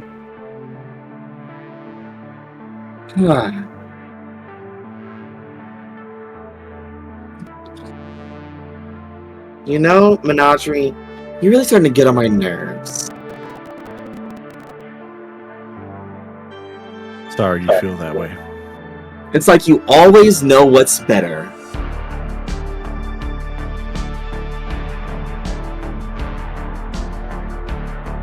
Like you always know exactly what to do. She's messing with it. Yeah. I was like, there's a pause there. Is this a label? Oh no. They're like, wait a minute. Always. Ooh. So this changes context, though. Yeah. Always know what to do is a real heavy term. That's a nasty one, ain't it? That's a good. No, that's a whammy. How could you say no to it? So, Just think of theoretically, you could either put that as always know what to do, or I am better. Well, I am is already filled. Yeah, I am a monster. So yeah, I'm a monster, and this mission's gonna fuck Wraith up. My goodness, Wraith is fucked after this one. This is gonna be a nightmare. Mary and Wraith are gonna have a bad time on this whole mission. Mm. And then over in Mr. Infernal's area, Yeah. Oleander and Gila. The big demon boy, the demon dad walks you guys in here.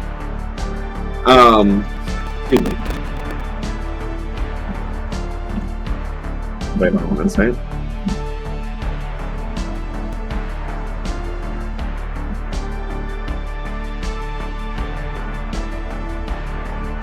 Yeah.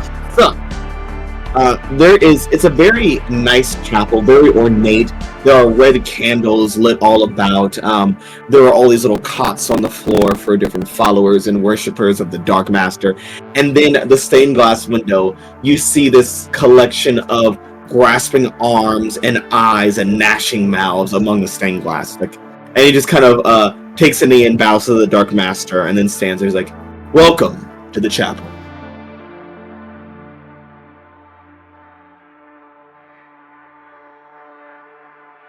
Yes. Impressive. I know. He's like, "Well, I suppose you're both goons, so..." He walks over to the altar and like kicks a bit of it, and like a wood drawer pops out, and he pulls out a big metal box. He's like, "Help me with this." Of course. Yeah. And he, instead of helping you carry it over, he just kind of picks it up and just dumps it in your hands. Amai is still not strong. Yeah. He's like, "All right," and set it down right there. And he like pops it open, and then pulls out another chest out of it. He's like, "Oh, this." Hold that right there. Just don't put it down. Just hold it. And then he closes this chest up, and then takes the chest that he just gave you and puts it on top of the other one. He's like, "Here we go." And he opens it up, and you see the uniforms.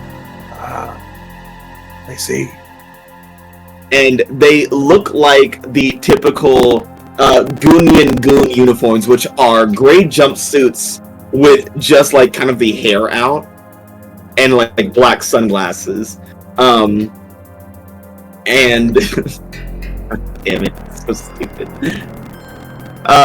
But they are in kind of a reddish tone to denote that they are of Mr. Infernal's selection of goons. He's like, "Yeah, not my particular choice of goon wear, but it is what the local union has deemed. You know, everyone has their laws."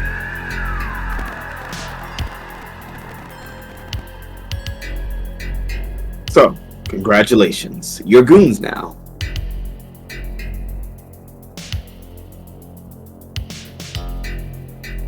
Thank you for this opportunity, sir. He's like, "Yes, now, go get dressed. It's almost dinner time."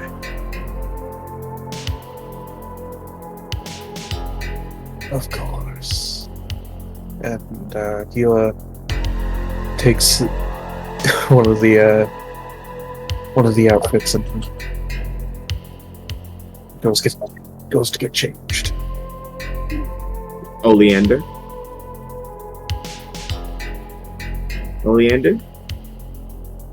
Sarah Lynn? Oleander. Screaming. Maya! What? I'm screaming. We love you, Maya. What? What are you're here, you're in the scene! Okay. I'm screaming. Never change my. But yeah, as you and Hila are sent to change to your goon uniforms, before supper, Mr. Infernal stops you. It's like, "Oleander, a word?" Kind of just slumps over. Like, yeah. "The Dark Master has warned me there's someone very upset with you." Who? He speaks in mysterious ways. I don't know yet, but I would be on a high alert. Now let's go eat. Go get dressed. Okay. Just like turns to go get changed. Like, honestly, like Rose internally is kind of conflicted because she's like, "Do I even need to be worried about that? Like, since I'm a good guy technically, or do I need to be worried about it because I'm slipping?" This has nothing to do with me. Yeah, exactly. Like, she doesn't know, like, you know. If it turns out to be like Panacea that's upset, then she gets that because that probably is because she bring up Trent. But like, other than that, yeah. You guys are, after everyone changes into their uniforms or lack thereof, Nadri. I'm proud. You guys are brought to the Tavern of Sorrows. Hooray! For a nice family-style dinner. I'm gonna get the chicken fingers. I can't eat them, but it looks good. I just like the way they look on the plate. But yeah, you guys see Decay and Darkstar in this very cool, like, formal wear. This very purplish, grayish formal wear. Gila is a big-ass lizard in a big red jumpsuit. And Oleander no longer looks like a rotting corpse because they are covered in this red jumpsuit that covers up all their features. And Meteorite is in what is left of a green catsuit. Menage looks the same. I will say, before we head over, in comes Menagerie with your...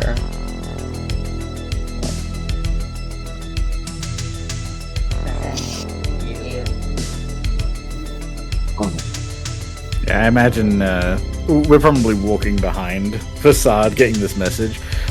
Menagerie, making sure that she's not looking back, just gives a quick grip of the shoulder of Meteor. Yeah. Yeah, as you guys enter the Tavern of Sorrows, everyone is kind of like oohing and ahhing, like, wow, look at all those people and that mannequin. It's a new league of it's a new Illuminati kids. That's great. And the mannequin's there too. Just a middle finger going up as we're walking past, like, fuck you. Oh, that was rude. But yeah, you guys are set at a big family table. And the waitress kind of walks. She's like, "Hey, welcome to the Tavern of Sorrows. What can we get all of y'all?"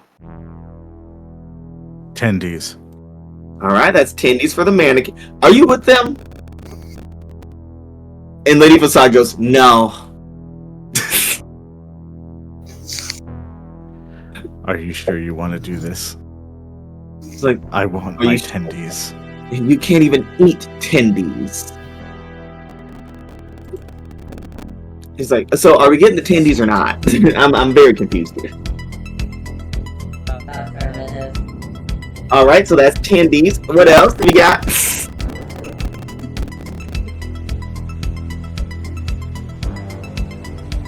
Would you like that chicken well done or medium rare? Ketchup. What do they serve here? Is this like a nice restaurant, some type? No, it's not nice at all. It looks like a dive bar. You can ask for whatever you want, and they'll try to do their best to bring what you ask for. Mostly out of fear.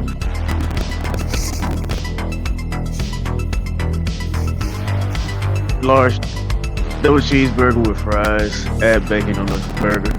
Double cheeseburger with fries and bacon. Oh, yeah, you're fighting that fight again. But man, I'm hungry as fuck, man. Hey, oatmeal, man. I want a burger. It's like, okay, and for the big robot?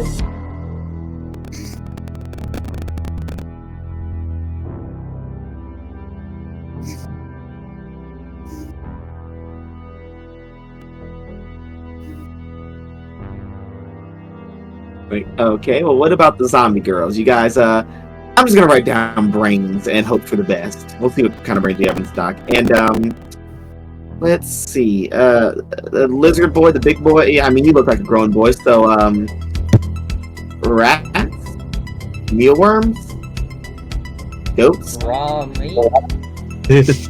Drywall. Do you have any mold? You guys got any mold? Oh, plenty. I'll take all of it. I'll take the whole house. I'll take your entire stock. So yeah, she leaves, and the boss is ordered to, and it's like, all right, so let's see, that's brains to the Zambi. Here's a bucket of all the mold we can find on the grill. Here's the double cheeseburger with bacon and a side of fries that we also cooked on the same grill before we got the bucket out. Let's see, we got the tendies for you. And yeah, that's everything. All right, you guys enjoy your meal. I am Layla, your waitress. If you need anything, just holler. And she walks. Amazing. I love you, Layla. You're great. Layla's perfect. Waitresses and waiters are the backbone of society. They Honestly. are, yeah. Even And yeah, I recognize that. as you guys enjoy your meal, you see a gentleman shade looks at Lady Facade, who looks at Mr. Infernal and goes, and he reaches his wallet and he puts down the tip. Wow, even villains tip. Even villains tip. Well, yeah, they might be evil, but they're not assholes. Yeah, the only person who doesn't tip in this universe is Mammon. He wouldn't. Yeah, that's just part of his nature. He's not about saving money, only gaining. Yeah. But yeah, as you guys are sitting there enjoying your family style meal, it's honestly feels weirdly normal. Almost like you guys are like, back in the cafeteria enjoying time with each other. And part of you wonders deep down, it's like, would this have been us had we not been taking the Sirius program? Is this where our lives would have led? Yes. And to the Badlands? And then you think, is it that bad? Yes. Well, it's in the Well, name. for you, it's that bad. There's no upward mobility here at all. That's really cool. For you, 3 of you guys got a promoted henchman. So you shut up, mannequin. Everyone's mean here. They're being I mean haven't- to me. I haven't seen any contracts, no medical insurance. Not even dental. They don't even get dental. Like, I don't know. Like, what's the pay rate looking like? You're allowed to live. Yeah, and how would they kill me? Immediately. How? Yes. That's what I thought. Yeah. But yeah, so you guys are sitting here enjoying your time. And then you just hear, well. If it isn't the Illuminati. This motherfucker, god damn it. My arch rivals. And that's when Panacea storms into the tavern. And that's where we're gonna end tonight. Yay! I love that he's rival with that Illuminati. I know. Oh boy. See, that's headbutt armor. I want. Can't we just enjoy a meal? Can't we just enjoy a nice family style meal? Does this have to happen every damn time? Well, I mean, technically, he is part of the family through that scene. Succulent Chinese meal? That's succulent. I'm glad you said it. Hey, I just came from the kitchen. I'm glad to see you got the food. One of them is poised. I'll let you find out which one. You must figure out whose dish was poisoned in the back. And it's just everyone's like, it's a mold. It's a bucket of mold. We all know it's a bucket of mold. No. It was the fries. The fries. And Darkside was like, ah, shit. The mold wasn't even my doing. That was just there. He's just a weirdo. Imagine like someone walks in, it's like, the fries, they're poison, and you're about to eat, it's like, fucking damn it, I wanted that. Damn it, no! This is my one thing for today!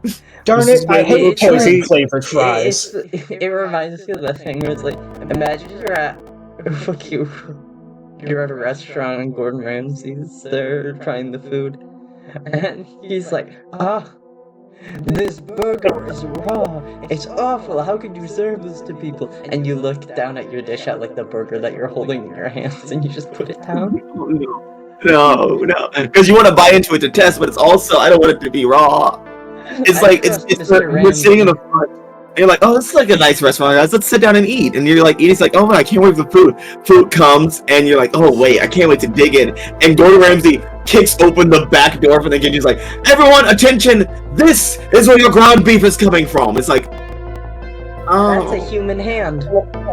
That's a human hand and a cockroach dancing on it. Gordon, what's happening back there? He's like, it is nothing but kitchen nightmares back there. It's just that's is a Gore. kitchen The score of my nightmare. comfort Looks character. into the camera. Oh my god. Oh, Jesus What is Christ. this? Some The kind food of bar is full of recipe? drywall and mold. No sane person would eat this. And he was like, everyone's like, yeah, fuck that, that's disgusting. And he was like leans down to the table like, oh, yum, fucking gross. Mm. It's so No good. one. Well, I think there's mold in this. I want a refund. Jesus Christ. So let's get to the end of session. How did we all grow Good question. into villains? Yeah. We grew one step closer. some to more a than campus others. campaign. I'm a lot more than others. So I did property damage. I didn't hurt people. yeah, let's Save look at some chaos. Let's look at the always chaotic. Let's check in on Decay, aka Princess, aka Mary Celeste. Hey, it's me. How'd you grow today? That's a good question.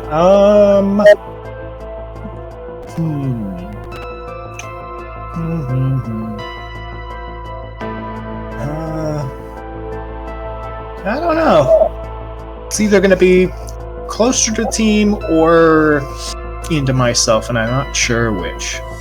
You did become evil. I mean, I've always been evil, but Fair.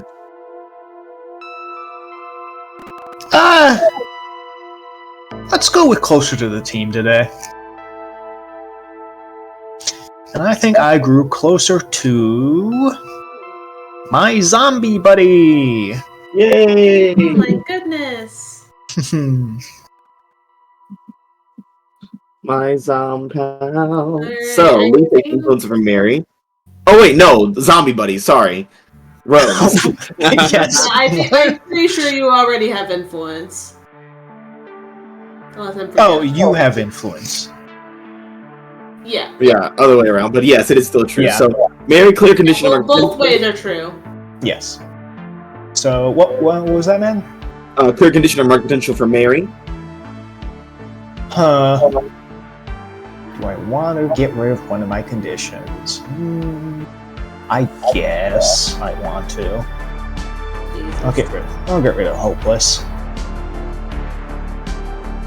Still feeling guilty and insecure though, so. So, I suppose you want to know what my labels are so you can rearrange them? Yes. Well, that's too damn bad. Yes. Okay.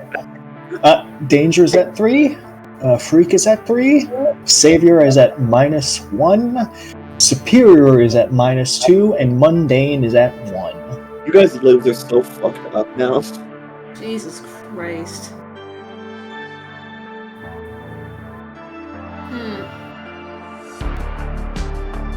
Yeah, I think it's gonna have to be,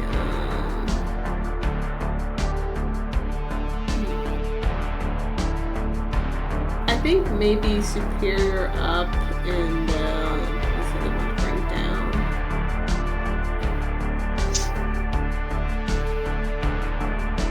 Maybe freak, if only because, like, we were both freaks. Okay. We're anti-freak together. Yeah. Freaks together strong. I'm shut up. Yeah, exactly. Silence. It's like the more freaks you have, the less freaky you are individually. Yeah. You dilute the freakiness. Alright. Let's jump over to the other part of that chaos team. Dark Star, aka Warden, aka Lee. What's up? How'd you grow today? Into myself. Alright. How are you gonna shift your labels then? Danger up, mundane down. Ooh, okay. This is the first of me. I normally don't touch my danger. Oh. Yeah, because in a way, Lee allowed herself to tap into a side she never does, and that was her cruel side because she's always nice. Mm-hmm. And like, she told a girl, "Hey, your parents gonna starve to do. It doesn't matter to me." Boo-hoo. Yeah. And then she destroyed the building, made an explosive steel cage, and yeah, it was like Lee just said, "I will allow myself to be this person, or I will allow this person to take over for a while until the mission is over." Yeah. And that might be bad. Yeah. All right. Let's see. Let's go over to Team Infernal, the Goons. Gila, aka Vaccine, aka Yamai. Yeah. How'd you grow today? Let's see. I think. I mean, I didn't really do. He ran from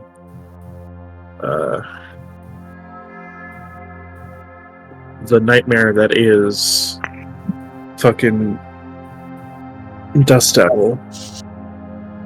Became a goon. Yeah. But I think he's gonna grow into himself. Aw, yay. So Afraid Up. Yeah. How will your labels shift? Let's see. I'm thinking Savior down, Freak Up. Oh, okay.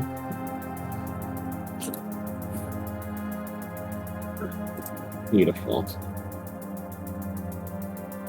And let's see about your fellow goon, Oleander, aka Hanahaki, aka Rose. Yes. How did you grow today? I think I grew closer to my zombie friend. Oh! Because we beat up a guy I hate. Yeah, we certainly did. Yeah, that was a real bonding moment. All right. Yeah, so I think you already have influence, so. Yep, some areas for labels, but And Rose, I'll clear my angry. All right.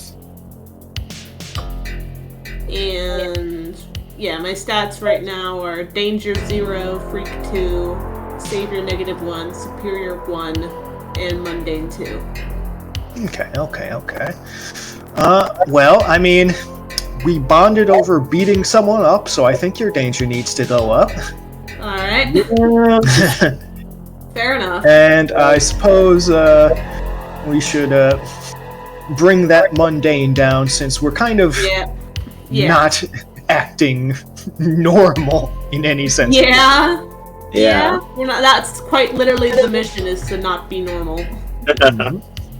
Rose, as well. Did you make progress in defeating your nemesis? I mean, the beating him up count. We beat the shit out of him. You also did. I will say beyond that, you did steal something that he was going to use as a steroid. So yes. Yeah. Sweet. Yeah. All right. So I mark potential for that, don't I? Yes. And I almost forgot because Amai also has an intercession move now, which is, did you take steps to make amends for your shame?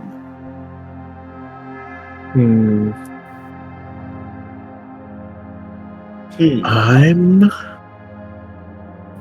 not sure. What's your shame again?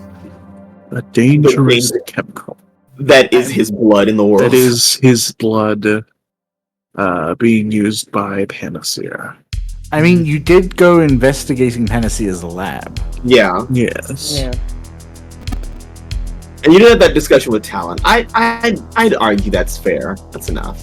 Yeah, you certainly tried. Yeah, you did the good old of my best. So much potential. Yippee! Yay. Let's pop on over to Meteorite, aka Meteor, who housing Izzy Floyd. Yeah. The pilot. So how'd you grow today, Meteor / Izzy? I grew closer to the team. Who specifically made you feel so welcome? Right. We take influence over Meteor. And I'm going to clear and secure. Yeah, clear one of those fucking fortunations you got. Jesus. Now I'm just afraid, angry, and guilty. As one is. The natural state. Who among us isn't? So, for labels, right? Yeah. Yeah. My superior can't go down, and my savior can't be changed. Okay. What's your mundane looking like? It is at a 1. Now I know you like to use freak. I do, yes. Yeah, but fuck you. So that. However, I feel like specifically Wraith was trying to mitigate the feeling that Izzy might have of like being treated as inhuman. Yeah. Yeah. So I feel like I've got to lower freak and raise mundane. Fair. Unfortunate. I mean, and to be fair, next to 2 zombies, a haunted mannequin, and a giant lizard man, Meteor doesn't seem that strange anymore. Yeah. But oh boy, when we get back to campus, you're fucked. And last but not least, let's get into Menagerie, aka Wraith, aka... Them. them. Right. I'm gonna say closer to the team. Alright. Who makes you feel welcome? I'm gonna say Meteor. I feel like Alright. we worked especially well together today. Yeah. You know, stop the woman from killing a man. Yeah, and stopped her from accomplishing her goal. So, Wraith, you get to mark your potential or clear condition. Well, I can only mark potential because I am conditionless. I am conditions. And Meteor, I believe you have influence already. No, you didn't. I did not. I'm gaining it. Yeah, you get it. Regaining Yeah. it. Yeah. Oh my, wonderful. Wow, what a time this has been. It's good. Everyone's happy. Everyone's committing atrocities. It's the way that it always should have been. Yeah. Hey. I'll adopt It's what that we into were my always team. meant to do. Yeah. Hell yeah. Wow. Well, this has been a time. You guys are getting closer to the Illuminati. But what will happen now that Panacea, their arch nemesis, is here? I'm sure everything will be fine. I'm pretty sure Oleander's gonna get killed. Well, I'm not gonna say no. That's alright, Yeah. you're already dead. Well, that'll be for next time here in almost at House Gonna Cut In. Here in A.E.G.I.S Academy. Yeah. Bye. Hey, bye everyone. Bye-bye. Trent deserved it. Yeah. What? Yeah. Trent's evil killed me.